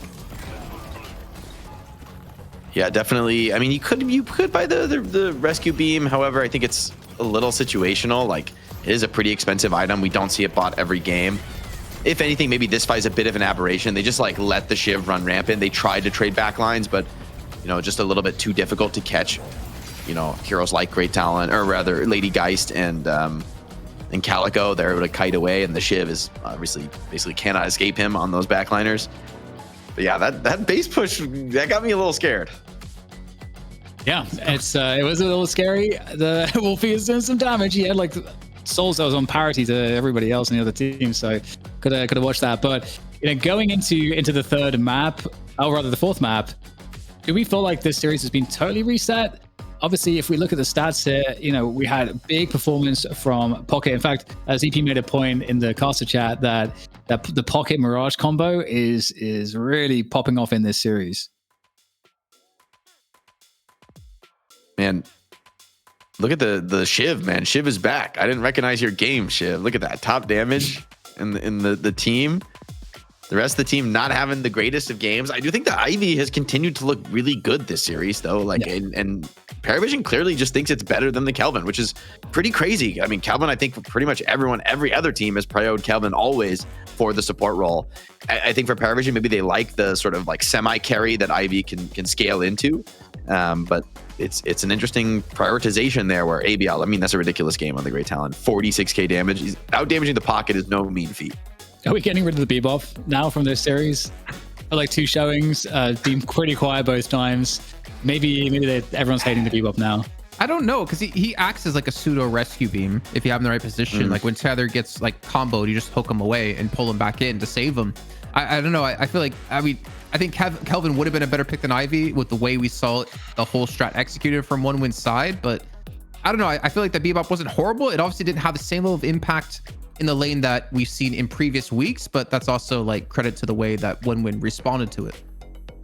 I feel like the Mo had a really big impact this game as well. It's the first time, I mean, we don't usually see OneWin actually playing the frontliners too much, like Neighbor's Mo. Usually they'll just like overstack on the playmakers. So it's really cool to see Mo playing such a big part and such a big role in facilitating kills, taking the initiative, did well in lane, and obviously like creating space as the front line is there to do.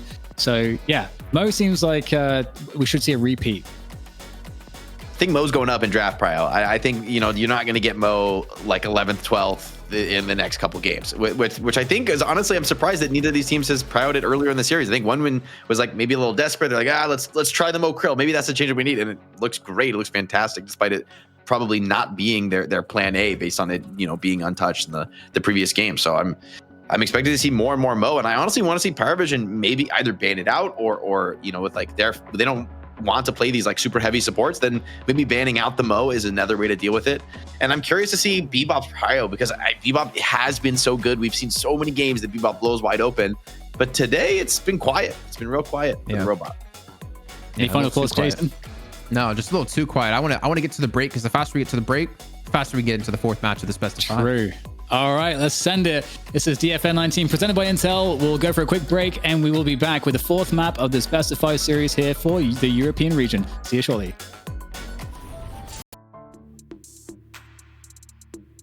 Whoa, I was still taking a bite of some bread, my break bread that I eat every break. And is that we're all back. you're allotted We're back. here is just bread? Got to get the bread. It's map 4, guys. It's map 4 ZP. You didn't get to do the analyst segment last match, but what are you thinking going into this 4th map? It might be a turning point in this series.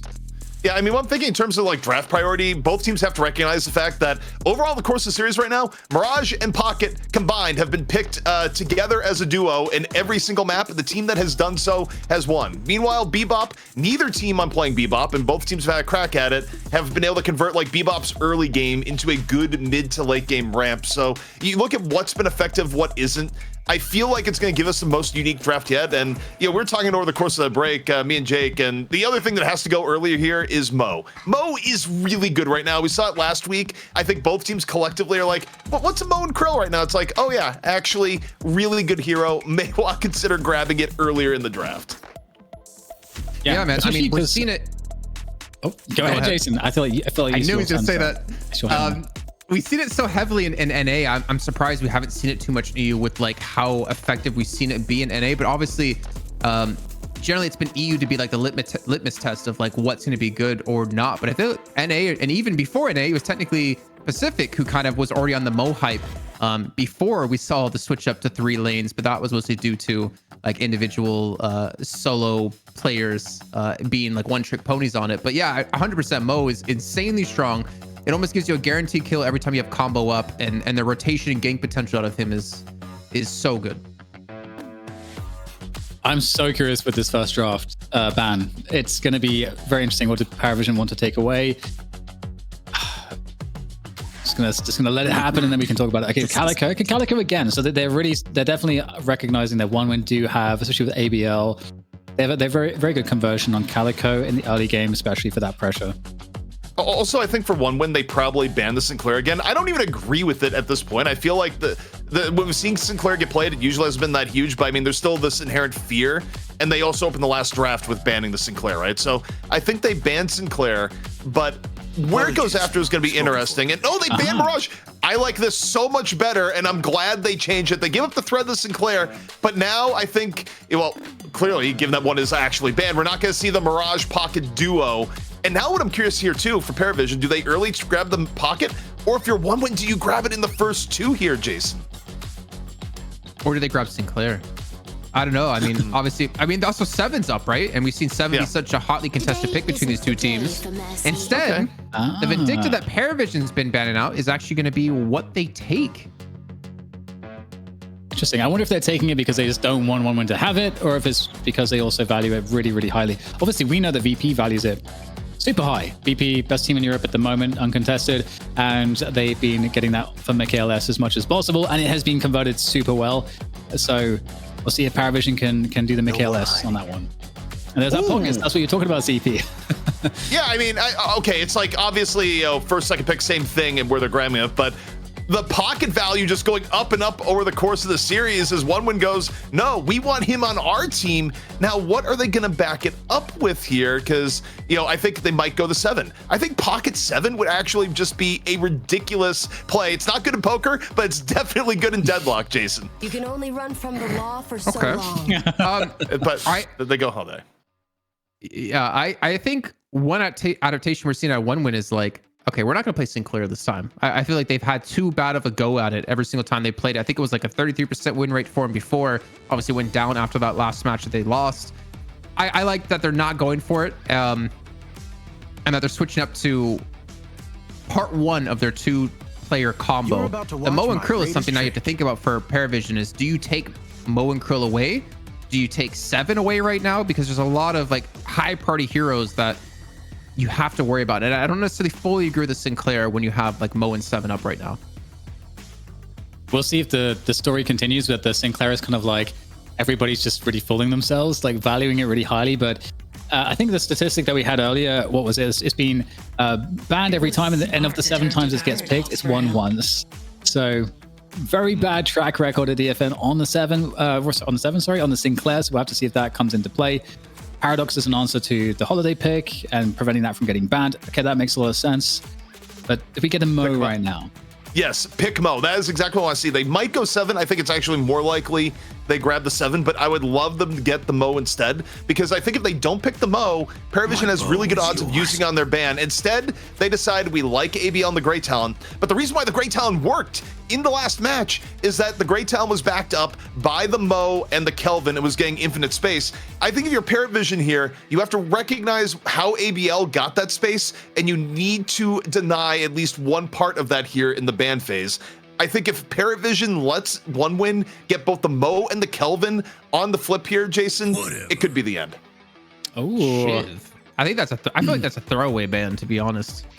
Well, I mean, Parivision have been going to it every single time, and it was a part of them winning first map and second map, I guess. Although the first map didn't perform very well in the meaningful parts of the game, but I mean, they're just targeting the ban. What else would you have liked to have seen them ban, actually? I mean, Kelvin, if you don't plan to play it. Ivy, if you don't plan to play it, because it kind of puts Litz in a weird spot. But then again, if you ban Ivy, maybe they pick Kelvin. I don't know. I feel like there was maybe some other options, but maybe they felt like the shiv was definitely like too much of a threat.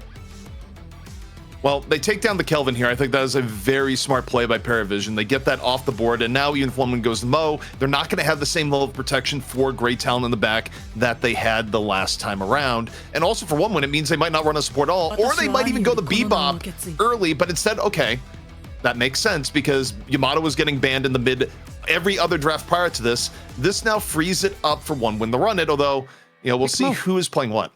You've got to get the Mo on board now, right? Parivision, you've got to prevent it from going to 1win. I totally agree with what you said, ZP, on the Mo point.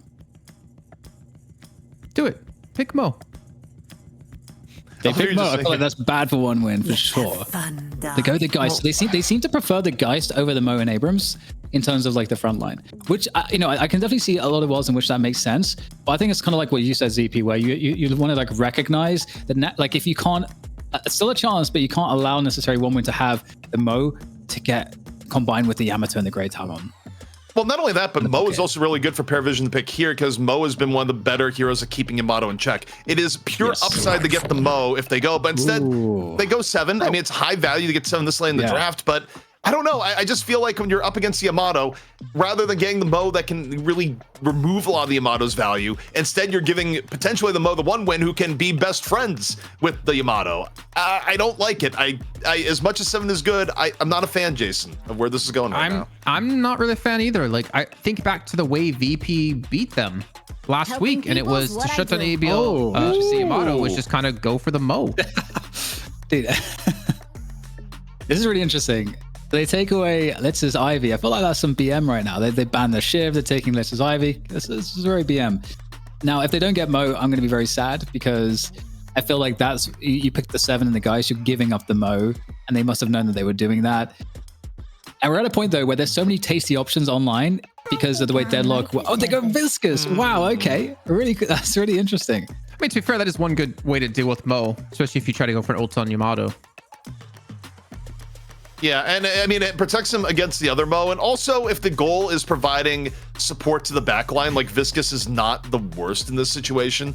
It's not going to be as much space clearing as you had with the Mo Kelvin, but it's not bad, and you're also going to get some inherent like distance just from the fact that you're able to play the Yamato too. God, right? So well, it's not quite as clear as OneWin had in the last game, but of the two here, Dan, I'm kind of liking the OneWin draft more so far. I am as well. I'm just still. I mean, I don't know if we'll get to hear from OneWin necessarily, but Mo was such a definitively good pick for them. And is in the meta very good, and I'm really shocked because it combines so well Yamato, Grey Talon, Pocket. It like really enables their playmakers so well, but they choose to go for Viscous and Ivy instead. So I don't know. I guess we'll have to see how it plays out. I definitely like the lineup a little bit more just because it goes back into that typical OneWin style where they get really aggressive off of the early game. But it does feel to me again that they need to win this early game. And the one thing that's cool about the Mo is it helps you win the early game and it helps you enable your playmakers as you go into the mid game. So I feel like OneWin, I like it, but I feel very uncertain. I think I'm honestly just grasping for straws here. Maybe OneWin was like, let's not pick Mo because they can steal combo from us and lock down Yamato. That's a very fair point. That's so probably what it was. Give them a Mo indirectly. Yeah, and now you can become a Google. It does depend how much you respect the Sinclair in this case, where obviously you take a look at how Parivision is set up here. I would guess that I would probably see Sinclair be played more support style coming in from Litz would be my assumption from what you have here. So the Ivy wasn't necessarily even going to be picked up by them in the end anyways. But yeah, I mean, you look at the draft and where it's at. I feel like even in the late game, like you might look at Parivision and go, okay, the 7's going to get super farmed. You know, if it goes late, it's bad for OneWin. What we've been seeing Pockets do in the late game and Yamato's, like, I don't even necessarily give Parivision the edge if we go late with the comps that we've gotten here. So, you know, we'll see how the early game pans out, but man, I feel like this one actually could go 5. Well, this is so interesting. I think my favorite thing about this series so far, guys, is just how it has evolved map to map. This is actually why the best of 5 format is so interesting in Deadlock, because of just this evolution that's possible. Not one, like no two drafts have been alike. Yeah, and obviously, like, there's a big mind game that goes into the draft phase, especially when you're into like a prolonged series. So you have to think about like what have they played so far. You have to obviously think about like what do we have in the back pocket to potentially use. Speaking of our lanes, let's quickly take a look at this, and obviously with the help of ZP here, we do have 7 and Lash can be paired together on the left-hand side up against the Grey Town and Holiday. So a lot of poke out of the OneWin side there. Is there any strong lane that you're looking at in terms here for either team that has the potential to do extremely well? I think for me, again, I look at the middle lane for OneWin. I think the Pocket Yamato lane is absolutely terrifying. And I think depending on how they play it, there's a world where they can really pressure the Vindicta and ruin her early game, depending on how it works out. I mean, we've seen what Yamato can do in mid lane specifically. You pair it up with a Pocket who has no problem diving in if Yamato gets people low. I mean, you have to watch mid lane here for OneWin because it could really put Parivision on the back foot. Speaking of the back foot, look at Zizon down about 70 HP. Gotta be very careful to deal in this lane. This is a scary lane too. Like the damage output early game from both Geist and also the Sinclair is actually pretty crazy. So, I mean, I feel like once we get some abilities online, you're probably going to see a little bit of a better performance here for both the Ivy and the Viscous, but I don't think they're going to win this lane. I think it's one of these lanes where you're looking to just kind of lose well and slow them down as much as you can and try to get good denies. And a lane that's pretty interesting is the Talon Holiday lane for OneWin. In theory, that looks pretty strong, but 7 and Lash have a lot of options as well, I think, to keep parity with them. But I feel like you'd edge OneWin in terms of the left and the mid lane.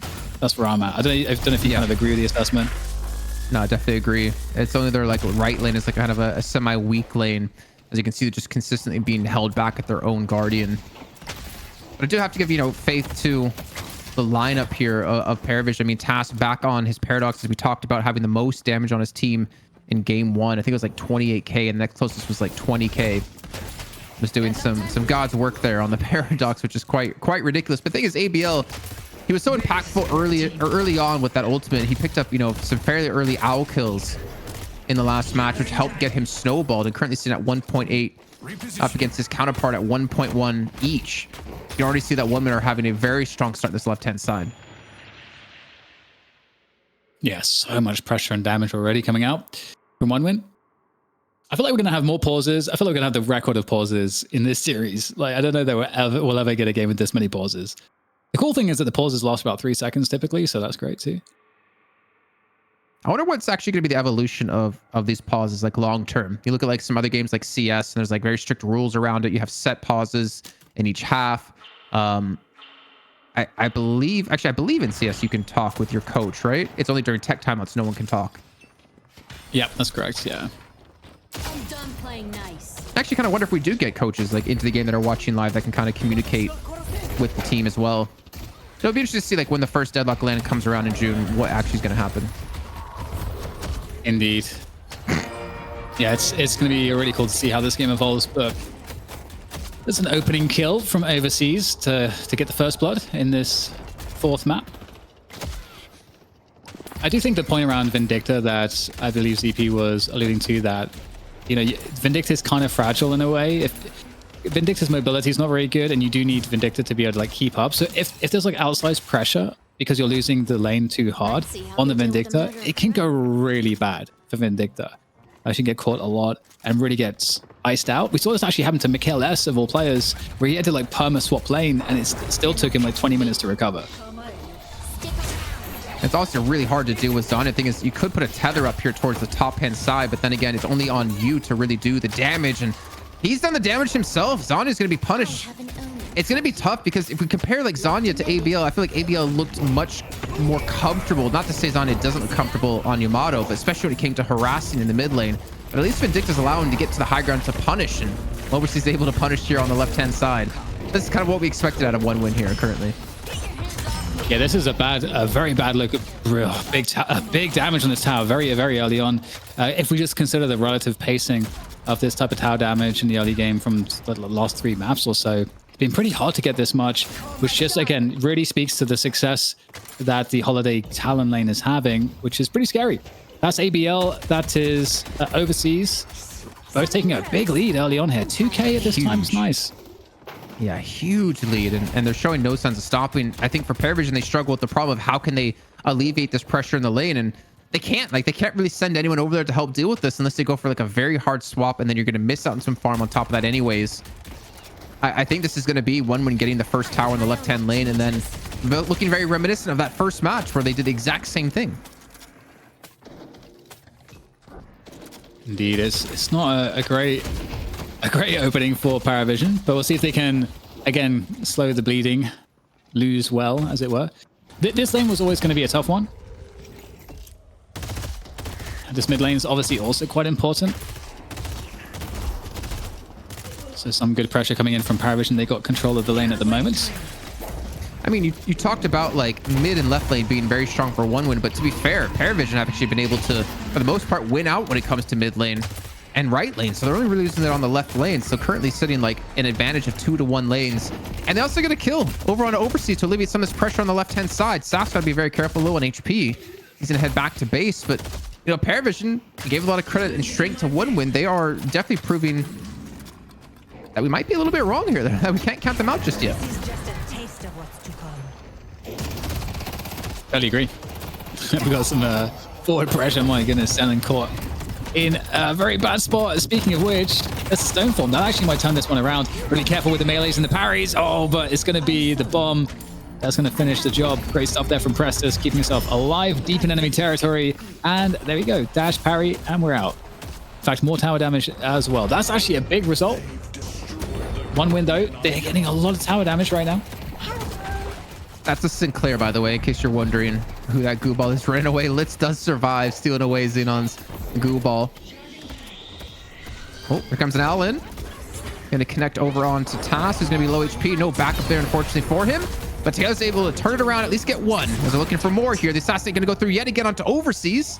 No more assassinate to be seen. But I think Saf might be able to close this one out. And there you go. Parivision able to keep the lead here in terms of kills. Yeah, nice recovery, I feel like, for them. Getting those few kills. Still, though, it's Parivision that have lost the first Guardian on this left lane, which is enabling a lot more. We have a third player coming across to the right lane here. Oh, maybe not. It's like Overseas has changed his mind. He's going to go to mid instead of the right lane. Which I think if you're making a priority list here, I think mid is going to be a priority because you want to unlock your pocket and your Yamato. You want to get that map control from the mid tower. We've got a third player coming in for Parivision as well. Paradox makes his way across in the form of Taz. Swap is online as well. So this is going to be a hard-fought battle. Uh-oh. Okay. Lasso and Paradox will swap going to be on cooldown. Neither going to connect. Honestly, this is not necessarily a winning situation for either team, considering how you're splitting the souls. The Owl's going to come through and force together back on the ground. They might be able to get a catch here, as Saf's going to be the one to go down first. I think both teams just going to really not get much more off this unless this Guardian could go down. Ooh. But at the same time, Parivision are pushing the right-hand side. Yeah, that's this amount of Spirit Shield being carried by together has really helped them out there. But it does feel like the mid lane is was effectively pushed back. But for some reason, when they decide actually to go more into the jungle, they're trying to set up a trap in the jungle. 3 players in this jungle. They're stealing away their opponent's jungle. So not really much of a trap. That is pretty noisy. And at the same time, Parivision are stealing away the jungle and it's in a sacrifice of their opponents. So this is somewhat of an even trade, I feel like. Yeah, and obviously in terms of soul difference, it's like sub 1k. Oh, sorry, I say sub 1k. It's like just barely hit 2k. It obviously comes down to like where this first flex thought's going to come unlocked. And I think the pressure, it definitely seems like it's going to be middle. I would agree, Dan, considering like we're on opposite sides when it comes to initial Guardians taken. One we getting the left-hand Guardian, Parivision getting the right-hand Guardian. And both teams already kind of grouping up in towards this middle position. It comes down to the initiation. Initiation is going to be over on a Sap, who is just barely going to get away. This is the fight I think that's I'm going to be looking for a while. Try to finally take this tower down. So they're putting the pressure on. They're forcing a reaction here from Parivision. They have to try to defend this. And there you go. Big Death Slam coming on in here for Saf as he drops everybody on top of the Guardian. And, well, there's an Owl in response. And this might just force them all back. Forcing out the Shadow Transformation here. But you got to get out of here. I don't know if that's going to be possible. Big escape made here. And we get a Shadow Transformation onto the Magician. Sinclair chasing him down, taking down Zenon. And big conversion from Parivision. Remember, it does reset his cooldowns when you steal it away, and they use Shadow Transformation so he can re-hex. He can reuse his assistant to get away. But the counter pressure comes down to one when able to take down Litz here. And it looks like they're going to be the team to get this middle Guardian on top of it. So a big win here for one win, as we're all tied up in souls and no response out of Parivision. Yeah, and there's a disengage. As a result, one win decide to fall back off. They get the conversion on the Guardian. In terms of the souls, you know, you're sticking even, which is not terrible for Parivision, of course, by any stretch. They should be happy with that. But losing that mid Guardian is going to open up opportunities for one win. And we get this now picked up by one win, looking to potentially get a deposit. But I would assume that, given the map control that Parivision do have, they could certainly intercept this if they would choose to do so. Yeah, and they definitely have the players kind of leaning towards this right-hand side. I think they actually might send over Tass into the left-hand lane to go for a push on the Guardian to try to get something out of letting this urn go. But one thing we haven't really mentioned is like kind of the combo potential to Parivision. Like if you get a good Death Slam into a stake, into a Hex with a Stormcloud on top of it, not to mention the Essence Bombs that oppressed us on Lady Geist, like that's a lot of damage. That's a lot of wombo to potentially go off. And you can only cube so many people at once. Obviously, one person. And the urn will get turned in for free, and the counter pressure is going to come in over towards middle looking for that Guardian. Amazing work. They're going to be able to pick that one up. And I don't know, is it going to be a challenge here? It looks like one we want to take this fight. again, Parivision, they got the value. They're trying to disengage cleanly, and they will just barely be able to do so. OneWin can't get there in time to stop them from retreating. So in the meantime, we've got the pressure on the left side lane. I don't know that... Yeah, they are going to fall back, actually, OneWin. So back to farming some jungle. And it's a sole allocation that I'm really focused on here. Like, Wolfie's at 11k. He's being left alone in that left-hand lane. Pretty much, Parivision are going to be fighting like 5v5 or 5v6, leaving Wolfie just to get as much farm as he possibly can. And I guess this is even maybe a good time to bring in good old Zeepers here. That's what I was thinking too. Probably hate me for saying that, but this is Zeepers, kind of, that's yeah. That's like almost a new one, but I mean, it's been an interesting game so far. You see a little bit of teleport play right now, Magician Hot Pursuit, but yeah, I mean, I think the interesting thing is that the middle lane didn't go nearly as bad for Parivision I thought it might have. You know, Together was able to hang in there. I think the end game though isn't necessarily great on the Parivision end here, just because I think OneWin is still going to scale better with how the game progresses. I think ABL is going to really mitigate what Together might do into the late game, and you kind of have to ask yourself: is that, you know, is Wolfie going to be enough? Is Saf like on good death slams going to be enough to like kind of outweigh the huge difference in punching power between the two teams? And right now, I don't think so, because I think you have like the threats that are going to build up for OneWin between ABL, Empty Dreams, and Zanya. Maybe too much to deal with, but this lasso grab here, another great grab in from the OneWin side. I hope Ido was watching. Don't grab a 7, then hit a bounce pad and give 7 the high ground where he can just storm cloud you. Yeah, you guys don't remember that from last week, do you? I mean, I do remember, but now at this point, you know, Dan wasn't saying anything, so I was just gonna say here is like we can let Jason just twist in the wind, but it is a good callback. I got it, because if you guys at home don't remember, you can go check over Locked In _Deadlock on YouTube, and you can see the recap of that specific play happening over in the B&B versus Hydra Nation match. A self shout out. Let's do it. That's why I remember a lot of what happened the previous week, because I sit there making the recap videos. That's really easy to remember. The truth. Okay, well, we've had a lot of farming here. So, a minute left until the next urn. I feel like it's going to kick off shortly here. But in terms of like advantages, disadvantages, it doesn't really feel like much has changed in the last couple of minutes. Yeah, it's been pretty equal. I mean, it's less than a 1k difference. And it really comes down to like the buffs that are going to come up here. Obviously, we're pretty much mirrored across the map when it comes to what objectives have been taken. So Parivision are kind of leaning towards his left-hand side, looking for maybe a catch on Zanya. But obviously the Guardians is definitely going to be something they're looking to secure for themselves. But was that a Majestic leaping Empty Dreams that I just heard? I think you heard right. Big rotation for OneWin from the left lane, back in towards mid. Cleaning up some jungle again.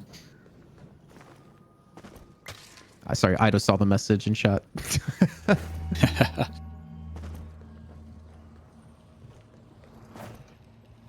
whole game we've actually seen Flammable on the Ivy, just really keeping, just as Jake, you know, goes at the D push, has all of the kudzu bombs to really keep control of that lane. Just has really been stuck on that right side lane, and that is where the urn is now spawned, which is in control of Parivision. So this could be the catalyst of the next fight to move this urn across. It is obviously under control by OneWin. So do they decide to intercept, or do they try to just straight up stop this at the urn turn-in points? I don't even know if you commit necessarily for the urn turn. I mean, I still feel like Parivision have a better fight in team comp, but it comes down to the execution. I mean, we can see Pressus on the right-hand side. He's going to keep Flammable in that position. Flammable not going to be necessarily a pivotal, I'd say, hero to throw into this to secure a fight. But it's also a really risky time, because if you get urn, you get a big advantage. If you lose urn, you lose a big advantage. You give it to the enemy team, especially if you don't have a clean fight off of this. Or if you do have a clean fight off of this, it makes you even further ahead. And you can see that like Prestus is kind of like waiting. I don't think he's actively teleporting. He's like kind of waiting for the call if he should go for it or not. And if they get the vision or the spot onto someone, and well, Saf's gonna be able to get caught out, and that's not what you want to see, because he was the initiate for your team with the Death Slam. He did use the Death Slam and got caught out by the lasso. And now OneWin, this is their fight to win. Okay, the lasso is such a great counter. Nice. Bit of chip damage there as well onto Together. Spirit Shields take a lot longer to recharge these days. So the urn drop of point is clear, but for who? Clear right now for one win. They don't have it. Okay, not going to allow you to be a thief. You're chasing people away from the sacrifices, and this is actually going to start off a bit of a fight here around nearest the urn deposit spot. But you can see the Parivision don't want to go for this. They disengage again. Yeah, still holding onto the urn, and one win and respecting it. They just there's 5 players here for one win. I mean, I don't hate it. You're kind of waiting for the misplay because you're also not really losing on too much farm since Prestis is pushing the right-hand side. I mean, Sap doesn't have Death Slam up, so he's going to go farm mid lane just for a second. And they're kind of juggling the urn between some players to make sure they don't lose that health over time. But I mean, during this, you've kind of have prevented like Zanya from getting any stronger. You prevented ABL from getting any stronger. And you've allowed Prestis to get some kind of like solo farm where the counterpart is Flammable, a support player. So I feel like technically you kind of win out in this trade for Parivision just in terms of like soul value across the players that kind of need it. Yeah, I pointed out Flammable like 5 minutes ago. I feel like he has just been on this lane the entire game. I feel like we've seen almost no rotation, just catching waves. And as you say, Prestis is on the other end. They both have 15k, more or less. So, okay, just holding onto the urn. Just really trying to force, as you were pointing out, you're forcing one win to waste more time to keep 3 players on this left side lane, which has not been working out for them, to be honest, at this point. And it might be the case that this right lane could be in a little bit of trouble. And you can see that Parivision are also ahead of the game. They are expecting TPs to happen, I think, as well. So they're really cognizant of the potential plays, but they're going to disengage after an exchange of util from either team. And this urn is still a big question mark. It's still just, it gets dropped in the base of Parivision. Now it's a look at those little legs go. Why is there 2? You need to see some squats, man. No, but why is there 2 urns? I don't know. There's an urn with legs and an urn without legs. Oh, that's awkward. Or closed off. It's fine. It's fine. I'll give it to him. Just imagine you can buy urn cosmetics. Oh my god. Wait, are they doing mid-boss? Are they actually doing mid-boss right now? One, we're going to force the engagement out. Like, if you're not going to turn the urn, we're going to do mid. And no one in Parivision is really prepared to stop this. Like, Saf, you got to get over it. You're going to get Death Slam to open things up for your team. And they're going to give it away for free. Are you kidding me? What? Oh, what a play. What an actual call out. Oh my goodness. A free redo. That's unreal. And now the pressure to convert on this Walker is kind of high, but I don't think they can get this Walker at this point.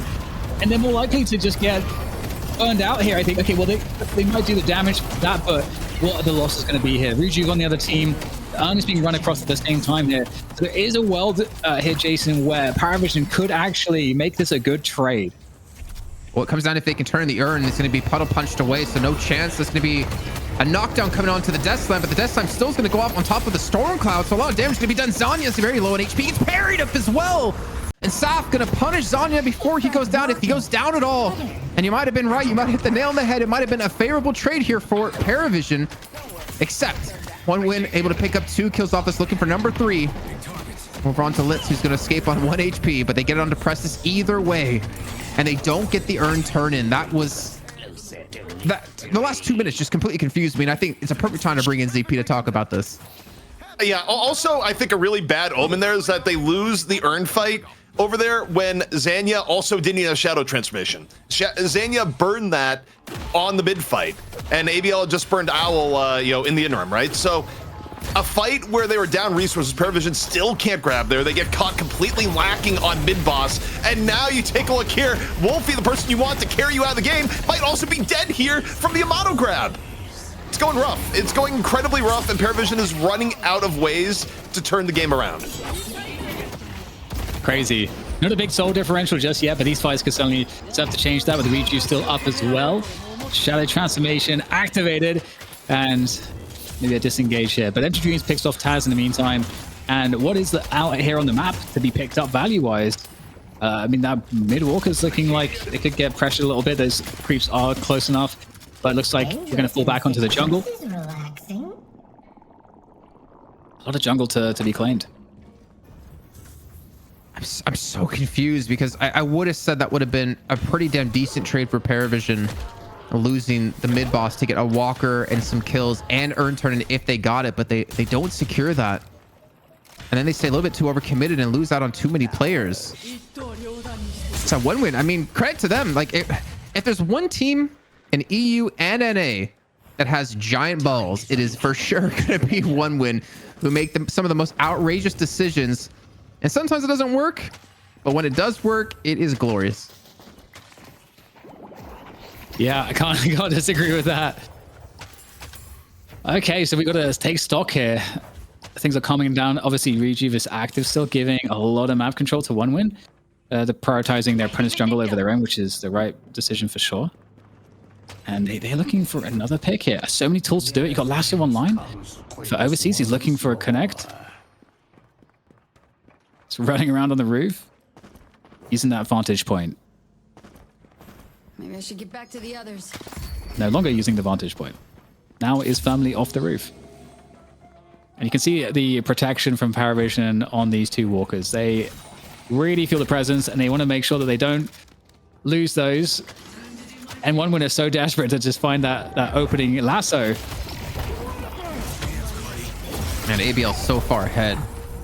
Xenon's immediately going to be bursted down, not having to use the Death Slam. So it gives them advantage for a follow-up fight if they want to. But again, ABL's at 26k. Wolfie's only at 22. I already saw like the raw damage he can put out in the last game. We've already seen like in prior weeks the amount of damage that ABL can do when it comes to Great Talon. But Parivision now, it's like you get that kill, and it's like, what do you do with it? Like, you need to push an advantage somewhere, I feel like. And it's going to be tasking the charge. The Ethereal Shift comes in extremely early. Overseas, he has Lasso.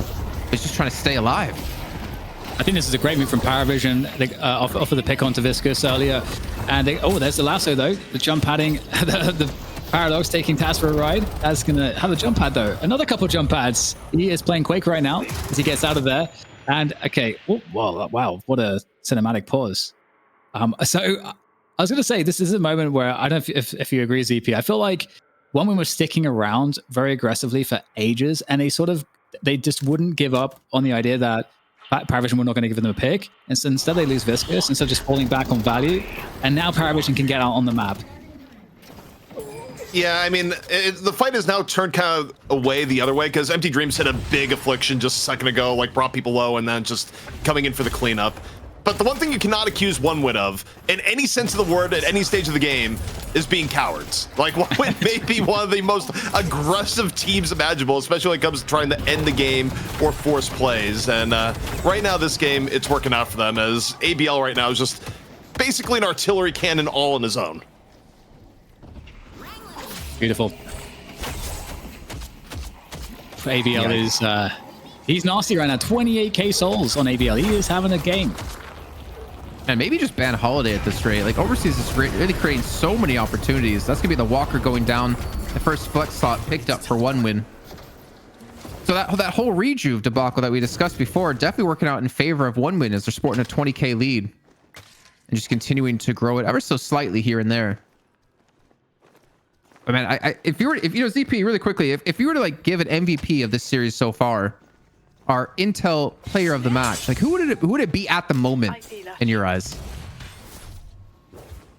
I don't know if he knows he's muted or if he's actually not here. Oh, I am muted. I did not notice. I double muted. I was gonna say, for which team would you go? Any team. Player of the match, period.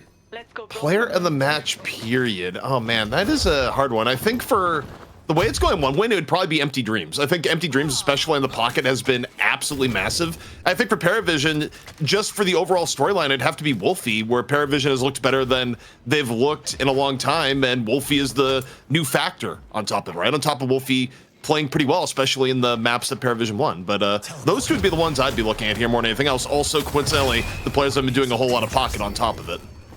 Totally agree with that. I think that's on the money. Because also ABL, he's a typical pick for OneWin. I wouldn't say ABL's been like, he's great, but he's not been standout great. He's doing his job as the star. But I feel like Empty Dreams is like providing that extra bang for buck that you may not have otherwise been expecting. But we got the Anton in here, so I am getting away from myself with that comment. We'll see exactly if OneWin are able to get any picks off of this. Parivision are kind of giving it up, it seems. People will certainly be kind of annoying in there. And they're able to get that and just fall off. So Parivision, you got to respect the discipline that they have and the shot calling they have to not get caught up in a fight like that. Yeah, I would agree actually, because in my eyes, that could have been the match-winning fight for either team, like a big turnaround for Parivision and momentum swing, or 1win just locking things down for themselves. And I feel like Parivision kind of realized that, and then obviously not wanting to commit to a fight that you're not really sure you can win, especially with the gap that they currently have, and being inside of ability is not necessarily the best place to win a fight with a Lash. Yeah, and they get a pick on dependent too. Like they can always count that 1win will like have a player or two that sticks around for too long. But is that going to be like? I mean, technically, it could turn into a mid boss for sure, since you got 1 kill. But 6 on 5, still with that like almost 30k lead, are you going to feel confident enough to win this one? And Preston is even here to really help out. He's going to be coming in a little bit delayed into this one, and actually going to not even use the screams. So this ain't gone off yet to look for the fight as they catch 1win overcommitted, but they need the damage and at least take down Zanya. That's the first step to winning this fight. They still have ABL, they still have Empty Dreams. 2 players to completely punish you with pain. And the damage that they're going to have between the two. And it looks like 1win will win out in this trade. Positionally, not the best story there for Parivision, as 1win continue to press on these retreating players to get these following picks. That's certainly going to turn into a mid boss. I think that was like a massive engage, especially for Empty Dreams, but they're all in the corridor, and they just so Parivision just avoided the previous fight because I think of the close quarters. Like you said, they couldn't get the Lash ult in that close quarter situation. Then they like bait the mid boss, and then it turns into another corridor fight. So that's not good. Yeah, I hate to say it, but like we've not really seen that impressive play out of Saf on Lash in this game. It's just been kind of extremely rough for the most part. I feel like he's only used a handful, if even less than that, when it comes to death slams. And I mean, that's either him not performing as well when it comes to this match, or it could actually just be 1win, taking fights in positions that the death slam really won't be that effective in. Yeah, it almost felt better for them to have 1win try to commit into the mid boss, challenge directly, as opposed to trying to chase up the stairs in these corridors, because then you would at least have the open territory where you could maybe get a Lash death slam. Obviously easy to kind of like spot that Lash and counter it with a lasso or something, but still it would have been a better fight. But going into the corridors again, it's not favoring them, and 1win with another rejuve, so they're in such a crazy good spot to close this one out now. I mean, it's kind of funny, right? Because a corridor isn't the best place for Parivision to fight, but it's kind of a really good place for 1win to fight, because you have charge shot and you have or charge. Oh my god, I can't remember the power shot and charge blade. Power. Help me out here. It's I would say power shot and charge shot, because there we go. Power shot and charge shot out of Great Talon and Yamato, like the perfect positions to be able to hit multiple targets. And honestly, Wolfie, he's not long for this world. He should be finished off here in a second. Zany's going to close that one out. They're going to look to close out another. What just happened? How did he get all the way into the wall? No idea. But this is 1win's Walker for sure. Looking at really nice at the moment. It'll be somewhat of a defense here for Parivision to try to apply some resistance, but they can't stop. They can't stop 1win at this point. Too many players, too much in the way of soul advantage. They'll continue to press the issue on that left lane, whilst we get the harass here from Zanya on the right side of the map as well. And yeah, just getting some good damage. Do we get... Okay, Snake has already been used, so I don't know if they can... Okay, there's the Hex. That's going to slow him down. Big Owl there as well. Okay, well, so Zanya's looking like it's going to be hard to survive. There it is. There's the Assassinate. The Walker was picked up on the left side of the map. We have the Rejuve respawn, obviously, for Zanya, so not really the end of the world. At the same time, they're going to try to run this urn, which might be an opportunity for a fight, to be honest, for Parivision. Well, at least for Together, he does have the max rank Assassinate, so the extra souls every time he gets a kill with it, which is going to help out quite a bit for him to catch up and maybe close the gap, because the gap is quite daunting. 34k to 26k for him. An 8k difference. That's obviously like one big item for the other side. And with the urn, I mean, you can tell like Parivision aren't really prepared to stop this one. They have no one really in position. 3 players on the left-hand lane. This is an easy turn if they just want to rush it. But 1win are definitely taking their time, as we do see the teleports come through, and Parivision immediately going to reinforce this position. I feel like this is a fight that Parivision are going to have to go for here if they want to get back into this game. I agree. You gotta take it. And there's the deposit. It's going to go to 1win, but can the fight somehow convert for Parivision. Get the storm cloud up above. It's going to get blocked here. The lasso, again, it's been the bane of the existence of these flying characters. And one win. They are down flammable at the moment, so there is an opportunity off of the death slam, off the earth strike, the ground strike. And indeed, a couple kills going the way of Parivision. So it was a good opportunity. They managed to convert on it slightly, but they're still 34k souls behind. 2 kills for an urn and a walker on the left side. Like, that's obviously not a trade you're going to be happy with. At least Parivision proved they can still like fight in some situations here. Again, that like Death Slam, it was one person. I respect Wolfie. Like, the fact that he's a Storm Cloud, he needs to get just raw damage out, and the fact that Overseas wasn't positioned to last him immediately means he did do some decent damage. But it's still not a fight that you technically won. And they might try to get a catch on Empty Dreams with like the respawn timer, because the rejuve had fallen off. But they don't. Oh, don't tell me they made a massive mistake on the respawn timer. They're sitting down there for mid boss, but we have 1 minute and 40 left to go until it respawns, unless our timer's off. Are they actually in there? Yeah, they were in there. Our timer's off. So that was a massive misplay on timing. They got nothing off of being up 6 versus 4. Soon you will suffer. Maybe it's wishful thinking. Like, we all sit here. No, that was a straight miss time for sure. I just gonna say, you cannot manifest the mid boss, no matter how hard you think it. You are locked into the timer. That's just how it works. Yeah, kind of like how maybe manifesting anything works. Whoa, Anyway. whoa. You tell me you don't have a whiteboard on your wall and you write down all your hopes and dreams and use that to manifest them to come true. It's fake. It's fake news. I wrote down on our whiteboard that we all get invited to go cast the Atlanta event in June. Okay, now it's real again. Well, one win, they have a pretty strong advantage, but Parivision, they can certainly come back. They have the tools to do it. And one would just have to make mistakes. And that's all that's necessary for a comeback. They're banking so hard on getting a catch. Like, you saw them all hiding on the right-hand side. Yes. Now they're about to spawn in 20 seconds, and one would are kind of doing the same thing on the left-hand side of the map. Okay, mid boss. Okay, they're like, all right, we got the right timing now, guys. 10 seconds to mid boss. This next fight really was going to convert pretty big. Both teams mostly, for the most part, sticking around in the pack. Whoever called the timing on that mid boss was like, "Oh, I meant now." Like, oops. Yeah. I see There he is. Yamato. I see Viscous. Not much of a mid boss. Every time people go down there, he just gets wrecked. Yeah, it's true. Like, they gotta adjust it. Also looks pretty cold down there. Give the guy a jumper or something. Like a Christmas like jumper during the Christmas event, Yeah. and a nice little Santa's hat, like a giant Santa's hat. I respect this out of Saf though. He's looking for an opportunity with the Death Slam, and he's been fairly unsuccessful so far, like getting like 1-2 targets maximum. And he needs a big ultimate if they want to have a chance to win this fight. You can see now, Tass looking for the charge, gets the swap on Overseas. This would be the perfect kill to come through if they can pull it off in time, but that's going to be the cube to come through to buy him some time to escape. The ball being used by Xenon is going to just come barreling forward. And with mid-boss up, I think both teams are going to play this one safe.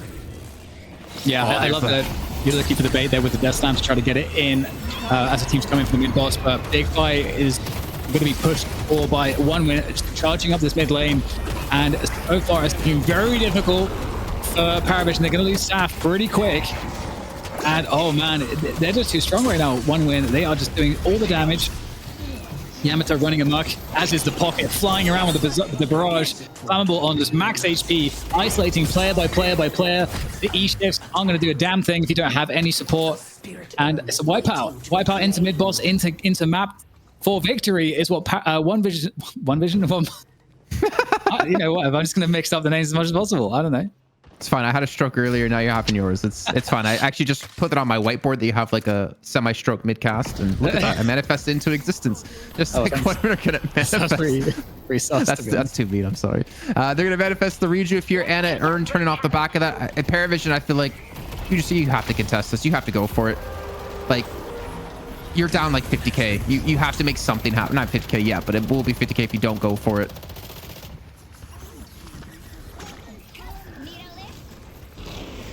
And look at that eyeball go. Well, Parivision, they're trying to harass on the side here, but you know, they can still, Woman can still put, just dedicate some players, kill this mid boss, get his rejuve. Mid boss's treasure. The Owl Airlines. Zooming through the map. Good chunk of damage. Finds the info where the two other players are. But I mean, at this point, you're just going to assault the base. You have that mid, the rejuve online. So look at the soul differential too. 50k. Yeah, it's done, man. As we were calling the win for Parivision in the first match with how far ahead they were, like it's done. There should be no way that Parivision get back into this. I mean, your chance was contesting mid boss there. Obviously, you didn't have like a man advantage. You didn't necessarily have the strongest heroes to do something about it, but letting it go for free, you're just kind of really banking on the fact that one win's gonna pull off a giant mistake. And ZP, I'm gonna bring you in. I don't think that mistake's gonna be made here. Look, if that mistake that mistake goes on, it will be the biggest mistake in Deadlock history. I'm not sure it's possible. I mean, one win, they've been a little bit aggressive in pushing the base, and what is going on here? Yamato deep into the back, off the grapple, and get the cube, back it up. But yeah, I mean, we're essentially hit the point where it is almost unthrowable. I mean, look, I would love to be wrong and just see some real Deadlock history, but this is ridiculous. And Empty Dreams just found and diving without a care in the world. One hilariously farmed Pocket, where, by the way, assuming one win finishes this out, 100% win rate for Pocket on the day. 4 for 4. That, to me, on the meta level is a story, but I think you also have to give a lot of props right now to what Overseas has done to just completely ruin Wolfie and Saf's day, respectively.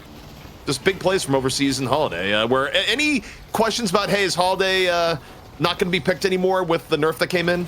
I feel like they've been answered at this point. Oh yeah. Oh yeah. And Woman just get to have fun here running amok in the base. Are we going to see some fountain dives? That's the question. We just saw one. Empty Dreams. Yeah, I guess are we going to see more fountain dives? Possibly. That's Pressus going down. And Parivision, I mean, we can see one where they're just going to stick around. They have the Rejuvenator as well. They have such a big lead. And that is going to do it. That means we're going the distance here and going the full 5 with Parivision up against one win. The Storm Cloud's going to come through, but Wolfie, you're not going to have the damage to stop them from taking down your patron. And one win bounce back, potentially getting one step closer to pulling off the reverse sweep. There we go. Map 5 going all the way between these two teams. 2-2. Parivision so dominant in the first. Well, I say so dominant. The first map, obviously, one win had an advantage.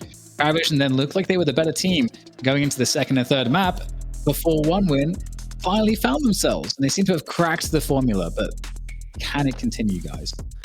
Well, what I'll say here is that I think if you were to blame anyone on a metaphysical level and not the actual facts of the game, you probably blame Hexagrams here, because Hex sent out a tweet. He was workshopping the Parivision wins tweet because they're up 2-0 for when they won from his point of view, because they were likely to finish it out. He accidentally tweets it early and has to delete it.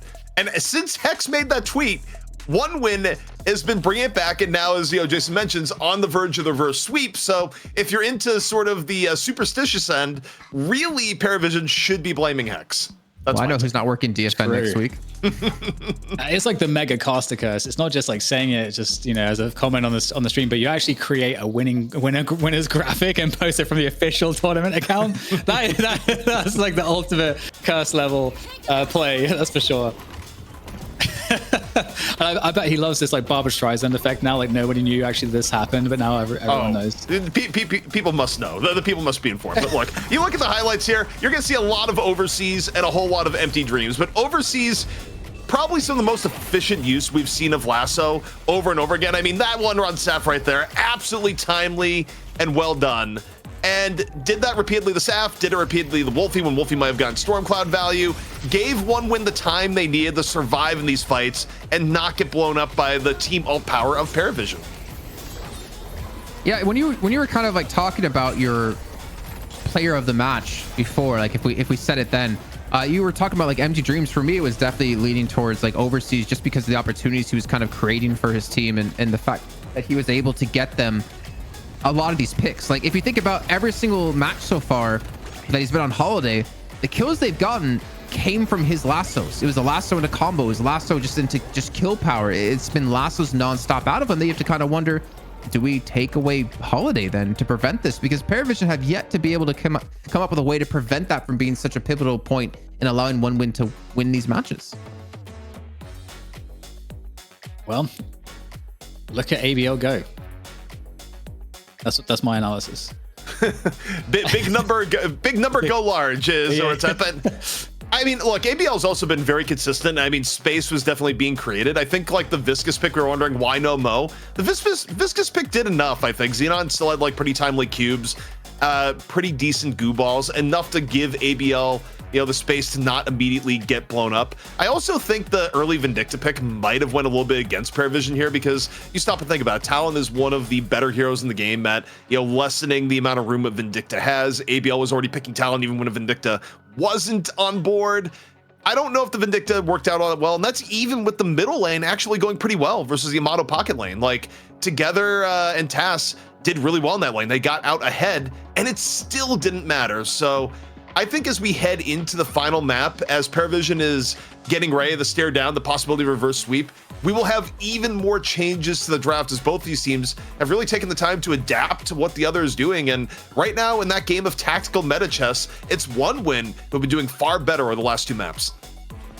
Great point. Jason, do you have anything to add to that before we hit up the break? I am seeing that Naked and Pure Content are saying, finish this match, guys, because we want to go play our match. So let's go to break and bring it back for our fifth and final match of the series. All right, guys, we'll head to break. We got the final map. This is DFN 19 presented by Intel. We'll see you right after this. Hello, welcome back. We are fresh for map number 5 between Parivision and One Win here for the $1,000 money match for DFN Europe. If you're just joining us, we don't have a play-in because VP, they have other business. I don't know what could possibly be more important than DFN. It's kind of insulting, really. But this is what it is. So we're doing a best of 5, guys, and we're finally in map 5 for evolution through every single map. Parivision, they were winning. Now they've lost 2 in a row. What's going to happen? Is it a full sweep comeback? I mean, I got to give the mental edge to One Win, being that they've won the last 2 games. However, I think they've both been hard fought. I really didn't like the Parivision draft last game. I thought it was like way too greedy in like the late game damage department, and not enough team fighting, not enough brawling. Even when you get to the late game, despite having all this damage, it's like they just couldn't leverage it. There were so many parts of the map that they just couldn't go into because they didn't have the heroes to really take that engagement.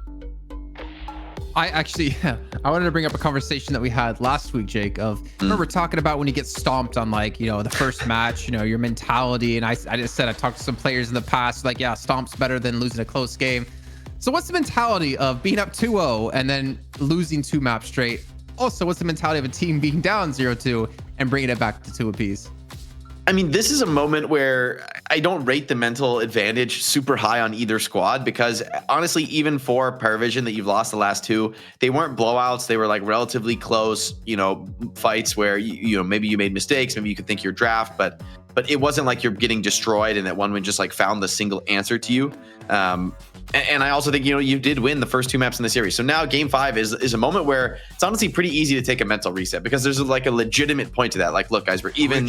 We both won 2 today. Let's take a new approach and let's play with confidence. I think both teams are going to enter match 5 with confidence, because it's honestly, this is like the moment to do that, right? Where you've had your successes. The drafts have been shifting throughout the series. I think this is really the most important moment of this match, is who gets the better draft. There's been a clear emergence of some priority heroes throughout the course of the series, and who gets more of them, who gets like a better take on the draft, I think is going to have a big edge coming into game 5. Spoken for today. And here are some of those adaptations. The Grey Talon opening ban, that's a new one for Parivision. They've been seeing ABL get massive value on that. And then the Mirage ban was something that One Win had to lose twice to kind of learn, hey, this is probably a good way to go. And it was that Mirage Pocket combo that was really, really powerful. So when we got an opening pick on Pocket for One Win in the previous draft, so now is Parivision going to try to take the Pocket away? It's kind of crazy to say, but in a normal draft, but that's where we're at. Vindicta opening again. I don't hate the Vindicta. I just think she needs a different draft around her. You know, I think Vindicta needs more frontliners across the rest of the roster so that she can actually be where she needs to be, sitting in the back. I think they were just a little bit too greedy. I'd love to see Sinclair maybe get ignored. I mean, as much as every team has been first banning it, and clearly the teams are prioing it super, super high, and it must be dominating in scrims, and it looks great in pubs. It just hasn't worked in the professional matches like at all in the last couple of weeks, and I think it might be time to, at least in this series, to walk away from it. Yeah, and the Calico's coming through, which we've seen be like a first ban out of Parivision the last couple of games. So ABL does have the potential to pick this up since his great talent was banned off. But again, we still have like the Pocket available. We still have like Kelvin available. I don't think we're gonna see like Yamato. I'm having like a little bit of a brain fart here, but the Pocket. Okay, so we'll be locked in. Is it gonna go 100% win rate in the series? The real question is, it's currently set at 4-0 so far between these two teams. This is a critical moment for Parivision. They really need to have a good solid couple picks right now. Something to like help Vindicta dominate in the mid lane, perhaps, to start her snowball off. I mean, Bebop has lost today, but I do think if you know how to, like, the Bebop Vindicta lane is theoretically super potent. They go for Holiday, which I actually also really love. I think is like very similar in terms of this initiator who creates a lot of space, who's very highly mobile, that can get in and grab targets for Vindicta. I think this is a great fit. I think, yeah, I was thinking like Holiday Mo could be interesting. Mo obviously doesn't seem still to be super prioritized. Only one winner's picked it, but it was pretty substantial for their win. You could steal Paradox here potentially if you want to go that way. They're going to go for the 7, which makes a lot of sense. Just has a lot of impact in all of these games. It's been really, really important. I'd love to see, I mean, they could go Yamato. They've done this before. Where they pick up the 3 playmakers insta. But I would personally still love to see the Mo or the Abrams trying to like lock in something like that. Or yeah, that's what I want to see. I don't expect to see the Mo go first 3 as much as I kind of want it. I do feel like Parivision would love to get the Mo. You're good call on the Yamato. This though makes Mo an insanely good pick for me for Parivision. Like if they have any intention, and maybe it's the case they just don't have a player who wants to play the hero. And honestly, if that's the case, maybe it's not worth it forcing somebody who like isn't experienced, doesn't know the builds in a game 5. Maybe that's too hard. But Pocket, Calico, Yamato, they're all heroes you want a super long duration hard lockdown to burst through, and Mo gives you exactly that. So I think this is an awesome moment to pick Mo if you're ever going to take it in the series. It seems like Woman's not scared of it though.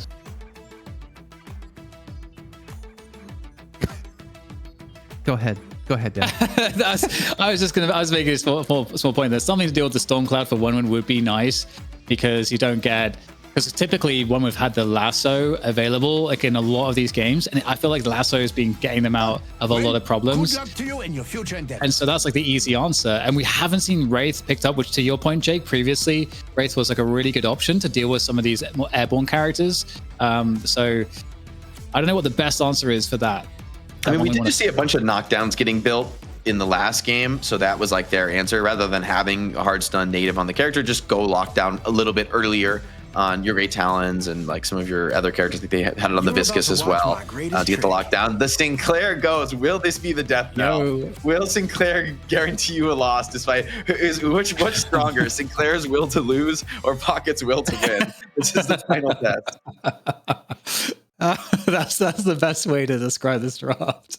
The tug of war. That's crazy, man. The battle of the stats.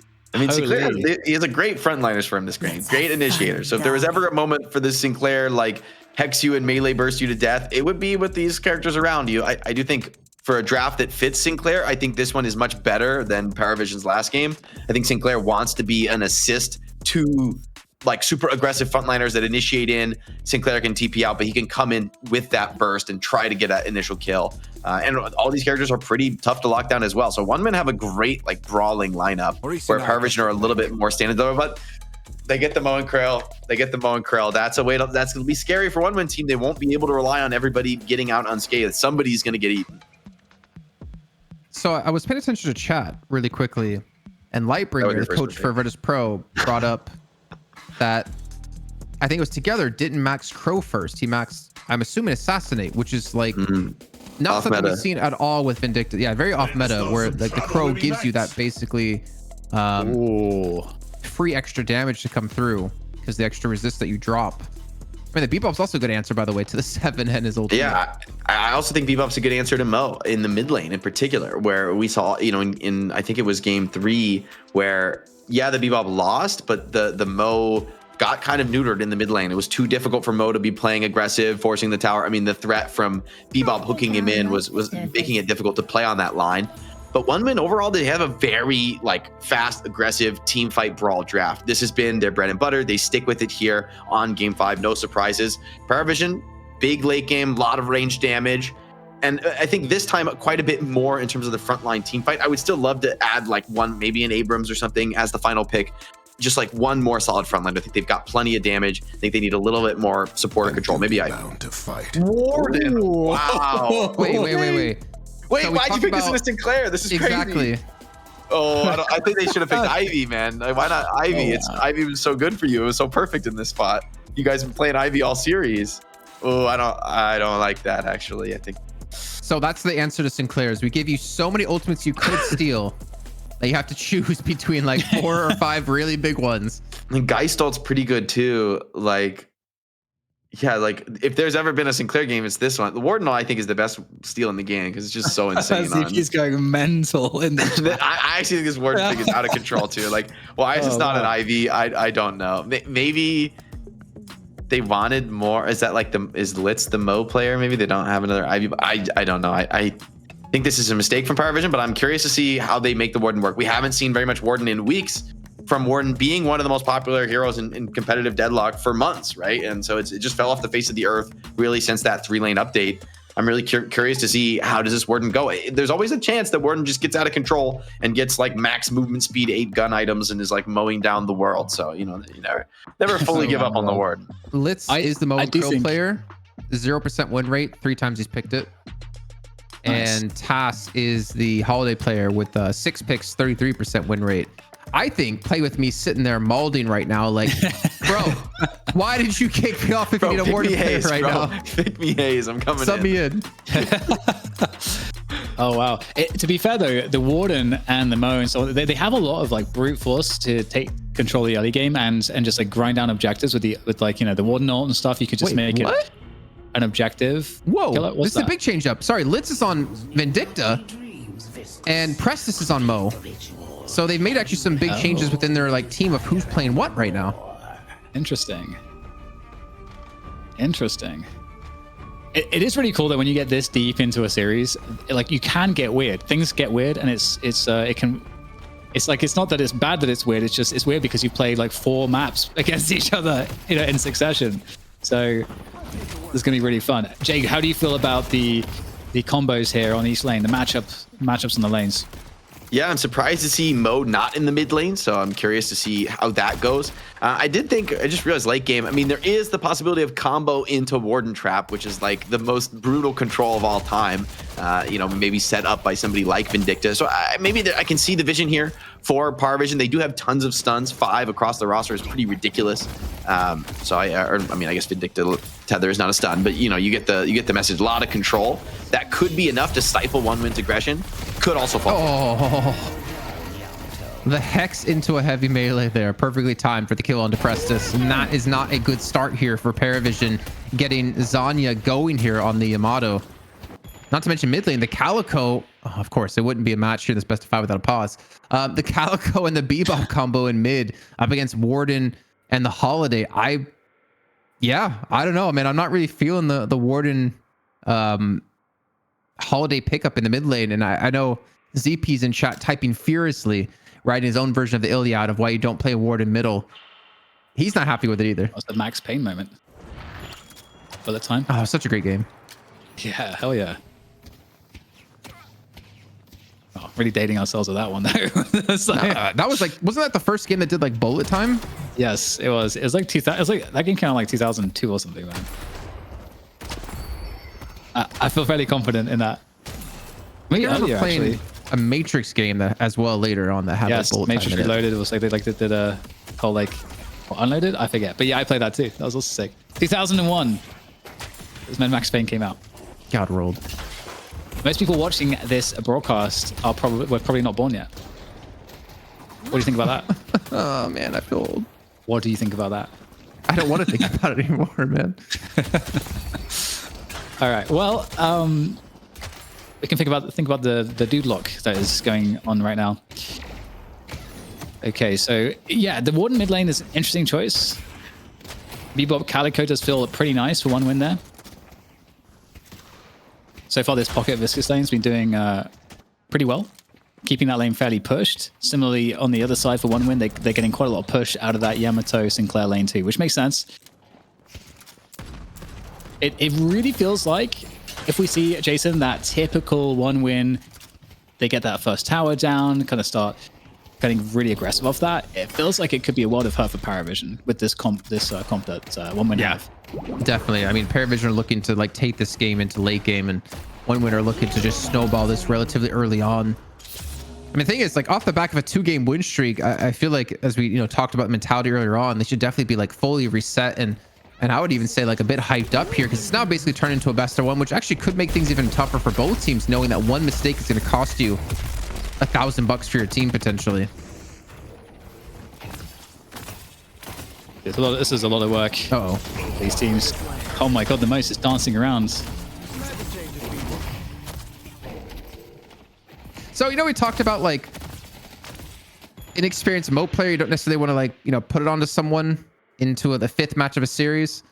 I'm not saying Press is necessarily inexperienced, but 2 deaths early on is not a good start here, especially when you're up against Zanya, who wants to have a very good early game here at 2.5k souls already. Press is down to 1.7. The thing is, with him dying, it makes it even harder for Wolfie to like farm up properly, because he's going to be under pressure consistently in this lane combo. He needs to have someone in his lane that he can depend on to stay alive, so they can have that easy farm to make him a late game threat. Yeah, I guess it is that thing where, do you put him in the mid lane with the Holiday maybe, where it's like it's still probably a losing mid lane, but you're avoiding the hook at the very least. But at least like Mo has some options if he gets hooked to get out. He can Scorn, he can Sandblast, he can Burrow, etc. You just basically listed every name or every ability that he can do. Yeah. Well, that's kind of why he's so good, right? Because all of his abilities is like, got heal, you can, stop people from shooting you, burrow, get out of there. It's so cool. Good character. I like him. Oh, so these hooks have been not too successful so far for overseas, but we've hit the 3k point, and almost everyone on the one win side has ultimate except ABL. Now ABL is going to have it. And only one person on Parivision currently have it. The other just finally gets it. So you can already see like the lead at 4k this early on and growing. I mean, I don't want to call it, but I think Parivision are kind of tilted right now. Like, this is not a good start for them. And if they fall behind early on, I don't see a world where they can actually like compete against one win in the jungle and any of these objectives or anything around the map. I really did not see a reverse sweep happening, I must say. But that is the energy that I'm feeling. Kind of like you're saying, I'm feeling that reverse sweep energy from one win. I mean, how does it feel to be a part of the first best of 5 that went the full 5 maps in DFN history out of 19 weeks, and the 3 or 4 best of 5s we've only had? I don't know, but I feel like I need more bread. I mean, remember the first time we actually went the full 3 maps in a best of 3, we went the full 3 in both NA and EU, and that was a very long night till like 6 a.m. So Jake and ZP, I hope you guys got some coffee.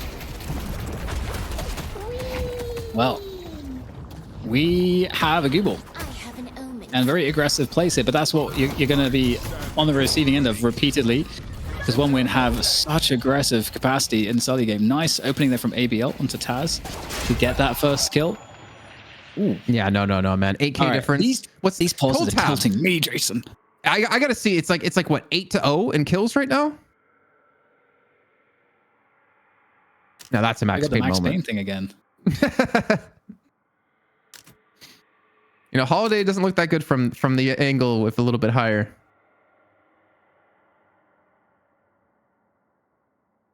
Yeah, this is rough, man. Man, Pocket looks so stoic right now. His face is so stoic. He's just so chill. Got like a laser going through his shoulder. He's like, just doesn't even care. Doesn't even hurt. That hurts. Need to get some more facial expressions. Can't we do that with like all this AI business? Can't Valve put in some like facial expressions? Please, please. Let's stay away from AI, man. It was bad enough seeing a certain company use it for their artwork in their game that they release every year. They've destroyed the Guardian on Nice. I'm not gonna follow that thread. I'm gonna. I mean, move on. zombies have 6 fingers, right? That's how it works. Yeah. Well, some people have 6 fingers. That's true. To be fair, Man, they must be like great piano players. they'd be really good StarCraft players. That would be. He was genetically engineered to be a good StarCraft player with 6 fingers. Yeah. It's not fair. He has a physical advantage. Well, speaking of advantages, we're going to see OneWin respond with a push on this right-hand tower. They're going to take it, but we do see the gank coming in from behind. It's going to be together with no last stand available. Stormcloud comes through, and maybe it'll net them a kill or 2, but they still already have the damage done because we have OneWin already unlocking their flex slot. Oop. Stun coming through. Oh, that's a beautiful finish. Oh my goodness. Okay, Warden coming in. Warden's coming in. Saving the day, getting those 2 kills. And that is really nice for Parivision. I mean, if you look at the scope of it right now, not nice overall, but that moment was nice. 6k deficit for them. They are obviously down 2 towers currently. And this is like the game plan, I feel like, of OneWin. They are now in this position where they can start to snowball things. And at the 7.5 minute mark, with 2 towers down in advantage, that's actually way more successful than we've seen OneWin be in most of these maps. Yeah. No, I mean, even like the 6k, 7k soul difference that they have is also insane, considering the last 4 matches in a row we've had have not been any like this, except maybe the first one when we initially got that early game lead that eventually did lose out on that first match. And OneWin gets another guard, and that's the last guard in the game taken down. And Tass, I don't know how you're going to survive on about 60 HP, but he does create the distance. He does get away, but the rest of OneWin are on the rotation here to catch out as quick as they can, Prestis and together. And you have no garden to retreat to. Oh, but he still's the last stand. You're gonna last stand? I'm gonna last stand. Nice. That's a good escape from Taz. That's why you don't leave the house without a divine barrier, boys and girls. Okay? Do not leave the house without one. Okay, well, more aggression coming in here in the jungle as is expected from OneWin. Maybe see if they can secure some more kills and just keep Litz down. I think Litz is definitely a target. But good disengage coming through from Parivision. But the problem is that the reason why OneWin like this strategy is because you get control of the opponent's jungle. So if they don't challenge you for a fight, which you want the fight, you're setting up the fight, you just get to eat their jungle if they don't go for it. So it's quite the dilemma. You're getting baited here, Zanya. Okay, it might not seem to matter. Shadow Transformation comes through. He does have some assistance coming in. Also has the cube to potentially add a Xenon if he needs it. So he gets the punish on a Wolfie who overcommits to stop him from getting the Sinner Sacrifice. And I think that's a trade any day of the week that OneWin are going to be happy about. All right. Jake, what do you think about all this? Because this is getting a little out of hand, out of pocket. Yeah, out of hand is the only term here. I mean, 11k lead, 10k lead at this early in the game, I mean, is a pretty massive differential, and it feels like it's only getting worse. I think this is a moment of calm before the storm here. I think OneWin team, or especially with Xenia's next Shadow Transformation, are really going to try to force the issue. And so there's a small opportunity here while, OneWin do their own jungle, slow the game down. Maybe you can force something on Parivision, but it's so scary. And when that next old cycle comes online, I think this is OneWin going to look to potentially blow the game wide open. This kind of soul lead, you've got to force something. Oh man, they're committing so much. Yeah. And you can see on the right hand side, they committed so much to try to go for the catch onto Zanya, but he escapes from this one. And Taz trying to push the left lane Guardian by himself. And Xenon's going to be looking for the kill on this, but the great jump pad positioning allows some distance to be created. Oh my god, the movement on Tass was pretty damn spot on there. Use the jump pads to get directly to the ropes to climb up to safety. But with this urn, like, can you realistically contest this, Dad, when you're 12k behind for Parivision? All right, you can hear the hook in the distance. Doesn't connect though. And is making its way across, as you can see in the pip. And it looks like Parivision are going to pull away. They're going to give this one up, which kind of sucks because they're not kind of getting anything in return. Partly because they're like, hey, we can challenge this. Oh wait, let's actually forget it and disengage. And that's all that time is lost. TP across the left side of the map is being met by OneWin actually, and who is here but Empty Dreams, ready to ruin your day. ABL's going to go down in the meantime in mid though, so something being claimed here by Parivision. If they could convert that into a tower, that'd be fantastic, but they are now getting bullied back towards their own mid. Yeah, they don't have that safety net to back away to. They have to be very careful. And I mean, one death for an earn turn-in, that's definitely a trade you're going to take for one win for sure. And they're back to just pushing out the lanes, continue to farm up some jungle. I mean, look at like Empty Dreams. It's going to be Pocket for 5-0 today for sure. And that makes me wonder, like, are we going to see more Pocket in next week in EU? Are we going to see more Pocket in North America as well? Because the thing is, he hasn't changed really at all, right? If anything, he's gotten like indirectly worse because of like some nerfs. Like, actually, I don't know. Technically, he maybe gotten better because Restored of Locket lost the spirit resist onto it. So maybe he kind of became slightly better indirectly. But it's not like there's been any big changes to his kit. But I mean, I guess the mobility is definitely one big factor to it in this 3-lane setup that makes him much more appealing. Yeah, technically, he did get worse. Like, he got nerfed in a lot of ways systematically over time. And then the last big patch for him, it changed his ult and kind of made his ult a bit more impactful, I would say, ultimately. But everything else, though, I totally agree, is just definitely nerfed a bit. But either way, a catch there from the Mo combo. Good team play there with Taz on the holiday. That's a good conversion, but it's going to attract the attention of the rest of the OneWin team. They are starting to swarm on this location, trying to chase down these kills. And 13k difference is crazy. It's hard not to point it out. I feel like we're pretty consistently reminding everyone of the soul differential, but it's a pressing concern. Although, one thing, Jason, that is, I think, good for Parivision is once they get those 3 Guardians down, it should even it out or close the gap at least considerably. I thought you were gonna say one good thing is we have a pause. We're back we're back to Pocket again. I don't know who's doing this free cam observing, but they are a Pocket fanboy or girl for sure. I mean, I will say this, like in Parivision's case, they have come back from this in match 1. Like this is pretty similar to how match 1 played out. I just don't know, like obviously you kind of get tired after 5 matches to be able to kind of bring it back like this, and not to mention going immediately for a very early mid boss. The thing is, they have Hex, so it's really tough to steal this away when you have a shared transformation to deal with as well. I think you have to give this up. Yeah, this is okay. Well, we'll see the challenge coming in. Oh my god, is that a steal? No, not a steal. OneWin will pick it up after all is said and done, but it was a good attempt coming in from Parivision, and they may lose quite a few players now. They're gonna have to get out of there as fast as they possibly can. They only lost Taz, who was going for that steal. Will they lose any more? It looks like they'll lose Saf as well. That's not the end of the world, but that's such a smart move, I feel like, Jason, because OneWin knew that if you look at Parivision, both on the ult side of things and just have the soul differential, if they team fight them even on the mid boss, that's still a great fight for OneWin. So they can just take the mid boss, and there's like no repercussions really. You get him in close proximity for Affliction, for ABL to do some damage, not to mention the Yamato, and then Flammable has a great ult steal, like with the last stand. So it's kind of like a win-win for OneWin in that case. Yeah, it's really smart that they recognize that and just go for it. Man, what do you do as Parivision here?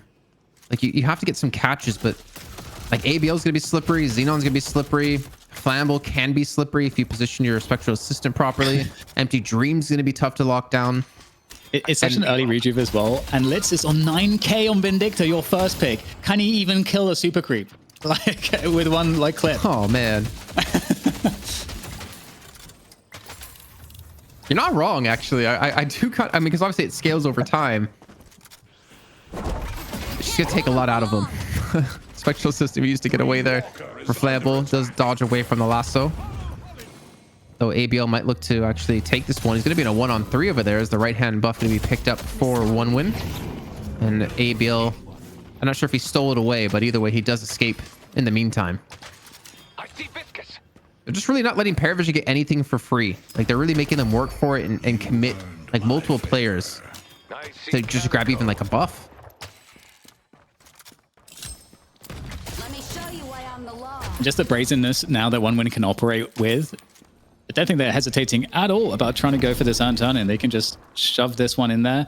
They've got such great heroes to just get in there. I think this was a point that Jake made about the composition. It's so good at kind of just rolling in real quick and just making a lot happen on the fly. There it is. There's a connection. Shadow transformation. Keeps the Yamato very safe. And again, it's much like the mid boss, Jason, where Parivision, like, they want to contest, but they just simply can't. Yeah, no way. Not in close quarters like that with Empty Dreams at 17,000 souls with an Affliction ready to go. And his Affliction's already maxed too. It's going to do some ridiculous damage. You have to give that one up. Again, you have to look for a pick with the lasso, with the combo, to do exactly what OneWin did to you in match 3. It's just not seeming to work out that way. And again, like when you have a Viscous to deal with, that whole combo that you're going to pull off can be easily shut down by just one Q. Not to mention when these ethereal shifts come online, you even have the damage to burst someone down within that combo. There's a lot of questions and a lot of like situations that can't play out the same way we saw in match 3 for Parivision, like we saw for OneWin. Empty Dreams just farming those Sinner Sacrifices. I bet those are going to be at events in the future when we have these big events. Okay, hold that thought. Cool. Okay, we can now talk about it. I thought it was going to be a fight, Jason. I thought it was going to be very, very rude talking about the Sinner Sacrifices at live events in the future.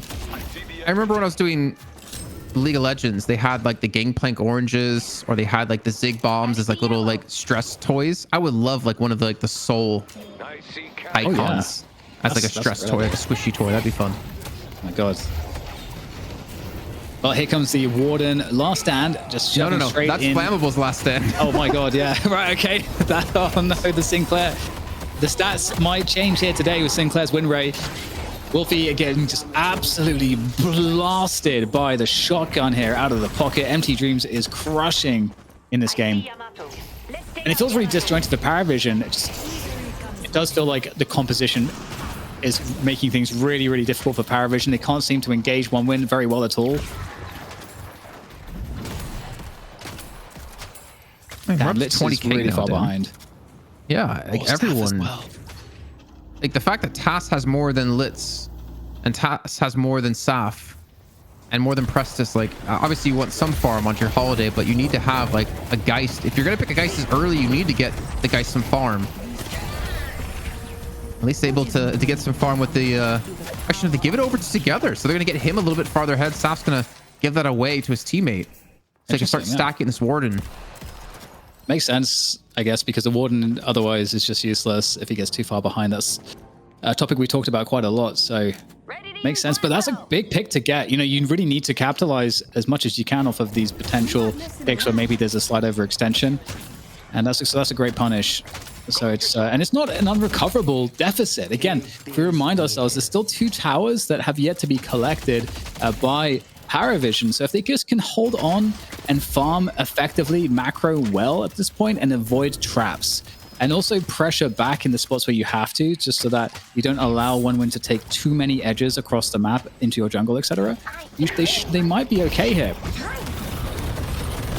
Oh, the cube is so good. Wow. No way. There's no way Zenon lives. We're so weak. Oh no. That's so gutting. Thing is, it worked last time they comboed him. They were able to kill him. This time they didn't have the damage to do it. And it was so close. I bet someone missed like one shot. That made the difference there. Although it is hard to probably miss the Google when it's in a combo, to be honest. It's like they're trying to go for a catch on Zanya now. He still has a shot transformation. Might have to use it instead. He has a debuff cleanser to get away from the binding word.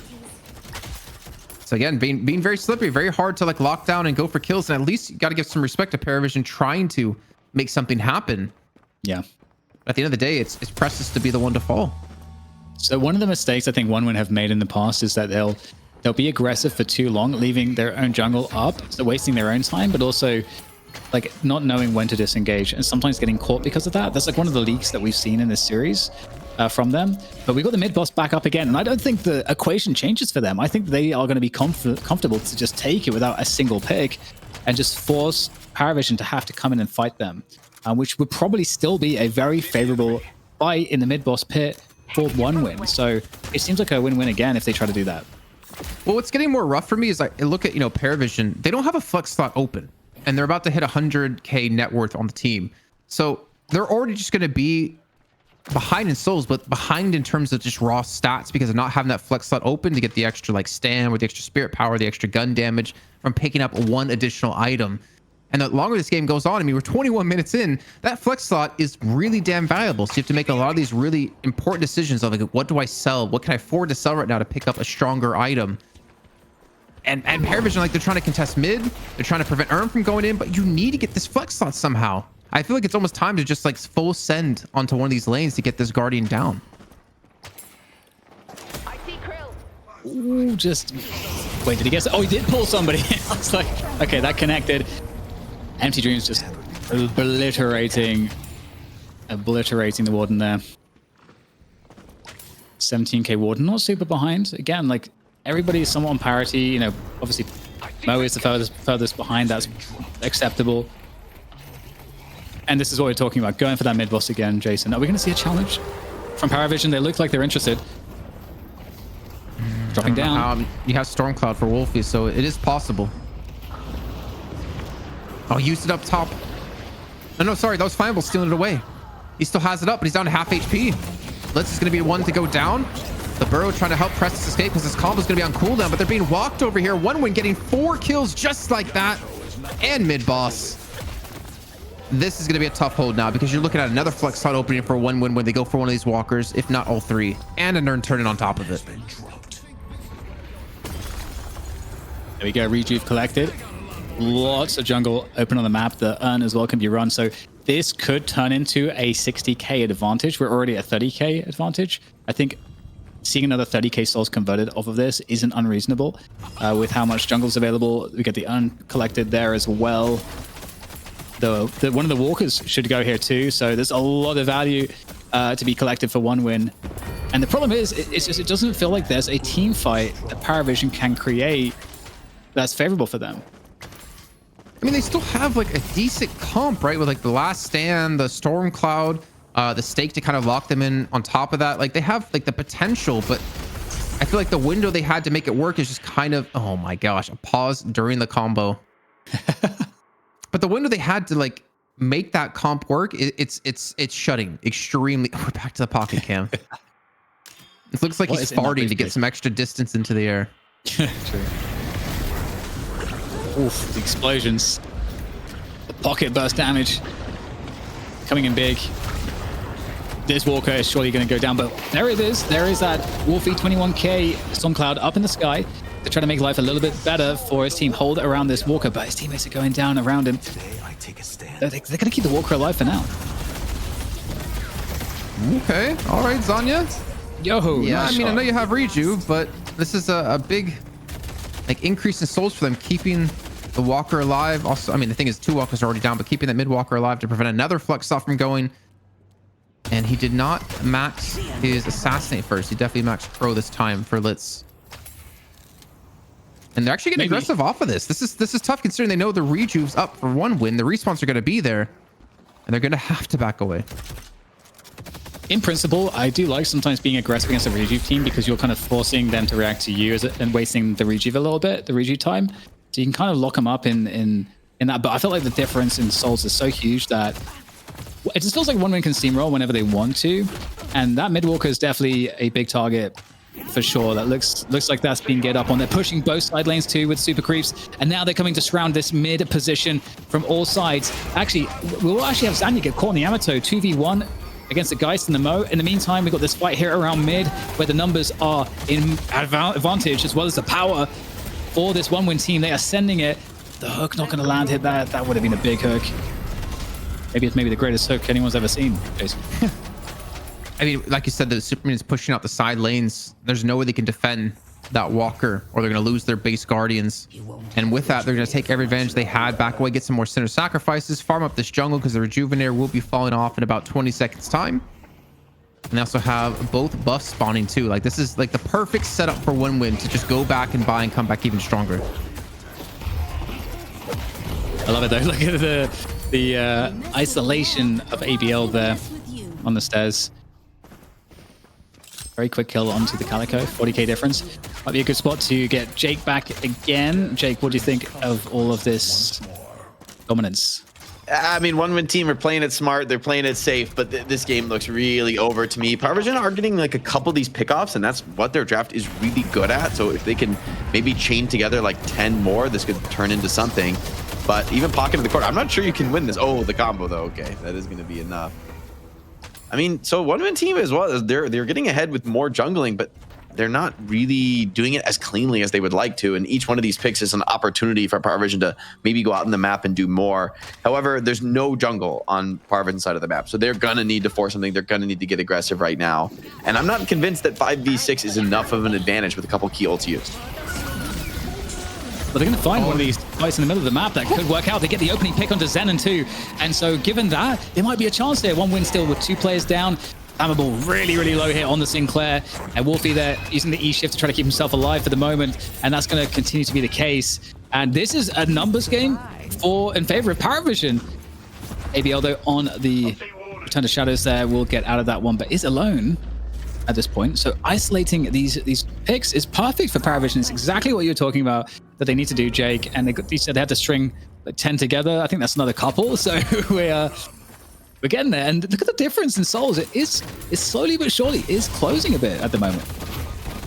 Yeah, Task got the earn turn and he got stolen away. And that's a massive amount of souls. But again, like when we come right back through and the advantage that Parivision just got, albeit they did still continue to close the gap. Like you need to not die from this. You need to like win these fights the way you've been winning them cleanly and taking this advantage without giving anything back, because you need to still overcome this ridiculous soul difference between these two teams. At least the upside for Parivision is that soul differential. It's not that big if you can get the same amount of objectives that one win has.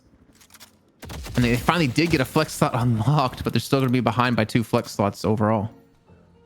I think Jake made a good point about some of the inefficiencies, unless I'm misrepresenting him. In which case, I'm sorry. But some of the inefficiencies of one win when they are playing ahead, they try to play it safe, but sometimes in their aggressions, they stick around for a little bit too long. That's something I mentioned before. And so there is opportunities for Parivision to farm a little bit. Getting some jungle camps on their side of the map coming up, but it does still feel like they do need to go out further afield here because there's just more on one win side of things at the moment. And mid boss is coming up, so getting a pick off in the next minute, or rather in the next like 20 seconds would be really sick for Parivision, because these mid bosses will just continue to be uncontested otherwise. Good attempt for the last soap. I do wonder though, at what point do we say Parivision are overcommitting for this grouping and going for picks? I mean, you have to kind of still think about who's going to be getting the farm. It looks like we will have a fight break out here momentarily, or considering one would have set up around mid at the moment. You can see they're not over towards the Rejuvenator right now though. And the charge is going to be led by Zanya. And they continue to push forward. He just has Shadow Transformation. That's the binding word used and cleansed off. And they're going to get the first kill. Sap, no chance to pull off the soul exchange. Zanya can continue to push forward. He's going to have to actually retreat back to try to take down Together, who's been gifted a lot of farm at 27,000 souls, but doesn't really amount to much if you get picked off. And Viable plays his own last stand to try to push the base. And one win, they want to take that base until they realize we have a big enough mana advantage that we could back away from this one and go for mid. Is there a combo here to like chain into this? Oh yeah, they're going to get the pocket. Okay, this makes it a little bit interesting. A 3v4 now for Parivision. So not the end of the universe. They don't have the damage though. Look who's alive. It's a Vindictive 25k. Like, you need Wolfie alive, you need Together alive, and one would still have Zanya at 33k available to fight. Yeah, pressuring this mid boss is absolutely possible. There's no ults there for Parivision to really do a good job of dealing with that. Parivision need to isolate players around the mid position, and right now one win are all playing together, so they can't do that. Great catch onto Lit. So one win again, just turning around, and the combo comes in, but can't capitalize on that. It's going to be an escape now. Here is the mission for the remainder of the Parivision squad. They are at least delaying the mid boss take for some of their teammates to get up, but at the same time, it's still going to turn around and be a better situation for one when it looks like. I mean, this is a very extended fight here. Like, Parivision eventually get the respawns back through. Wolfie's up in 4 seconds, and he has Stormcloud up. And with that kill into Zanya, and actually does limit the potential for OneWin to necessarily take the mid boss cleanly. They don't have a shot transformation to almost secure it.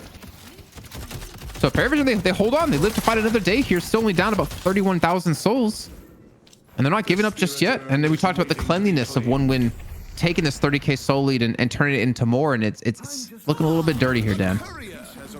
Yeah, and it's interesting because in theory, OneWin could still try to force the mid boss, but they are going to go for the earn ton instead. And what was interesting is that they tried to go for the straight up team fight previously instead of also just going for a clean mid boss, which they have done 2 times previously.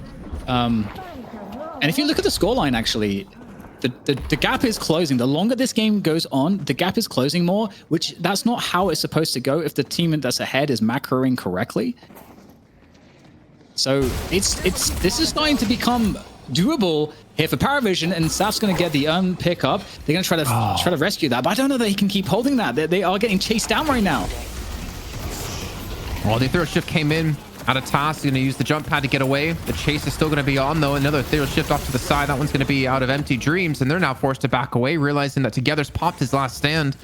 And this will be an earned take. Parivision, as you talked about, closing that soul gap. It could be a hook to come through. But eventually dislodging. The hook's just short. But it doesn't matter. He looks like he's going to die either way here. Does he have a hell swap? He has the ult. He has the ult. He's going to be able to pull that one off. Yes, he gets the swap. He's going to go down there, but that is at least a chunk of damage onto Bebop. He does have Fortitude, I think, so it's going to heal that one up pretty fast. But again, look at the differential in souls. It's almost a 10k difference, Jason. Wasn't it like a 50k difference? It was at least 40, and we can see when we were trying to go for mid boss here, but they're still kind of split. Like, you have Flammable overextended by himself being chased down. Xeno's going to come in to help him escape. And their left lane walker's being hit all while this is happening. Like, OneWin are letting this lead slip away. And Parivision, credit to them to not give up considering how the game started off. I mean, we were what, like 10k 7 minutes in? But it comes down to this mid boss. Like, this is going to be tough to deal with here. You don't want to throw too much into it and not get the steal. And with a shot transformation, they realize there's no way we can contest it. So this will be the 3rd or 2nd. I'm losing count for OneWin of the rejuves this game. I think the 3rd one. But the thing is, if you're Parivision, if you just keep playing smart and playing this macro well, and just like taking the right fights as they've been doing, they're actually they're still recovering. They're like, it's like a net recovery despite the fact that they're losing all these rejuves. So they've got the experience now of 2 mid bosses where that's kind of been the story. So if they can just keep doing that, they should feel confident that they can actually come back in this game. The only issue that I feel like exists is that the late game scaling, I feel like surely is better for OneWin. Oh, okay. Where's the damage? It's going to be in there. Yeah, the thing is, they're not really going to lose anything off this either because of being able to get back to base in time, and the lane wasn't shoved up enough. It's a good like little window for them to play with, but I guess you can see they're going to lose a lot of their jungle. But still, what, 16k difference? Quite far down, and obviously that 16k doesn't matter as much the longer the game goes on as well. Yes, 16k at 30 minutes versus 10k at 7 minutes is a complete difference. And we can see that they're lacking the final flex slot as well, Parivision, so they also don't have the ability to, I mean, you have to like sell stuff at some point. So yeah, only have 1 flex slot. They don't even have a single walker down. And they're at 200k net worth with only 1 flex slot, Dan? Like, what? Oh, that's rough. Yeah, they need to really fix that. But the problem is that because of the rejuves that they keep losing, they just can't get out on the map that deep. I think they deserve even more credit to keep this game alive, considering they're behind by 2 items a piece, like minimum. That is a very good point. And they might have to make some awkward decisions around their builds. We'll have to see how that works. But okay, the Rejuvenator is only got a minute left. We're going to start to see OneWin trying to push in. But they've got to push in deep for these kills. And now we're actually looking at the Parivision. That's the strongest Parivision that we have seen in these fights. Whoa. I don't know about that. Well, that's not a good catch. Get the Mo there. Press just got out. I see, Holiday.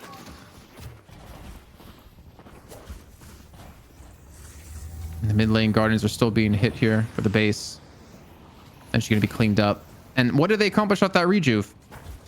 Nothing. I don't know. This is so interesting to see. So still 15k difference. Let's bring in Jake real quick. We haven't seen the rejuve get fully played out just yet, but Jake, what do you make of this situation right now?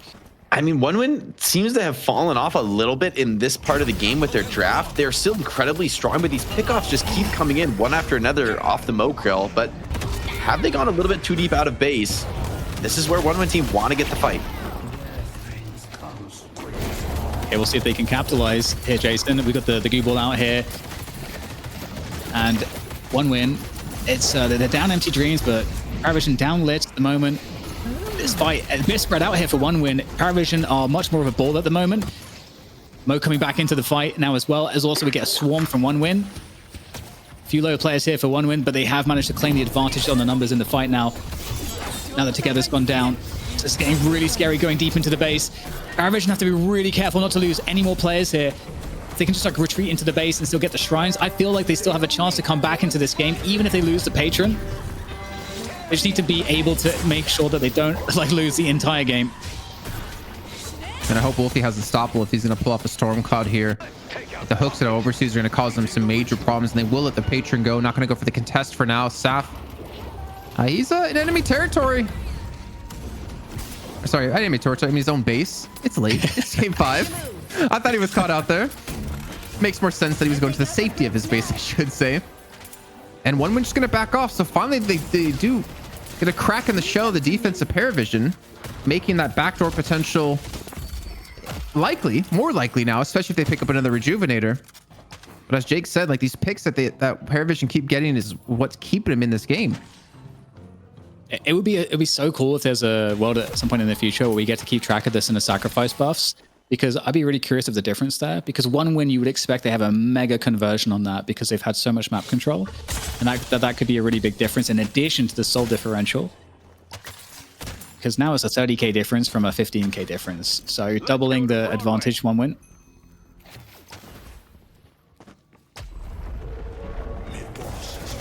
Oh man, the Rejuve spawns so much quicker. Obviously being this late and taken so many times. I think we might have a standoff here unless we see a catch. Like Empty Dreams, you cannot afford to get caught off like that yet again. ABL at 50,000 souls. Like he should be able to 1v1 anyone, and yet we're not really seeing the presence in the fights because someone keeps getting caught on OneWin's side. Yeah, that's a very good point. And it is part and parcel of the style of play that they have. They like do try to send those scouts out to try to get those kills, but that can be exploited if you're expecting it. And here is a big fight coming in on top of the mid boss outside of that structure. There is a connection. Oh, brilliant combo kill. What a turnaround there, enabling Litz to get up into the sky as opposed to being locked down by the hook. And there's some good damage coming out from the Holiday as well. But Saf is, he swaps the health just in the nick of time there. This might be an okay fight, but they will lose together. And the damage, the differential in items, I think is really being felt right now for Parivision as they lose 2 players, 3 players, only to trade Zanya. And that might not be enough here. The mid boss is up, but they could also just go in for the patron. This could be the moment, Jason. Oh, Empty Dreams goes down again. Wolfie gets there in time to turn things around. No Storm Cloud up. We can see OneWin immediately rushing in towards the base here to close this one out. The hexes come through. Wolfie cannot escape. He barely gets back into his base, but eventually gets picked off. And finally, after 39 minutes and 5 maps, OneWin pull off the reverse sweep to take DFN number 19. Brought to you by Intel. It was a crazy climb back for OneWin, being down 2-0 early on in the series, but they held together strong and they came together when it mattered, and they claimed the throne once again.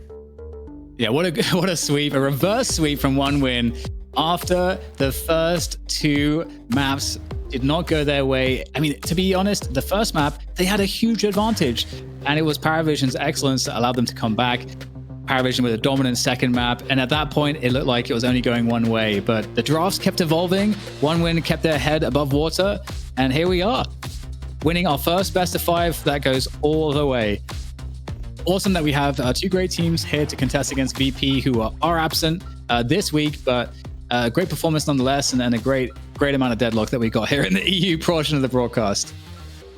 Yeah, and again, we talked about like what adaptations are we going to see? Like we had a lot of different things come into this game. OneWin being slaughtered last week by VP. If they learned from their mistakes, how they adapted their gameplay, Parivision dropping Play With Me, one of the star players of the roster since the beginning of the team, basically, and picking up Wolfie, who did definitely shine quite a bit when it came to like 7 in his pocket. But one coming out ahead here at the very end of the game, it's, man, the mental fortitude to go, what, we're like 5 hours into this broadcast already, to kind of hold it together and to kind of come together at the very end. Obviously, some mistakes were made when it came to like individual play, and some great play out of Parivision to force those mistakes with the catches they pulled off. But to close it out when it matters is it's not easy to do. And big credit to OneWin. They definitely earned their paycheck today. Yeah. And it was a really fun learning experience for us as well. I think we should bring Jay back in here as well. But just a fun learning experience just to see the troubleshooting that both teams did, finding the value of what was good, what was not good. We saw the appearance of certain characters and the disappearance of certain others. Bebop came back in at the end, but seemed like Bebop is still maybe not trashed here, but just didn't work out in this particular series. Yeah, it's been interesting to see the evolution in the pick priority, where Bebop was super high prio previously, but today I think people maybe had dealt with it a little bit better, more aware that they can, wait it out and get to the late game, where it seems that Bebop does have a significant fall off issue. On top of that, I think it was super interesting to see Mo get a bit of priority in this series and clearly look really strong. I mean, like that near comeback from Parivision in Game 5 came from a lot of Mo picks, and there's like definitely this late game point where Mo really changes the game and makes your opponent's lives just so difficult. I think this will be really curious to see how the meta looks to continue, and especially on an NA who typically have their own takes, their own perspective on what's strong. Man, I'm just looking at some of these highlights here. Like some of them are from like match 3, some are from other matches, and it's just kind of crazy to see how this whole thing played out. I mean, obviously you talk about like the grouping, and it's kind of funny to see Parivision do exactly what made OneWin so successful, looking for these ganks when it came to the jungle and catch them out with using the mode to its proper use, at least that's so just in the game. But honestly, like, I think Parivision deserve a lot of credit. They've obviously made some recent roster swaps. I think the fact they took the first 2 maps is a very good sign for them, considering they've had a massive loss streak against OneWin, which obviously continues now. But they're showing some signs of life and keeping things close here in EU. Yeah, I think there's 100%. Definitely reason to be optimistic for this team. Like, as much as OneWin team, it was like they had their vision of the game that was a bit stronger as they were able to implement it in the back half of the series. So did Parivision, right? Like, they had their own strategy, their way of playing, especially some of these late game moments, especially playing from behind, sort of the way Virtus.Pro likes to play, but maybe not quite as well executed as VP bring. But I mean, nonetheless, I was impressed. I thought Wolfie had a great showing, especially when he got the pocket in game 2. Was a really nice performance. Well, speaking of pocket, I feel like that's such a great lead in to the player of the match, which I feel like has something to do with pocket based on your choice here, Jake. Yeah, I mean, Empty Dreams, this is just undeniable from ZP and I. I mean, every time they've been like basically first picking it the back half of the series, and a lot of that comes from just the incredible confidence in what Empty Dreams can do. And a couple of these, I think he went flawless in a couple of the games. I mean, just so destructive on the pocket, ridiculous damage, ridiculous presence on the map. Just doing the most. And even on the Infernus was like a huge issue here in game 1, had a big lead. Of course, they fell off the lead in this game, but nonetheless, Empty Dreams was a big part of that success. Didn't have one bad game in the series, I'd say. Yeah, and we've kind of talked about like the development of OneWin over time, and the Empty Dreams has kind of always been one of those carry players for the roster.